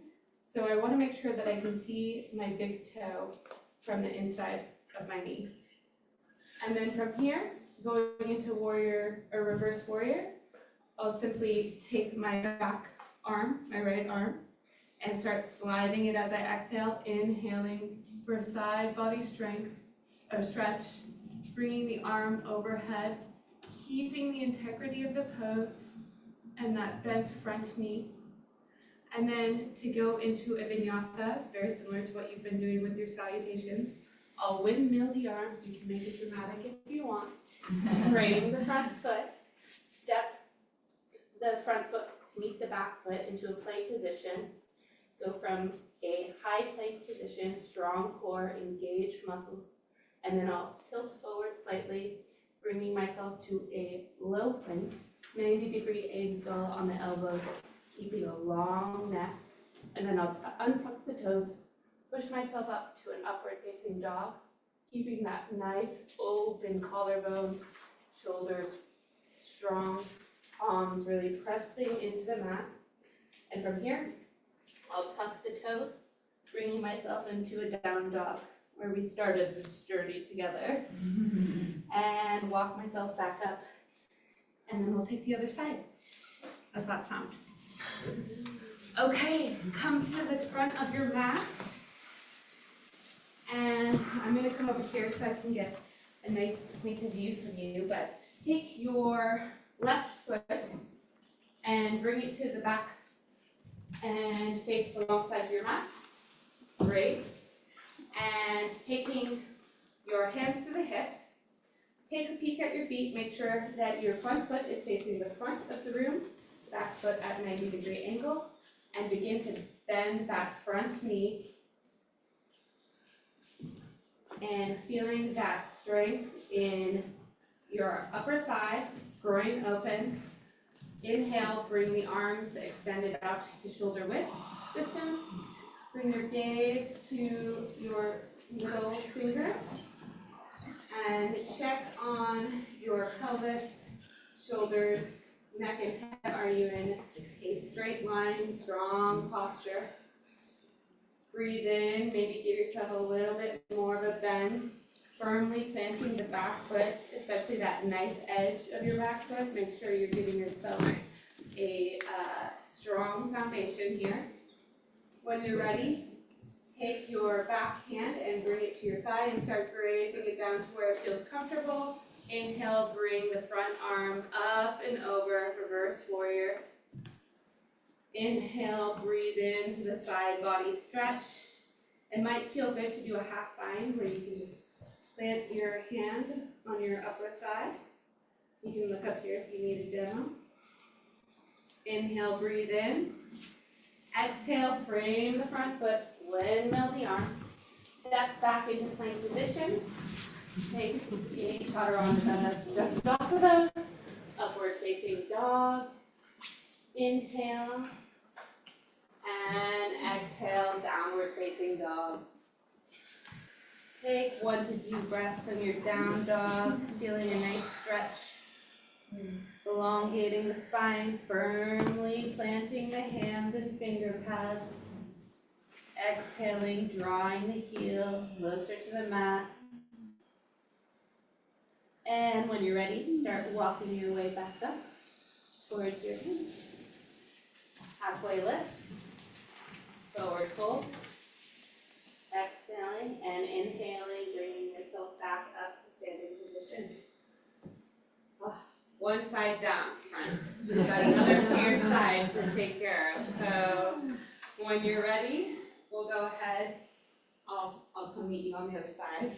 So you get a few breaths before we start over. All right. So taking your left foot, let's go, or your right foot, let's take that back to a wide stance. And from here, you're going to make sure that your front foot is facing the front of the mat. Back foot is at a 90-degree angle. And begin bending into your front leg, 90 degrees. Strong upper thigh, shin perpendicular to the floor, knee parallel to the ankle. Inhaling, extending the arms, strong active fingers. Take a shoulder shrug if you need to make sure that you're really keeping in integrity to your pose. Long neck, crown toward the ceiling. Inhale. Exhale, back hand goes to hip and start bringing it down to where it feels comfortable, keeping a bend in your front knee. Inhale, front arm goes up and over the head, gaze to the fingers. Inhaling to the side body. Breathe in.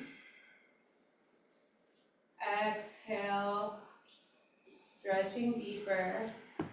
If you took the bind on the first side, you might want to try it out again, bringing your arm around the back and grabbing onto your thigh. Inhale, breathe in one more time, really breathing into the lung on your right side, or sorry, left side, you're right. And when you're ready, windmill the hands, frame the foot, step back to plank position.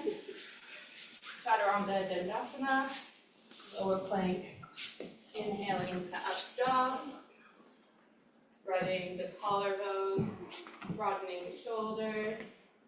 Exhale, downward facing dog. Breathe in.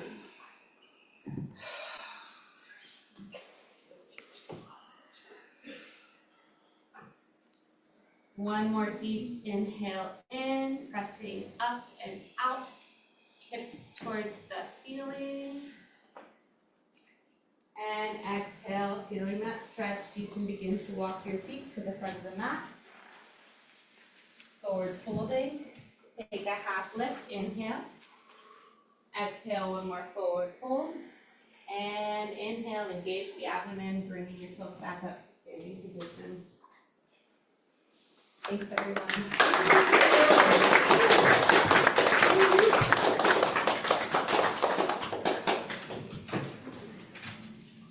Hi, I'm Amber. I'm going to be adding one more pose onto that sequence, triangle pose. And then I'll demo it, and then we'll do it together, and then I'll show one more. So for triangle pose, we'll start with the right foot in front. Along 1, 2, 10, get those strong warrior 2 arms.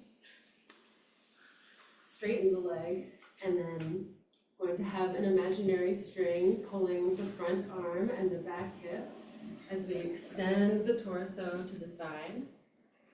And it can be helpful to have a block here or to shorten the stance, but as soon as you get as long as you can possibly get, you'll rotate and land the hand either on the block, if you have one, or on the shin, or wherever your hand lands on the leg.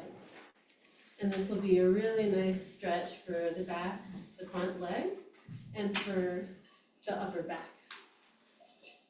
And the gaze will be up towards the top hand. Nice stretch also here in the side body. And to come out of it, we'll bend the front leg and come back into warrior 2. So,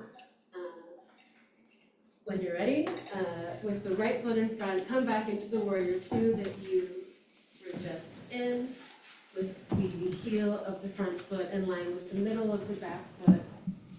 Front leg bent at a 90-degree angle. I'll come over here. Inhale, lengthen the arms away from each other. Exhale, deepen. Inhale, straighten the leg.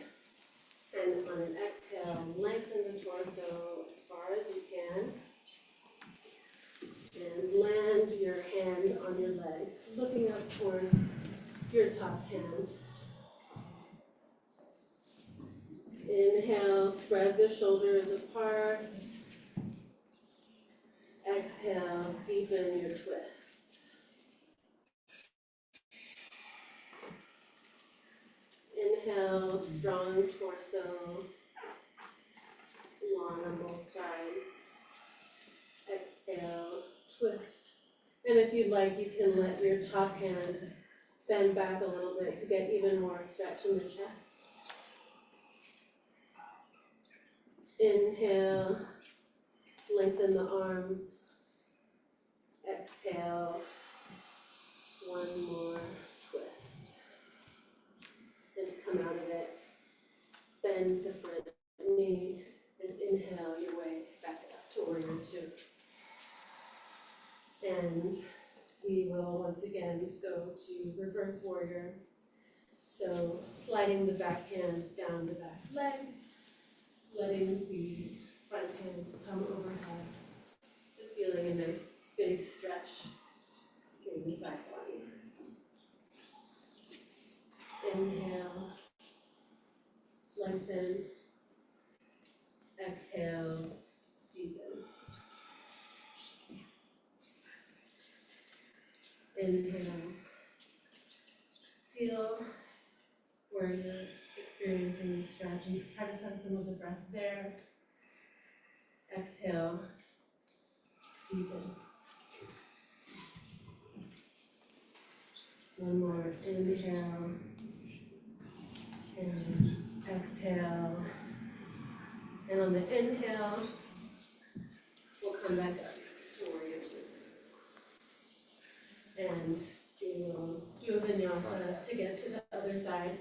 So I don't think I've demoed that yet, but hopefully you remember from the previous slide. So we'll windmill the arms down, step back into plank, into low plank. Inhale, upward facing dog. Exhale, downward facing dog.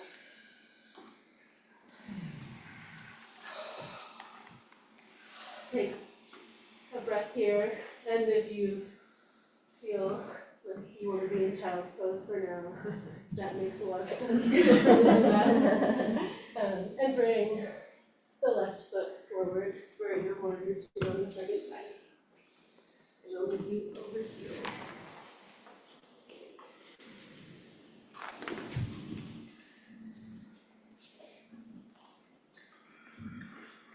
Okay. Settling into your warrior two for a moment with your torso stacked above your hips. Arms long, shoulders pulling away from each other. On the inhale, we'll straighten the leg. On the exhale, extend the torso as far as you can, making it long on both sides and then rotating, landing the hand where it lands on your leg or on a block, as feels good for you.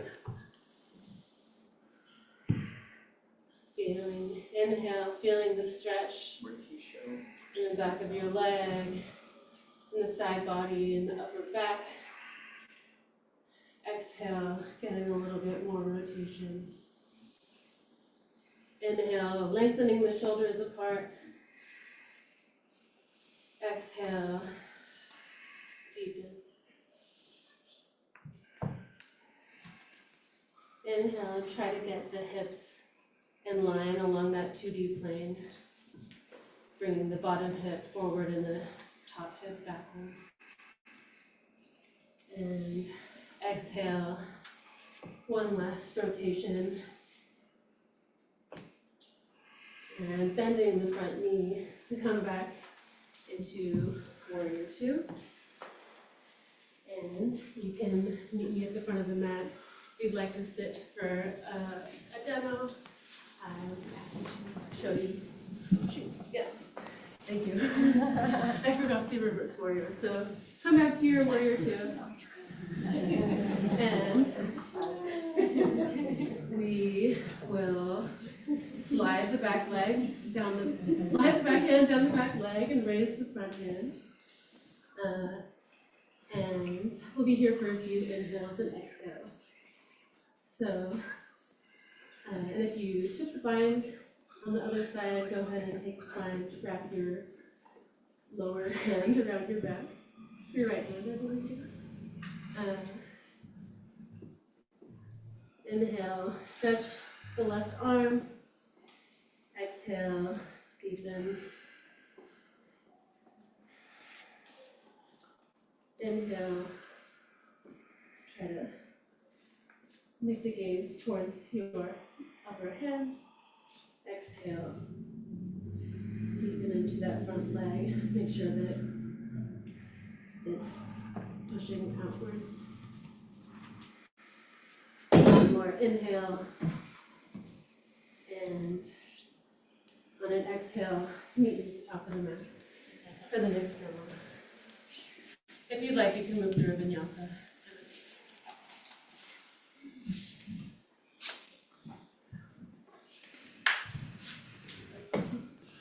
Okay, so we are going to be learning crow. This is an advanced pose, so we might just make a little bit of progress. Why don't we skip crow?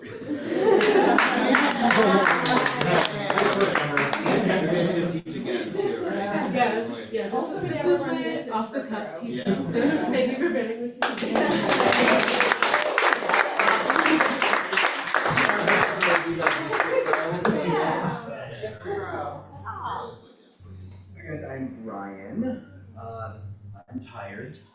guys are tired too, so I'm gonna be teaching tired yoga poses.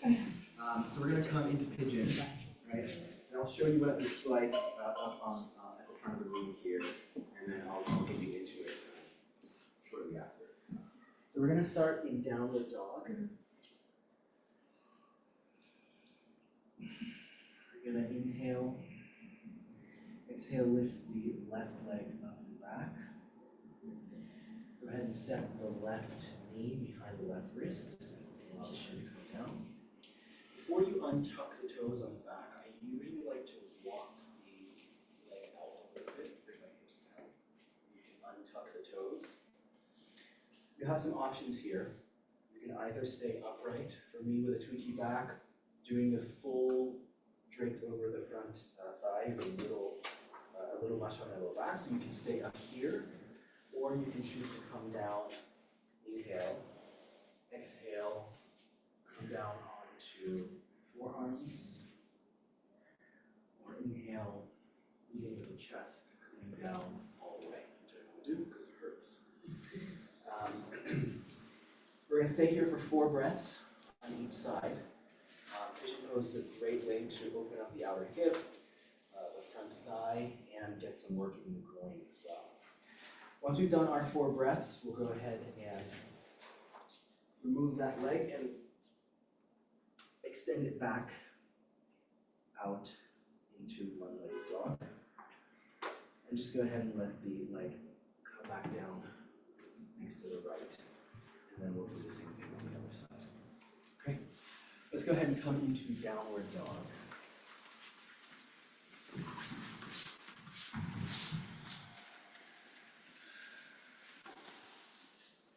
Inhale here.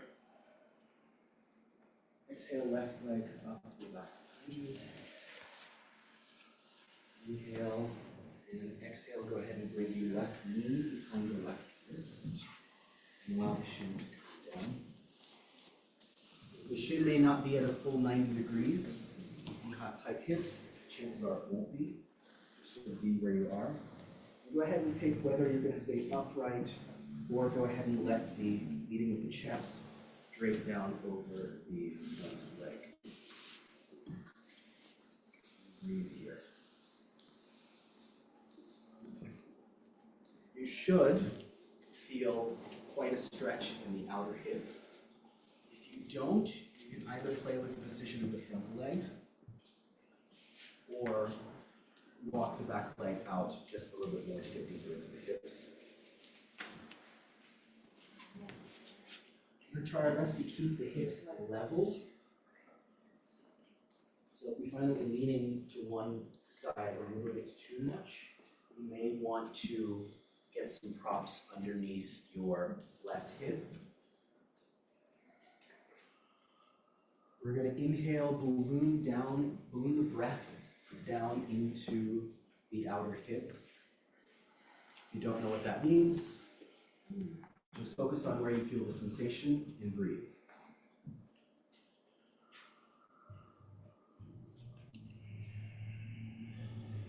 We've done a lot.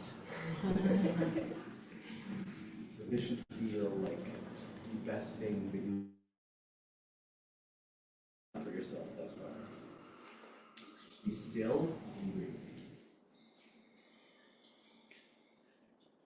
If you're feeling too much sensation, especially at this point of the day, consider backing out just a little bit, propping up some, whatever you need to do to support yourself so that you can get all that is on offer for you in pigeon pose.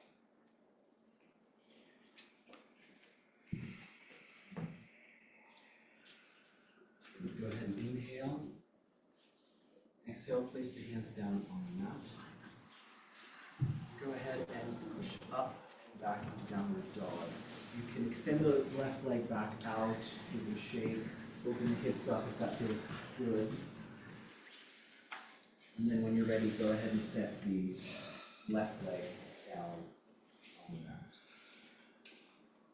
Okay, we're going to do the same thing on the right. So inhale, exhale, reach the right leg out and back. Go ahead and step the right knee behind the right wrist. Let the shin come down. back leg back a bit, just to get the hips down. And again, choose whether you want to stay upright on the forearms or leading with the chest. Inhale and drape the chest over the front. Inhale here. Exhale. Inhale, breathe down into the hips. On the exhale, let the hips relax down towards the mat, ever so slightly. For me, it can be a little helpful to keep the front foot a little active. I've got knee stuff, and it usually helps protect my knees. So see what that feels like for you.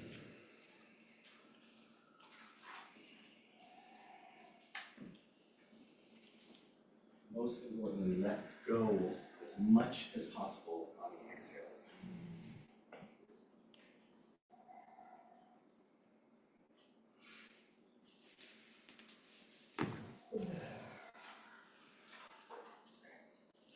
Let's go ahead and inhale. Exhale, place the hands on the mat. You can stay here too if you'd like. And when you're ready, exhale the front leg back to the wall. The hips up, that feels good. Or just simply set the right knee to be the right foot down by the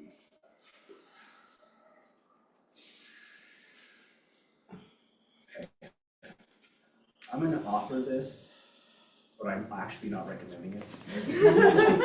If you'd like to jump through to seated, be my guest, but I would recommend just walking through to seated. But, you know, if you want to rock it out, go for it. Okay, so we're going to come into half happy baby. We'll come briefly into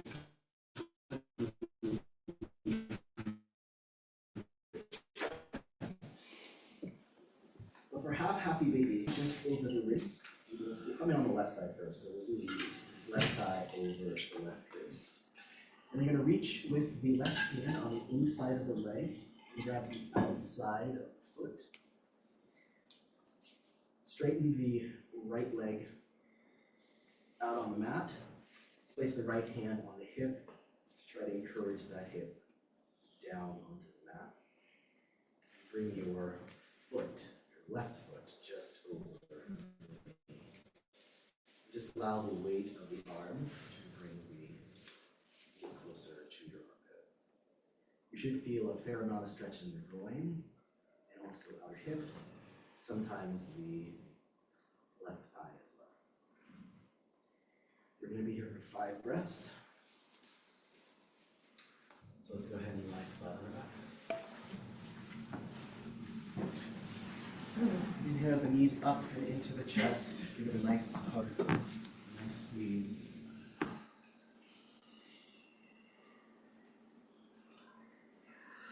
Reminding ourselves that after this we still exist. And then when you're ready, go ahead and let the left thigh come over the left ribs. Reaching on the inside with the left hand, inside of the leg with the left hand, and grabbing the outside of the left foot.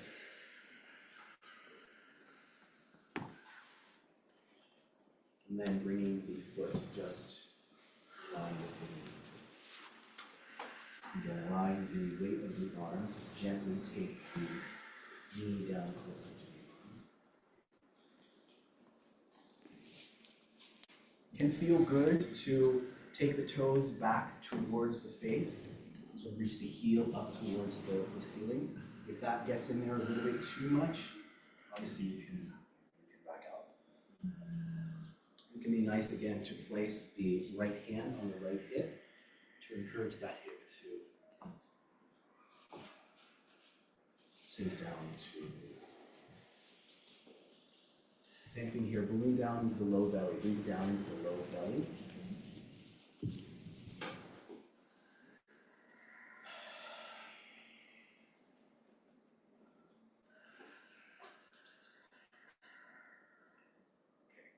Inhale here. Exhale, slowly releasing the leg. Sometimes it can slingshot out a little bit.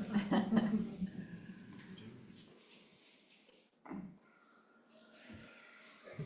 Let's do the same thing on the right side. Let's go ahead and bring the right knee just over the ribs. Reach on the inside of the right leg. And grab the outside. Bring that foot out and onto the right knee. So the left hand on the left hip. Again, this is all just letting the weight of be it the right arm or the left arm. We're not pulling in. We're just letting the natural weight of the arm bring us deeper. Breathe here, down into the lower belly. Or wherever you feel the sensation.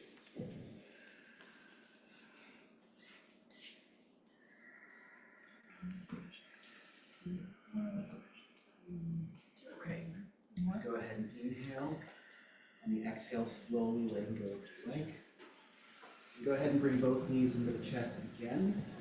We're going to take a simple spinal twist by just allowing the knees to fall over to the left side of our mat. Sometimes it can be nice to shift the hips over to the right a bit, and then allow the knees to come over to the left. Play with the arm variation, straight out from the shoulder or slightly above that. Can get a little bit more into the chest.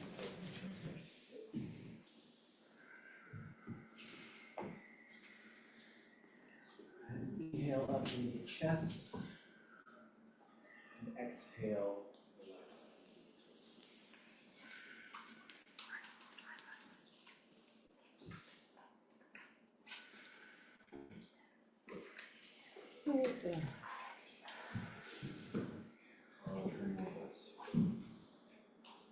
If you're dealing with low back stuff, it might feel nice to get a prop underneath your knees, just so you're not so deeply into the twist.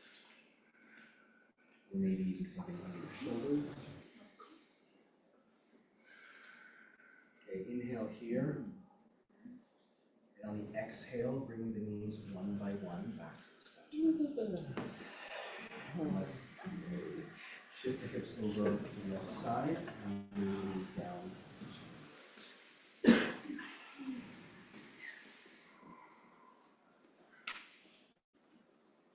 This pose should feel easeful and relaxing. And if it doesn't, wave or flag down with the assistance and we'll get you propped up. So it feels very supportive for you.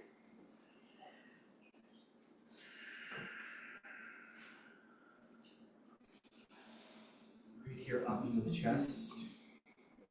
And on the exhale, melt into the twist.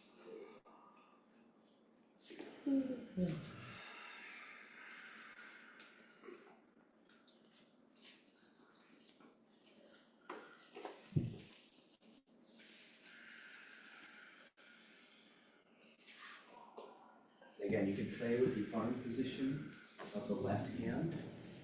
Closer up to the ear, could sometimes get into the chest a bit more.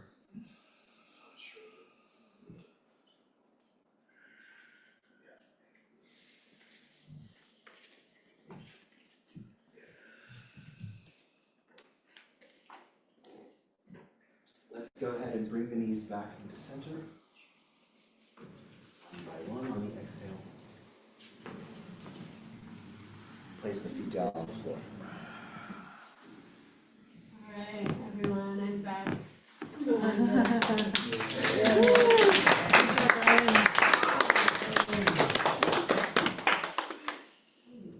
All right, winding us all the way down. We're gonna do our last active pose of the day, happy baby. So I will demonstrate much like half happy baby, except on both sides. So you'll bring your knees above the hips and then start to bring them closer to the armpits, winding your hands in between and reaching for your outer feet. And if you're not able to reach You can grab your ankles or the backs of your thighs, but if you're able, you can get a really nice hip stretch like this. It's also a really sweet low back massage. And you want to try to make sure that your sacrum stays in contact with the ground as well. It can also be a really nice stretch for the backs of the legs. So, feels really good.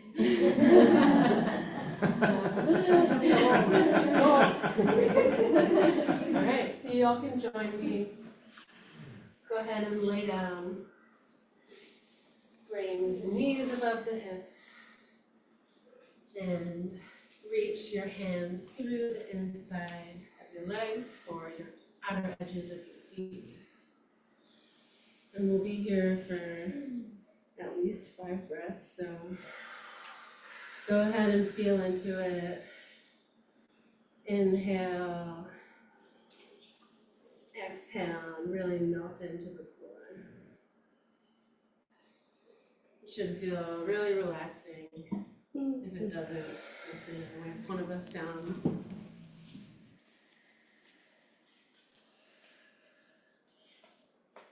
And if you feel prompted to, you can rock back and forth to get a nice low back massage. Just letting yourself sink into the ground.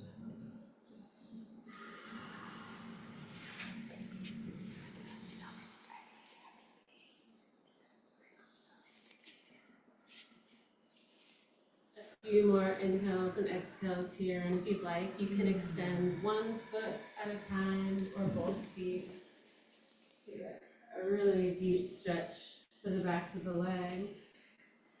But you're also welcome not to do that.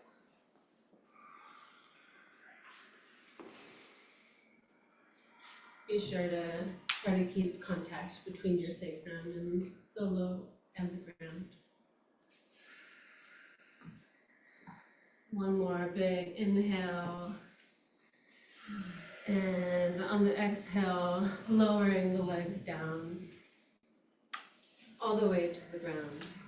Getting ready for Shavasana, corpse pose, in which we'll integrate all the benefits of the practice that we've been doing for hours at this point.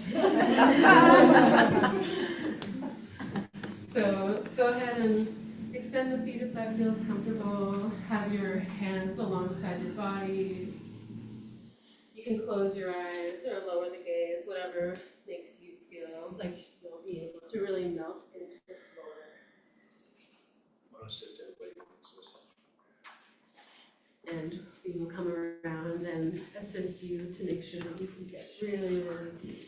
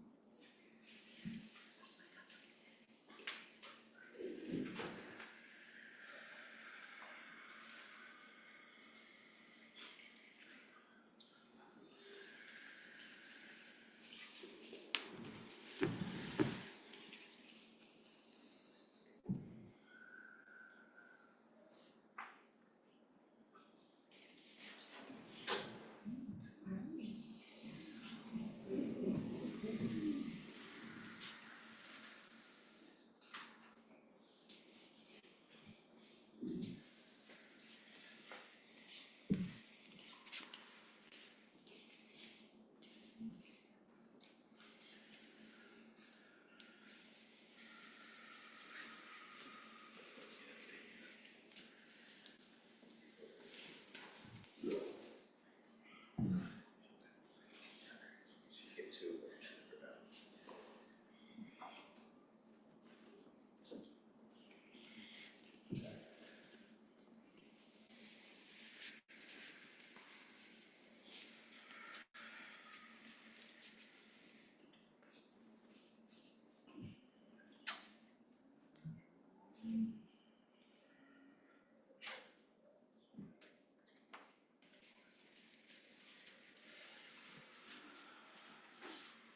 You're done, go upstairs.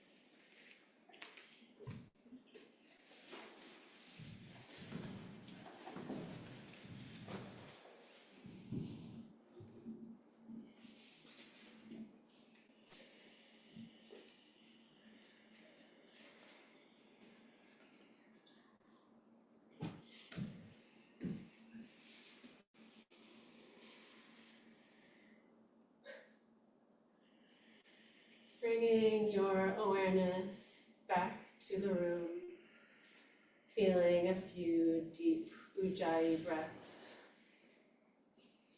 beginning to wiggle the fingers and the toes, and feel the ankles and the wrists start to rotate a little bit, just to get everything reawakened a little bit. And if it feels good, you can extend your arms overhead for a nice big final stretch. And go ahead and roll over to one side, propping your head up with your hands or with your arms. And you can keep your eyes closed, noticing the quality of the breath. And on an inhale, pushing yourself up to a comfortable seated position.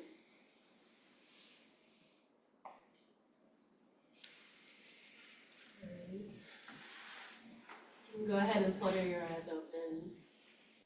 We'll end our practice today with one more chant of Om, which is a really nice way for us to bring all of our voices together and celebrate the practice and the shared field that we've all created here today. So take a big inhale.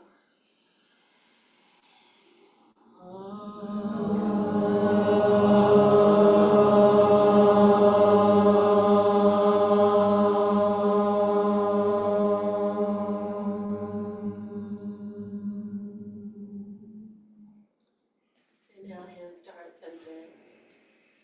And bow in gratitude to yourself for showing up for your practice today, for all the teachers and the masters who have made this possible and who are here teaching us now. Namaste.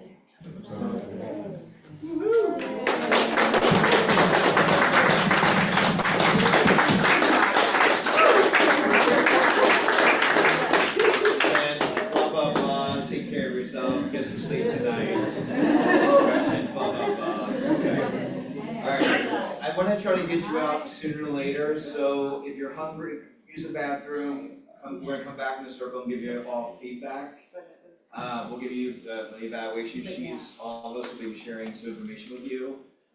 So bathroom, if you're hungry, grab your food, so you can always eat in the circle too as well, okay? I'll be, Cassandra, Maureen, and I will be here. You can come up in a really close circle. It doesn't have to be like a more formal circle at all, okay? Make sure you feel comfortable with those things.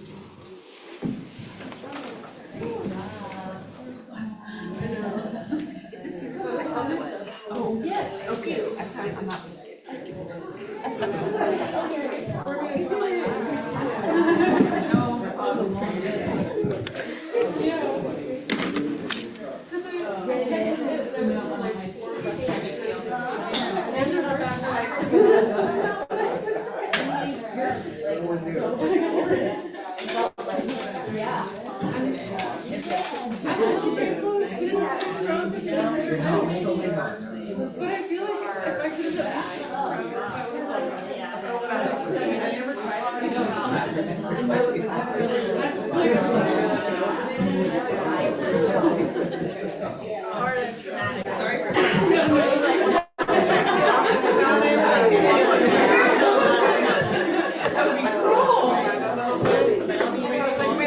I'm not doing it. Especially bachelor, which I like never know. Yeah, I know. Yeah, totally. Yeah, great. But now I know how much better.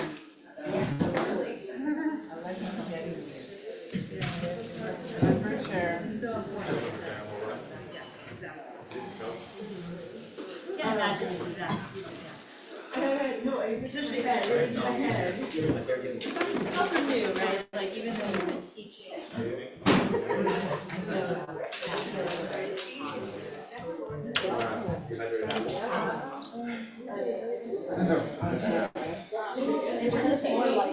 Sorry, we can drop out now.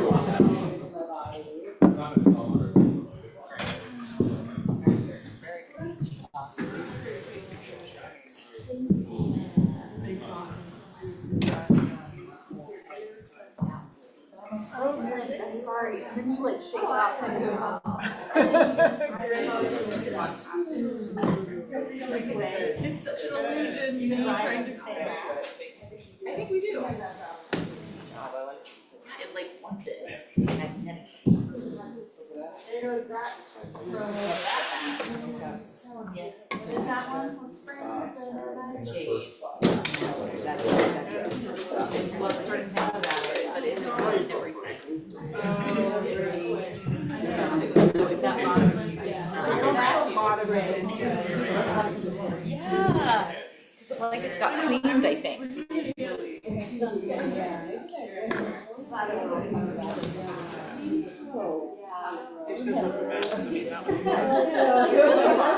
Oh my God, what a day.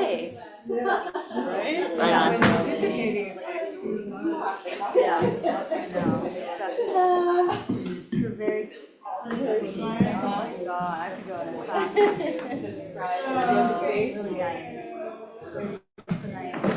But it's also just.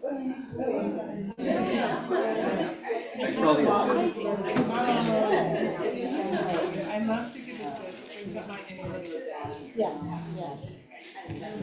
Yeah, that was something that I noticed that when we had seeing other people with meaning, we do that with lots about emotional parts, like Yeah, and I was inspired. I felt like when I'm doing that, someone's I'm like, okay, write down something relevant. I really love this. Also, yeah, it's like having me too. it's like bias rather. Everybody here is like, you know, but yeah, separate.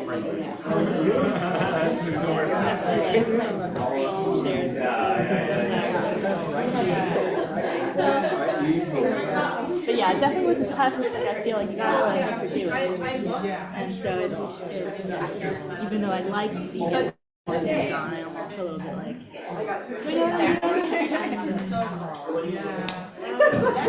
if you know, go with confidence, you know, go. But I love being assisted. Yeah, it's the best feeling. Yeah, it's right. Yeah,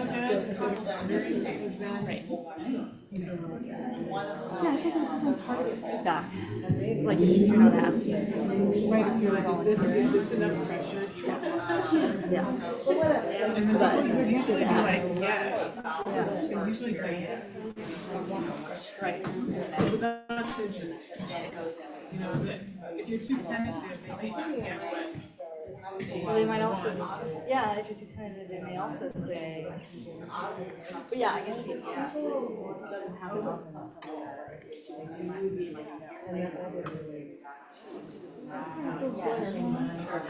Big gas is close by. Gas? Pardon? Huh? I sent Pete a video of my instructions on the phone, and I also sent him an email. I just wanted to let you. It's kind of breaking up a little bit, so I can't hear you whole thing. I'm sorry. And then everybody, and all the noise here too. Which noise? Yeah. Did you want me to say something? I'm sorry. Say it again. I sent a video of my instructions to Pete to his Okay. phone, and also an email. I just want. Okay. I'll let him know. Yeah.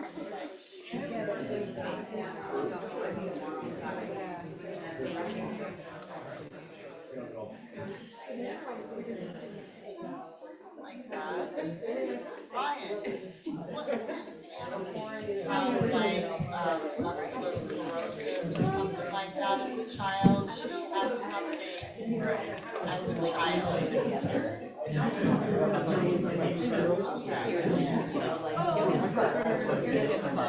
some kind of something as a child or her spine or something, you know? It's getting its way to do a 1 hour class or whatever. Yes. Didn't Anna Forrest have some kind of disability growing up as a kid, like spinal something, and she the creativity going. Yes,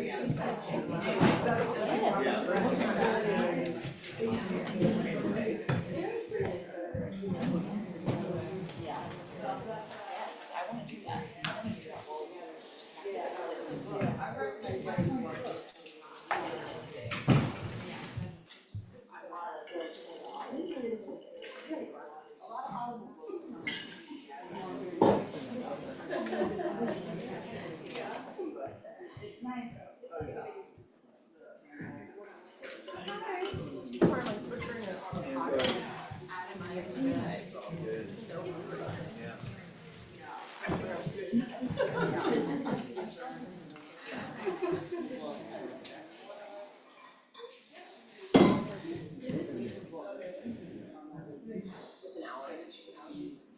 I'm hoping to get out of here in about a half an hour. My vision.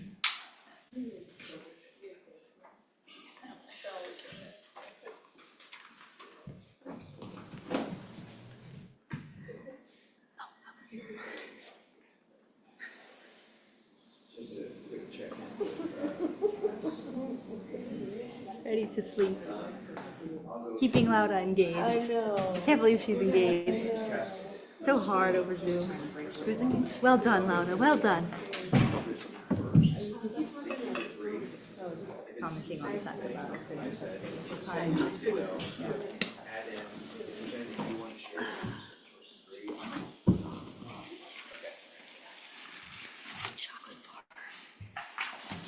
some of this chocolate. I'm so amped up. The purple one.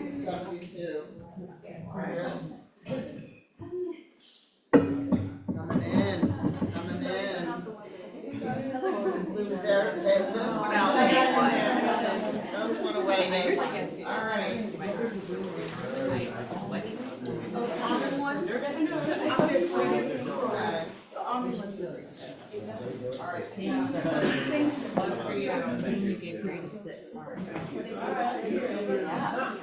Brain on the stuff. I'm saying I will, thanks.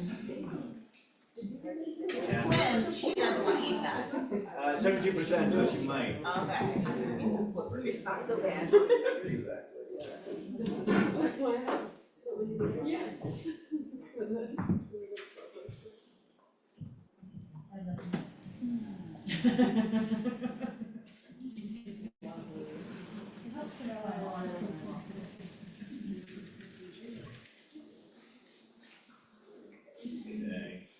Good, okay.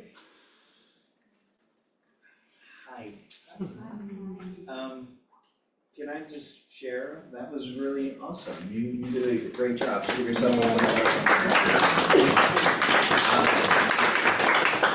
and I mean, it just to be honest, you know, as your teacher, witnessing you the first time trying to teach and stumbling over it to this point where, you know, Cassandra and Maureen and I are witnessing you actually teach in a group is just really, is such an inspiration to witness. And so I'm not sure if you're feeling that way about how you talk, but I will share with you, that's what we have seen, and what we see in you. So, take that in. If you find yourself going to a really critical mode, yes, you can do better. You can do, meaning that you can do better. There's always some feedback, always a growth opportunity. But you did a great job. Okay. The class 2, so how this will work is, we will give you your couple of comments and evaluation sheet and give it back to you. We'll go through everybody. While you're over there, could you bring in teacher and Laura over here, because I'm further from the.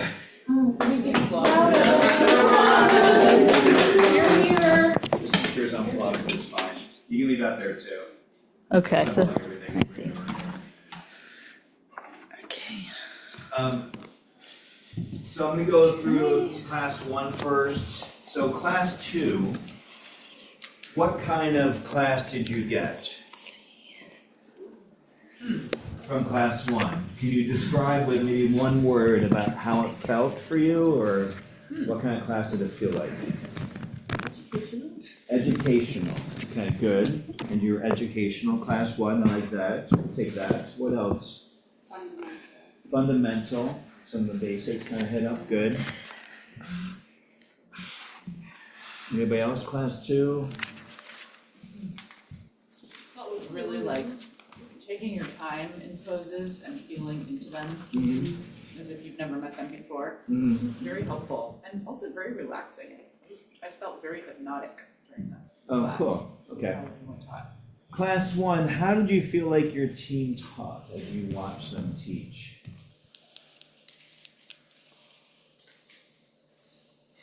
Awesome. Pardon me? Awesome. Oh, John, you're so good. I love you. Yes. Awesome. I like that. That's a good way to describe your teaching. Confidently. Confident. Yes, there was some confidence in the group. There is showing up in confidence. Okay. Therefore, how did you teach? Awesomely and confident and educational? Yes. Okay. All right.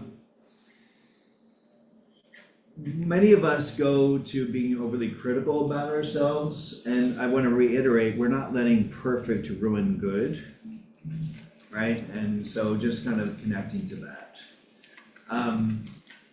Abby, who has assisted this in the past, after she got feedback, I remember she told me the story about how she put her evaluation sheet in her notes and kind of forgot about it. She thought I gave her she thought she did horribly, right, after the feedback I got. And she pulled it out when she came to assist me during the training. She read what she got, and everything was glowing about how great her teaching was. So I share that with this understanding is that we don't see things as they are, we see things as we are, and we're often going to kind of curb the feedback in a way that maybe is overly critical because you're in that stage.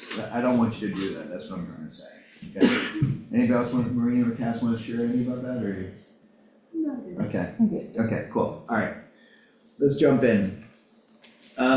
Naomi, I have feedback for both of your sections. You just showed up in a natural teacher. You showed up authentically. And then, you took my feedback about showing the wrap up from behind so that they could get a feel for it. You showed tucking the tailbone with the hands. I thought you did a great job of sharing some of the benefits around basic moves. When you're showing the basic moves, it's helpful to actually show kind of how they might be interacting in a pose. So for example, in active hands, when you reach out, for example, in Warrior 1, you would spread the fingers wide, or Warrior 2, you might just kind of incorporate that so they can get a feel for where that might be applied in the class. By the way, the teaching was so quick, so sometimes we'll be writing stuff down, we might miss something, so if you think that you might have said that, just I'll bow humbly that I might have missed it, okay?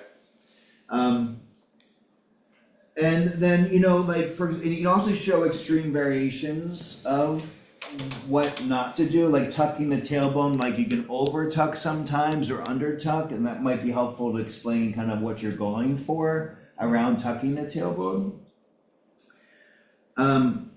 You had this cue of collapsed shoulders, and I don't think that's the best descriptor. It's like you know the shoulders are maybe not active, right? Maybe there might be a better descriptor you can use to describe that. Okay, but I just want to say that just really great improvement. You know, for the last 3 or 4 times you've tried this training, this is much better. Yeah, nice work. Okay, cool. Cass? I thought the confidence was there, Yeah. the vocalizing, connecting with the students. I also liked how you did the basic moves, how you pulled them together, active feet, active hands, and caught all of those. And the neck one, we almost missed that one, but that was all good. But really liked the voice inflection, Yeah. connecting with the students. When you showed up to teach the one you had practiced, it was interesting to track because some of your soul suckers, have we talked about this term at all? Soul suckers is kind of what prevents you from speaking in an authentic way. Some of your soul suckers, you get it kind of into like a sing-songy voice. For example, with shoulders, God, I can't read my handwriting. With shoulders, anyway, so it's like reaching out the hands and then spread the fingers wide. You know, it's like this kind of sing-songy voice, which can be a little distracting for people. And that's kind of where your soul sucker goes. That's what I noticed in the second part when you taught the pigeon and the seated spinal twist. Okay, anything to comment about that? Nope. Okay, good. Anything else? Just quickly, I thought you were super present in giving assists. That was like energetically, that's what I noticed most than the specifics of the assists. You were present, you were scanning the room, you were like engaged. And the only one note, and it goes for a lot of other people, is you were doing a bridge assist and it felt like you were a little close to genitals. And I think I pointed that out to you. But I say it for all of us. Are you smiling at Brian like he was the one you were getting? I had a moment where I was like, She had a moment.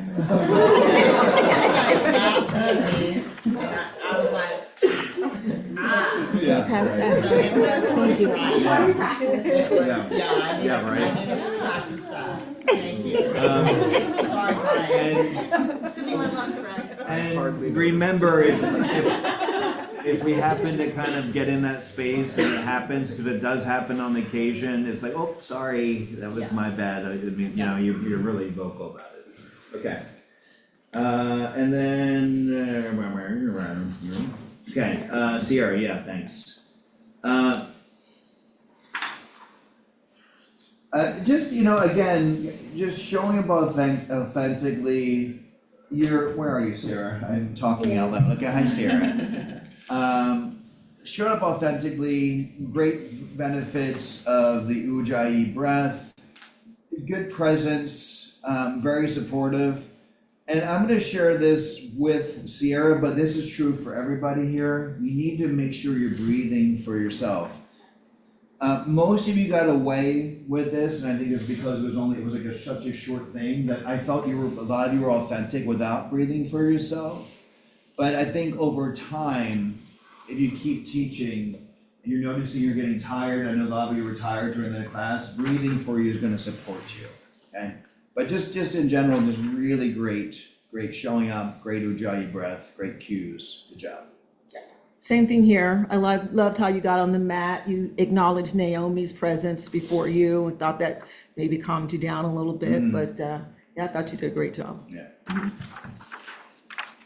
I loved your teaching, and I have 2 assisting related things. They're kind of in the same vein. One, watch your stance when you're not assisting. You tended to kind of get lazy, and you're not the only one.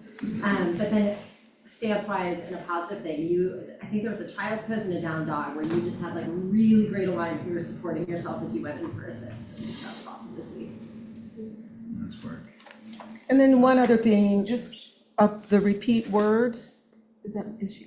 Yeah. Okay, we're going. You said it maybe once or twice, but just kind of, I just noted that on there, you may see that. Okay, John, you have a really gentle presence about yourself, and even though you're still trying to figure out the cueing and the exact specific cues around it, I know that you're just laughing with me because I taught cat cow this morning. I got John, this is what we're doing. People want to follow along with you, John. There's a way that they see you and want to show up for you and be a part of what experience you're throwing down. So that being so that's something to kind of keep in track of. And so there's an aspect of your teaching that people are going to want to kind of come and be a part of. And so my suggestion to you is, when you're teaching, like just keep repeating over and over again, like, okay, cat, cow, give more cues. Inhale, let the belly relax, draw the shoulder blades back, feel the belly release. Exhale, tuck the chin. Tuck the chin down, curl tailbone down, feel the core engage. Like all those feeling cues, I think are gonna help you a lot, okay? Nice work. Yeah, and the only thing I have is, taking control of the students, like when you were demoing, and then they started practicing, then letting them know we're demoing first. Yeah. Right? And voice inflection, I think you could be a little louder with the voice. Yes, I have that in my notes too. Mm-hmm. I love that you were like the first person that just was like, you eagerly got in there with assists, and it was the child's pose, so I don't know where that came, or maybe it's the Baddha-Konasana, but you were like right in there, and it was eager, but it wasn't like forced, and I appreciated that.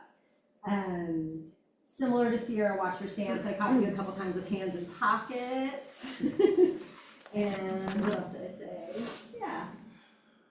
No, that's it, great job. Something I recommended for Brian Bass. Oh, yeah. Oh, yeah. Oh, yeah, watch it. Sorry, I missed this. Watch the ass grabbing down. Do we want to talk about Brian, everyone grabbing Brian? It was just Brian Bass, that's all.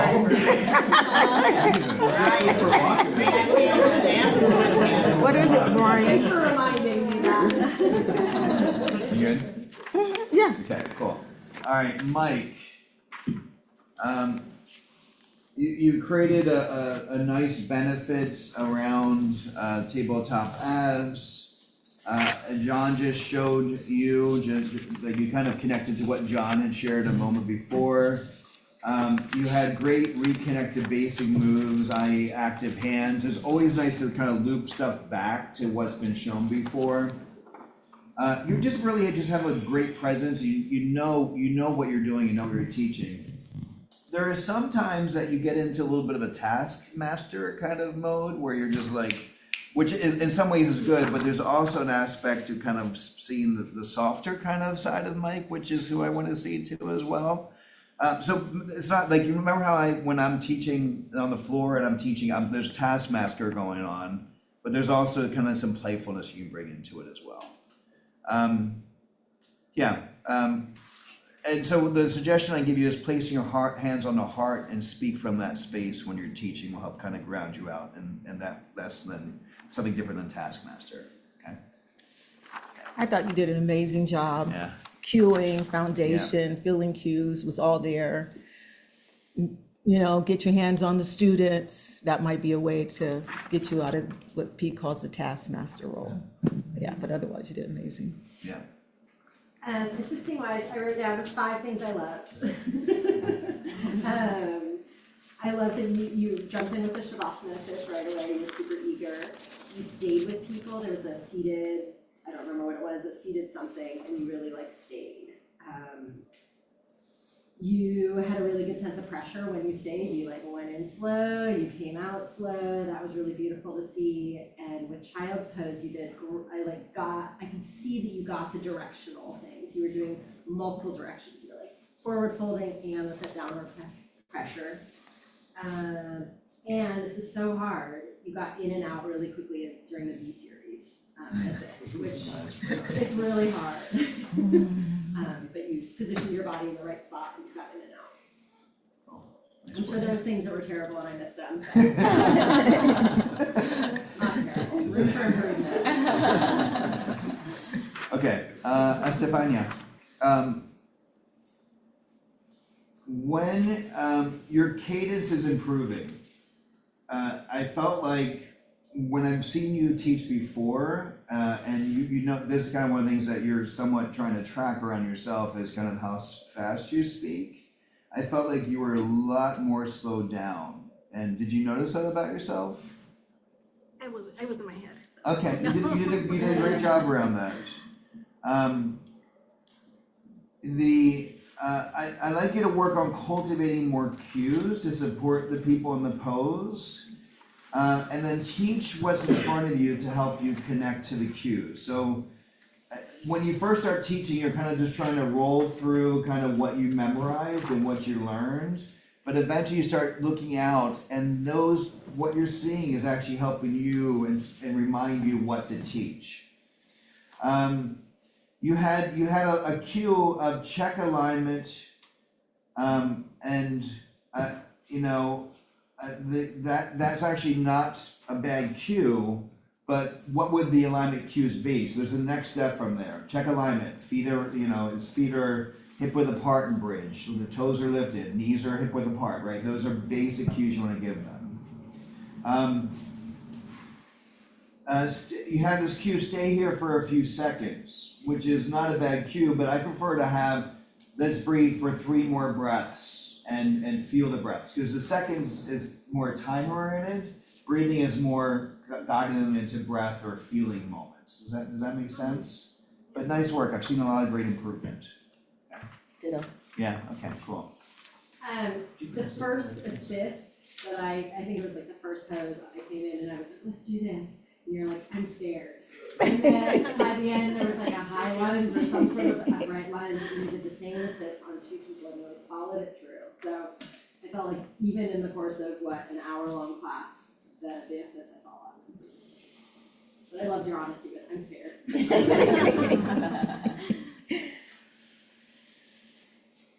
Mariel, hi.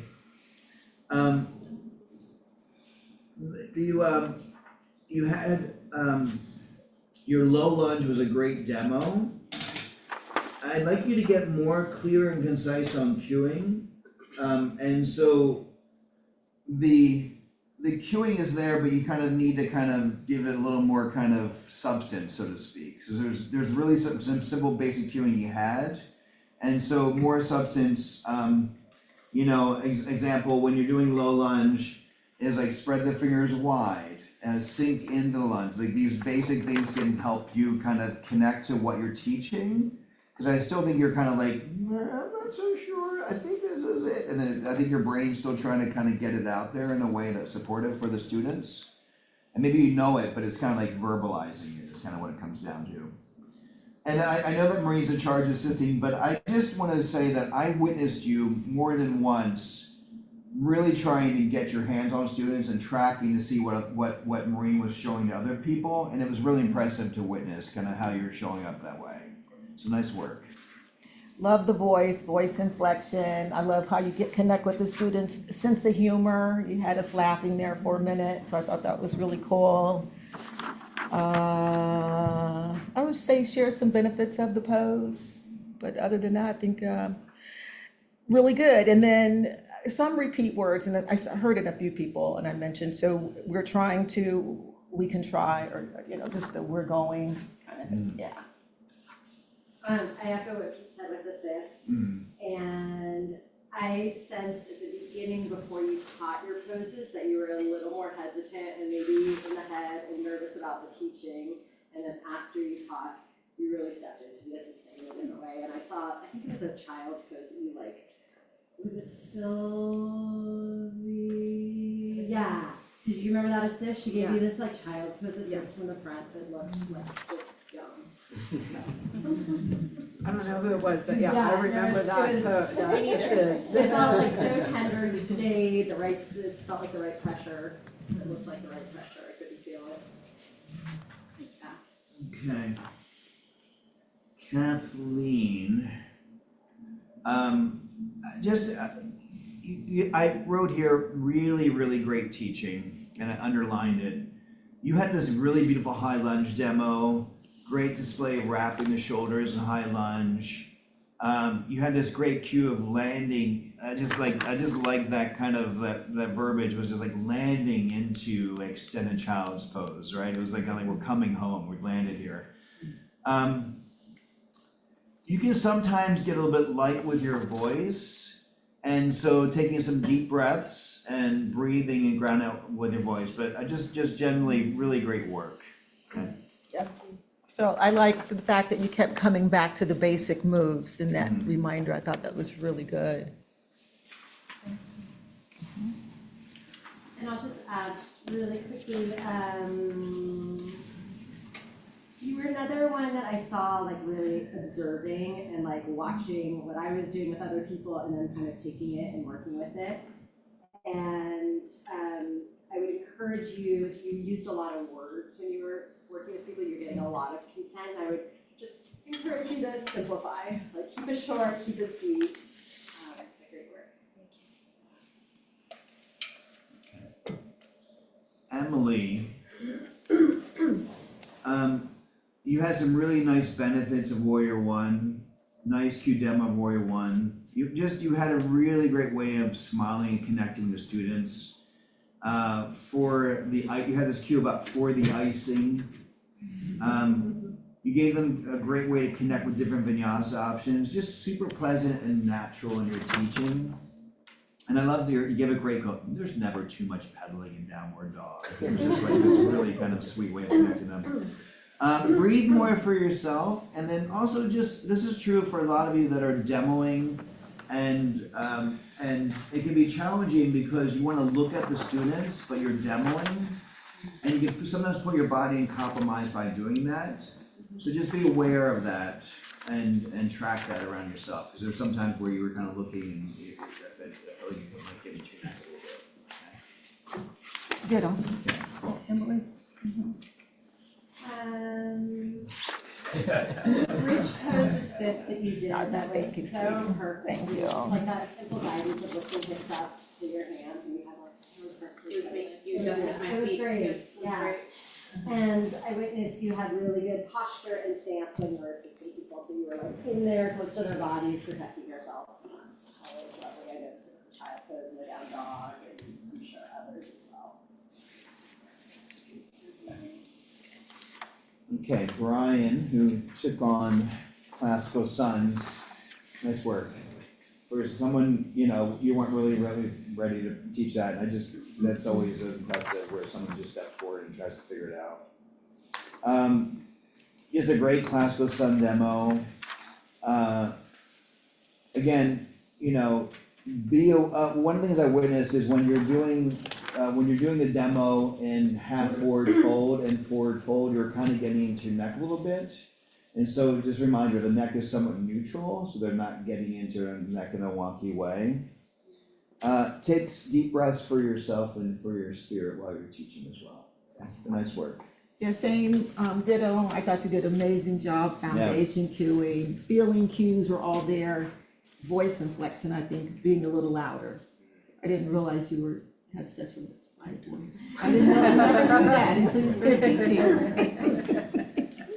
So. Is that Brian? Yeah, it is, but there's the Brian with the pigeon. Oh, here, is this it right Yeah, here? so- Okay, cool, thanks. This is both, yeah, did too. Yeah, but that's the next class. Oh, I got you. Oh, I think I did that. I think it is thought we next were class, getting. right? It's the second class, this pigeon, yeah, okay. Okay, we Yeah. hadn't done that. I thought we were just. Yeah. In the classes, Yeah, you yeah. also assisted a whole lot, eventually. It was confusing, Yeah. So I wrote a lot of things down. We talked about this a little during it. You had excellent stances, except there was like one time where you were off to the side and I asked you, I was like, do you feel like you have the power to do this? You're like, no, I don't. So you adjusted for that. You had one really sweet, I don't remember who it was. You had one like really sweet, just like mindful of clothing, and like you like readjusted their shirt before you went in so your hands were not like directly on skin. I thought it was you. Which, it's thoughtful, it's extra, and we should all do it because it's nice. But in general, you just had a super gentle presence, and you went up and you stayed with people, and you gave, soft in, soft out. It was really nice. Nice work. Okay, is that, did we give you your sheets? Yep. Okay, cool. Carolyn, where are you? Hi, Carolyn. I'll start off by just saying, really, really great improvement. I saw just a lot of great progression over the past couple times we got a chance to see you teach. Great B-series demo, plank, sweet smiles, let's do that together. Great cues in general. The second son was a hint fast. And like the first son was like almost a perfect cadence, but the second son was a hint fast. And I had to be truthful, like sometimes when I'm teaching sun salutations, I have to track to make sure I'm not teaching it too fast, because we're trying to move with the breath, and sometimes we can move too quickly. And so just know that's part of kind of what I'm exploring in my own teaching, and I try to reconnect to that and recorrect as well. So just track that and see how fast you're going, but just really great improvement, okay? Yeah, okay, cool. I'll add, that it is so impressive to talk through a B-series while you're doing it. It is so hard, and you were in plank forever, and like, kept it going, which is awesome. Assisting wise, you also had a really, I must have, Sylvie, sorry, when you gave a really nice downer dog assist there. That was so lovely. I must have been standing by you for a while, because you got a lot of good assists. I got some. Yes. Ask her. Alex, again, way to volunteer for more poses. And I just love the way you just kind of ran with the figure 4, the spinal twist. You're like, sure, I can do this, let's do this. Present, authentic, commanding presence, which I think is good, but you also, like, I always want to try to have you find a little bit of your softer side that's there somewhere. I'm not sure if it is, but yeah. Once you get students in a pose, get up to see what is going on to address students' needs. The figure 4 lying down spinal twist is something that's more recent, I think, in the yoga teaching lexicon. It's something that I've just stumbled upon over the last 2 or 3 years. And it's actually one of the harder lying down spinal twists to teach, because there's so many things where feet should go and everything. And because of that, you kind of need to get up as soon as possible and look around and cue to what's going around. But that I thought it was impressive that you just kind of just went with that. Great job. Yeah. Okay. I made that same minute with figure 4. Yeah. It's such a hard one to teach, Yeah. and great job. Yeah. I loved your curiosity. You like asked some questions, and you were learning as you were doing it, and you just kept kind of like repeating the same things. We did it on one person, you would do it on 10 people. Okay, class 1, nice. Class 1, I have to admit that I felt like I didn't get a chance to, for some of you, write that much stuff down. Some of you are looking at your sheets going, what the fuck is this? I'd always give me some feedback. And so if you, this is true for everybody, but if you want to talk to me about the feedback and have a private moment with me, I'd be more than happy to kind of help you with that feedback. It was really quick for, I assume for Cass as well, to really try to write shit down and keep track of what was going on. So just know it was my intention to give you the best feedback, but if you need to connect with me more about it, I'd love to, okay? Yeah. Can I also just give some feedback, because from being in the class? Yeah. When you're assisting, be mindful of how you're walking. Because a lot of times when you're laying on the ground and someone's kind of like clumping by, it can be real, especially in Savasana at the end, so like kind of those light steps really matter. Yeah. Especially when there's like 12 people walking Yeah, around. right, okay. Thanks, Adrian. Okay. Class 2, feedback. Trainees who took the class, what kind of class did you get? Do you remember class 1? It was so long ago. I mean, I know you were all exhausted by that time. Supportive? Yeah. Awesome, yeah, okay, good job. Felt like it was a good workout. Yeah. And I liked the benefits that were emphasized. And I felt like you guys rocked it. I felt like you guys had all like met up before and like done it all together before. It like came together really nicely. Maybe just I didn't notice that in my class because I was one of the people teaching, but yeah, the cohesion and just everybody was very professional. Okay. It felt like a professional class. Yeah, professional class, I like that. Cool. And so, class 2, do you remember how your team taught? What was your reflection when your team was teaching? I was just really proud of everyone. Yeah. Pride, that's a good one. Impressed, is that what you said, Lisa? Okay, cool. Okay, so you were awesome, impressive, and pride-worthy. Okay, all right. Okay, Adrian, let's jump in, okay? You have a natural, authentic presence in your teaching, and you show up in ease. You had this really great cue about connecting to community with the breath.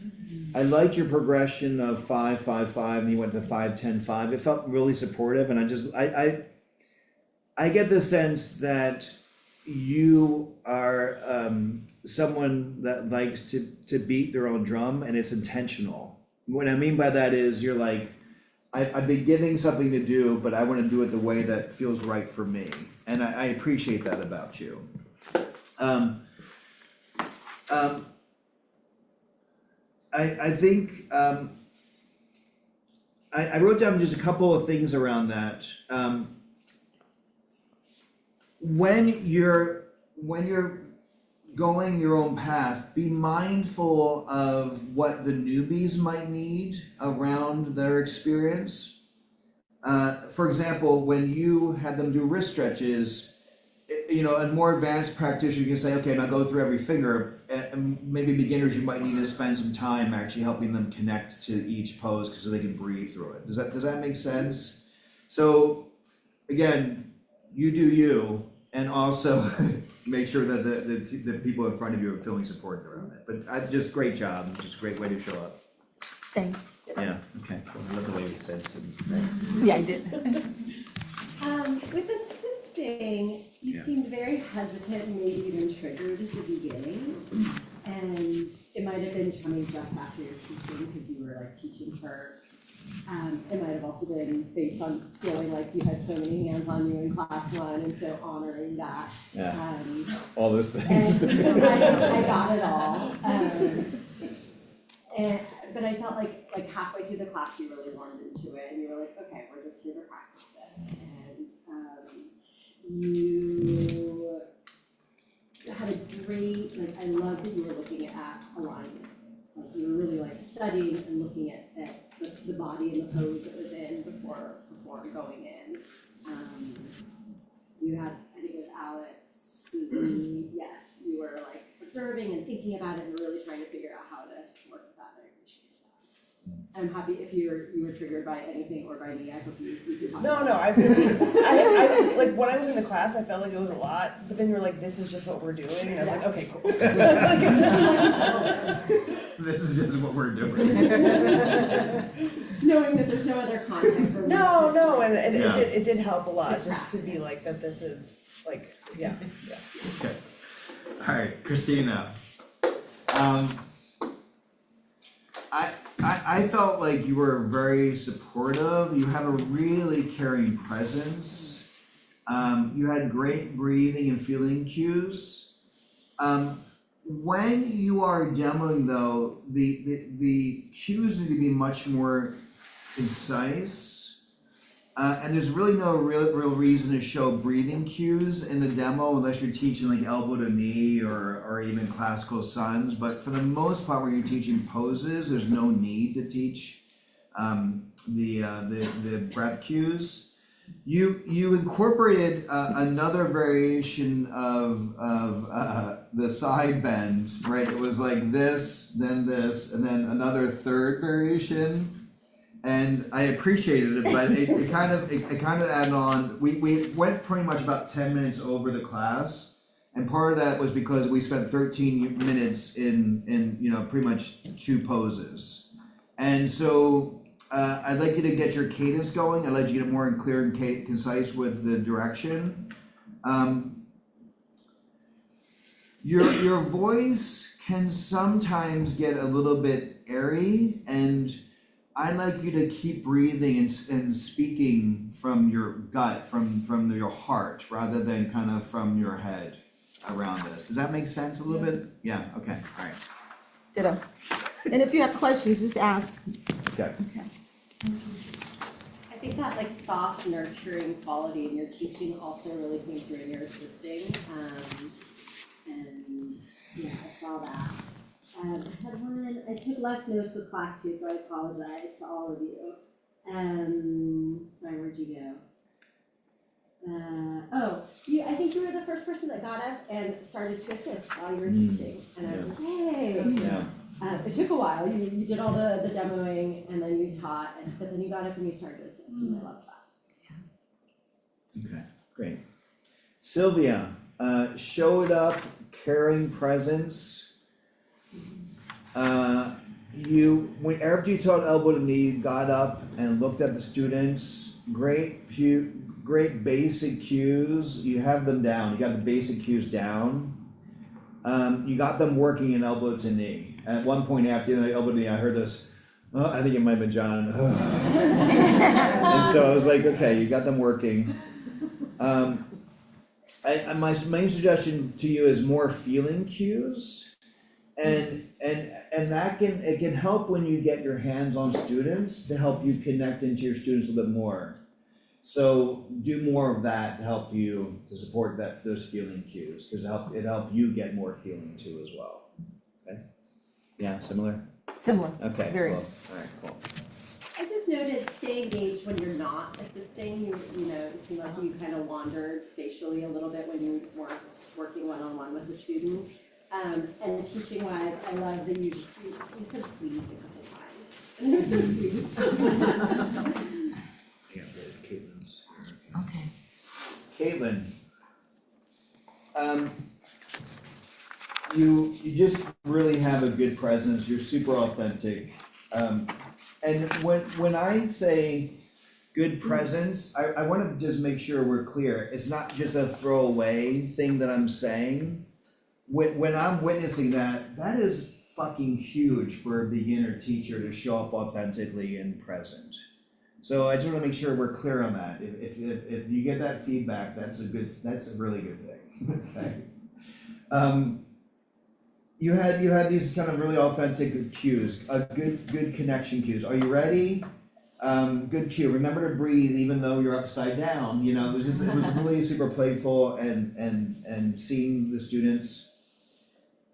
You had this cue of if you tend to hyperextend and bend your elbows, that's a really great cue, but then you need to you have to give some cueing that goes beyond that, because some people, I walk up to a lot of people that don't know that they're hyperflexible or hyperextending. And so it's like, what's the next step to get them to do that? And so that's where I want you to go with your teaching, think about that.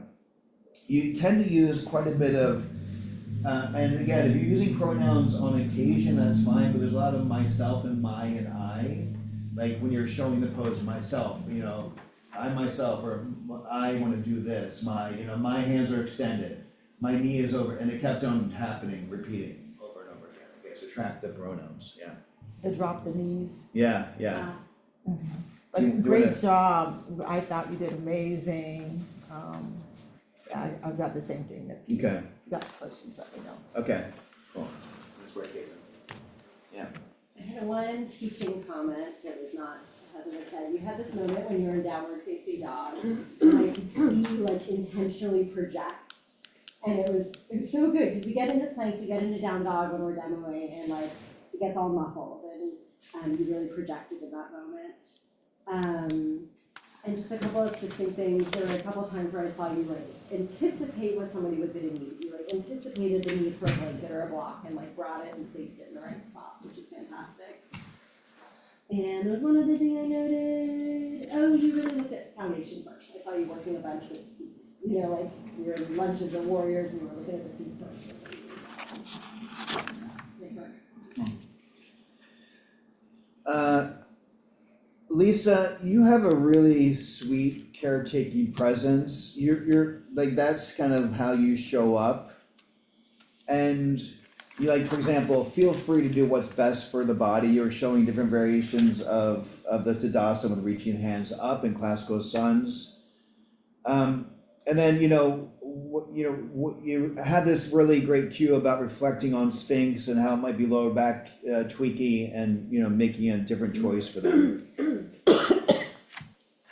I really appreciate the language. Some of your languaging can be more concise. And so, for example, you had this cueing where you said, if that's okay with everyone. It's like, no, you don't need permission. We're doing this now. And you can always say, come and extend husband if you want to do it, but we're doing this, okay? So just be aware of kind of your permission languaging, and I appreciate, I know where it's coming from, but when you want somebody to do something, they're doing it, okay? Yeah, I know, right? And Lisa, I noticed in the classical suns, when you in half lift, you said tabletop a couple of times. I don't know if that was intentional. That was not it. Okay, because you did it twice, so then I thought, well, maybe she knows that's what she's calling that. Okay, and then omit the drop the knee. I think you drop the knee thing. Yeah, I had that in my notes too.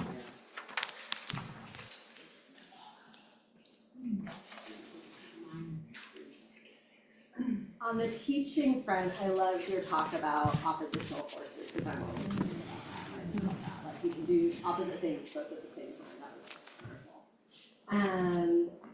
Did you miss both of the assisting workshops, or just one? I missed both. You missed both. Okay, so I felt like we were more like learning on the fly, and that was great. But you were curious and you stepped in. There was one, I don't know if it was with Naomi or someone, you were doing a neck stretch, and I think we kind of readjusted because it felt like a lot of pressure, so just be careful of your own power. And I think that's what I noted. Yeah. Like, good job stepping in and assisting when you weren't at either of the Right, sessions. okay. All right, Ting, hi. You had just really basic good cueing. Like you gave the basic poses and you know what to do. I would ask you that you give more cueing, more kind of illustrative, more nuanced cueing. And reminder that you're teaching B series and they have not seen low plank. They have just seen plank. They have not seen upward dog yet. And so these, you have to hit up 2 or 3 things. What happens when we teach beginners and you don't give the cueing, they don't know what to do. And it's hard to see because everyone here has been practicing for a long time and they know what to do. And so just remember that you have value and people want to hear what you have to say, okay? All right, nice work. I agree. Yeah. Ditto. Okay. I like the quality of the voice was there, and I would just say foundational things in the pose. What's the I made a note of this because it's similar to you, Carolyn, where like demoing and teaching a B series is so hard. So just recognizing that that's also hard to like come up with all those cues while you're holding your plank or your chaturanga. I worked a little bit less with you during the assist, so I didn't make any notes, but it seemed like you were moving around the room and getting your hands on people, but I just worked a little less with you, so I don't have any specific notes, I'm sorry. Okay, Amber, hi. Really good presence. Good general cueing, felt supportive. You feel very supportive. And just, just a nice way to show up and volunteer. I'm always impressed by that. You had this cue where you said, inhale, lengthen arms away from each other in Warrior 2, and reach out through fingertips might be a better cue. Just kind of work on your cueing.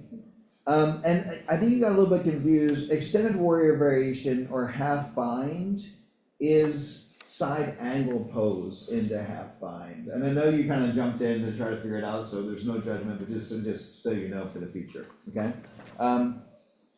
Give vinyasa options when you're talking them through, especially for the, the people that are exhausted, right? Because they're tired, but nice work.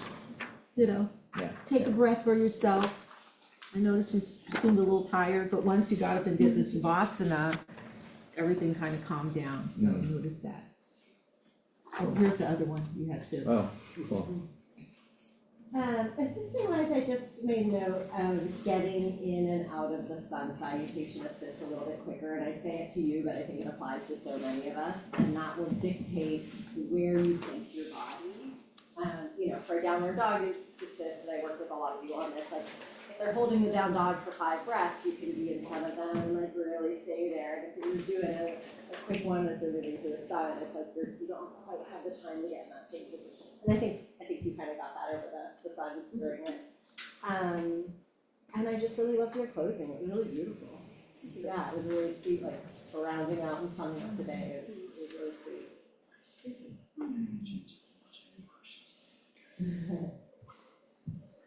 Okay, then just we have Brian. Brian, okay, cool.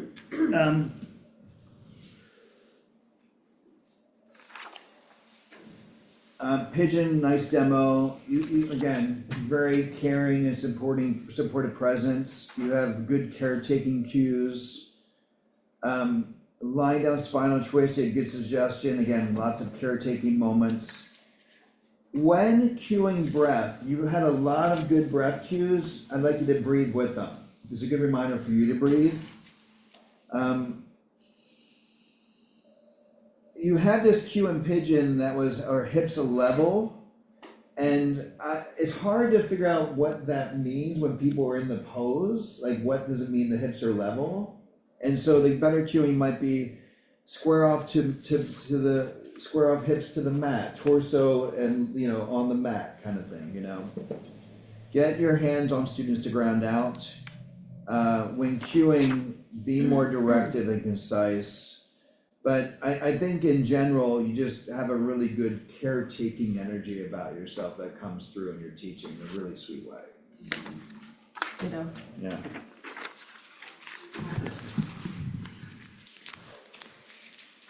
Anything else? No? No, I feel like I briefed your assist on class one.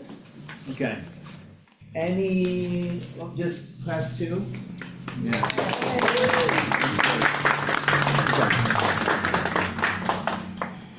I have your new poses. Oh, yay! What?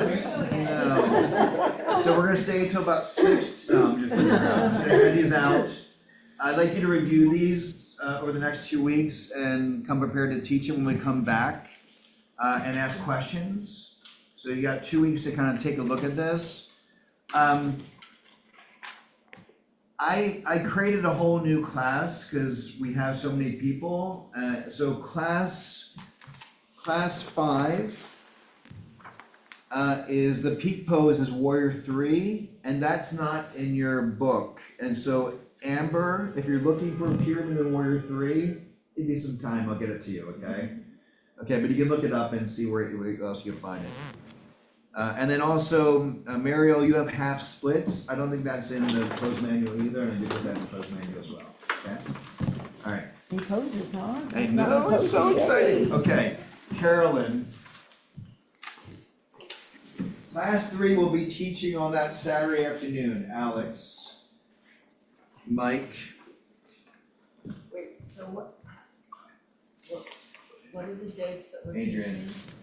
We're teaching on February 8th is the main time we're teaching, but February 7th in the afternoon we'll be teaching as well. Okay, so they're not all 3 on one day. No, because we have too many people. Sylvia. Okay, thank you.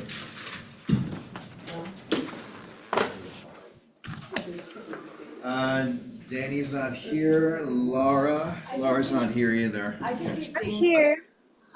Yeah, you're there, aren't you?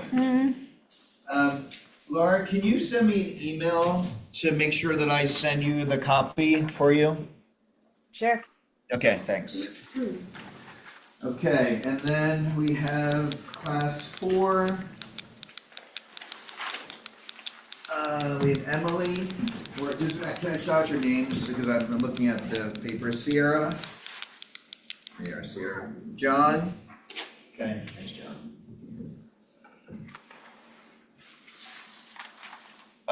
Naomi. Here. Okay, thank you. Christina. Here. Stefania. Cool, and then Kathleen. Yeah. Okay, and then class 5. Caitlin. Lisa. Brian. Lisa.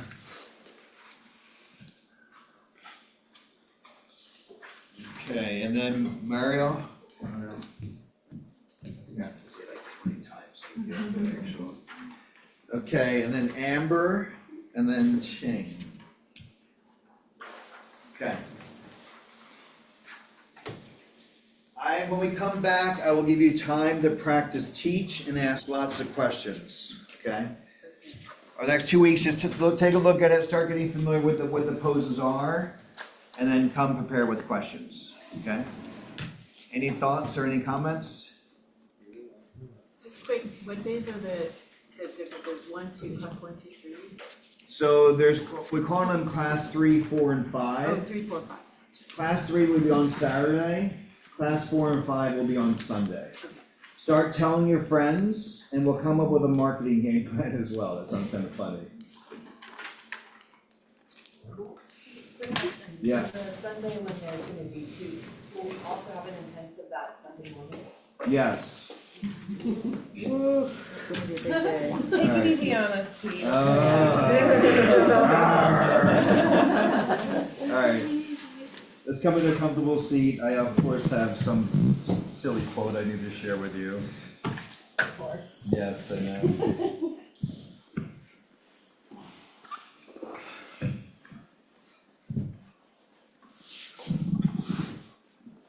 All right, place your hands on your heart.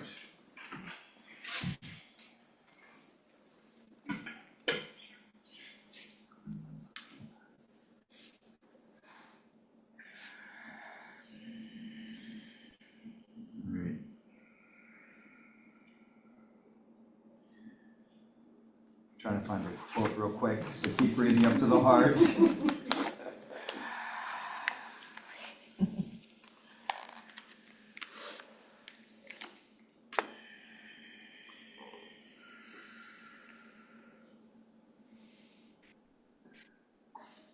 All right. And then bring your hands in prayer in front of the heart. I can't find the quote, so namaste. Nice Namaste. It's the best quote ever, too. I like it. I kind of do, but I want to fuck it up. Love you guys. Nice work today. Nice work. We're halfway through. Yes, Halfway through. I know. It's crazy, isn't it? I have a quote for you. Tomorrow is another day. We'll get it next time. Yeah, thank you.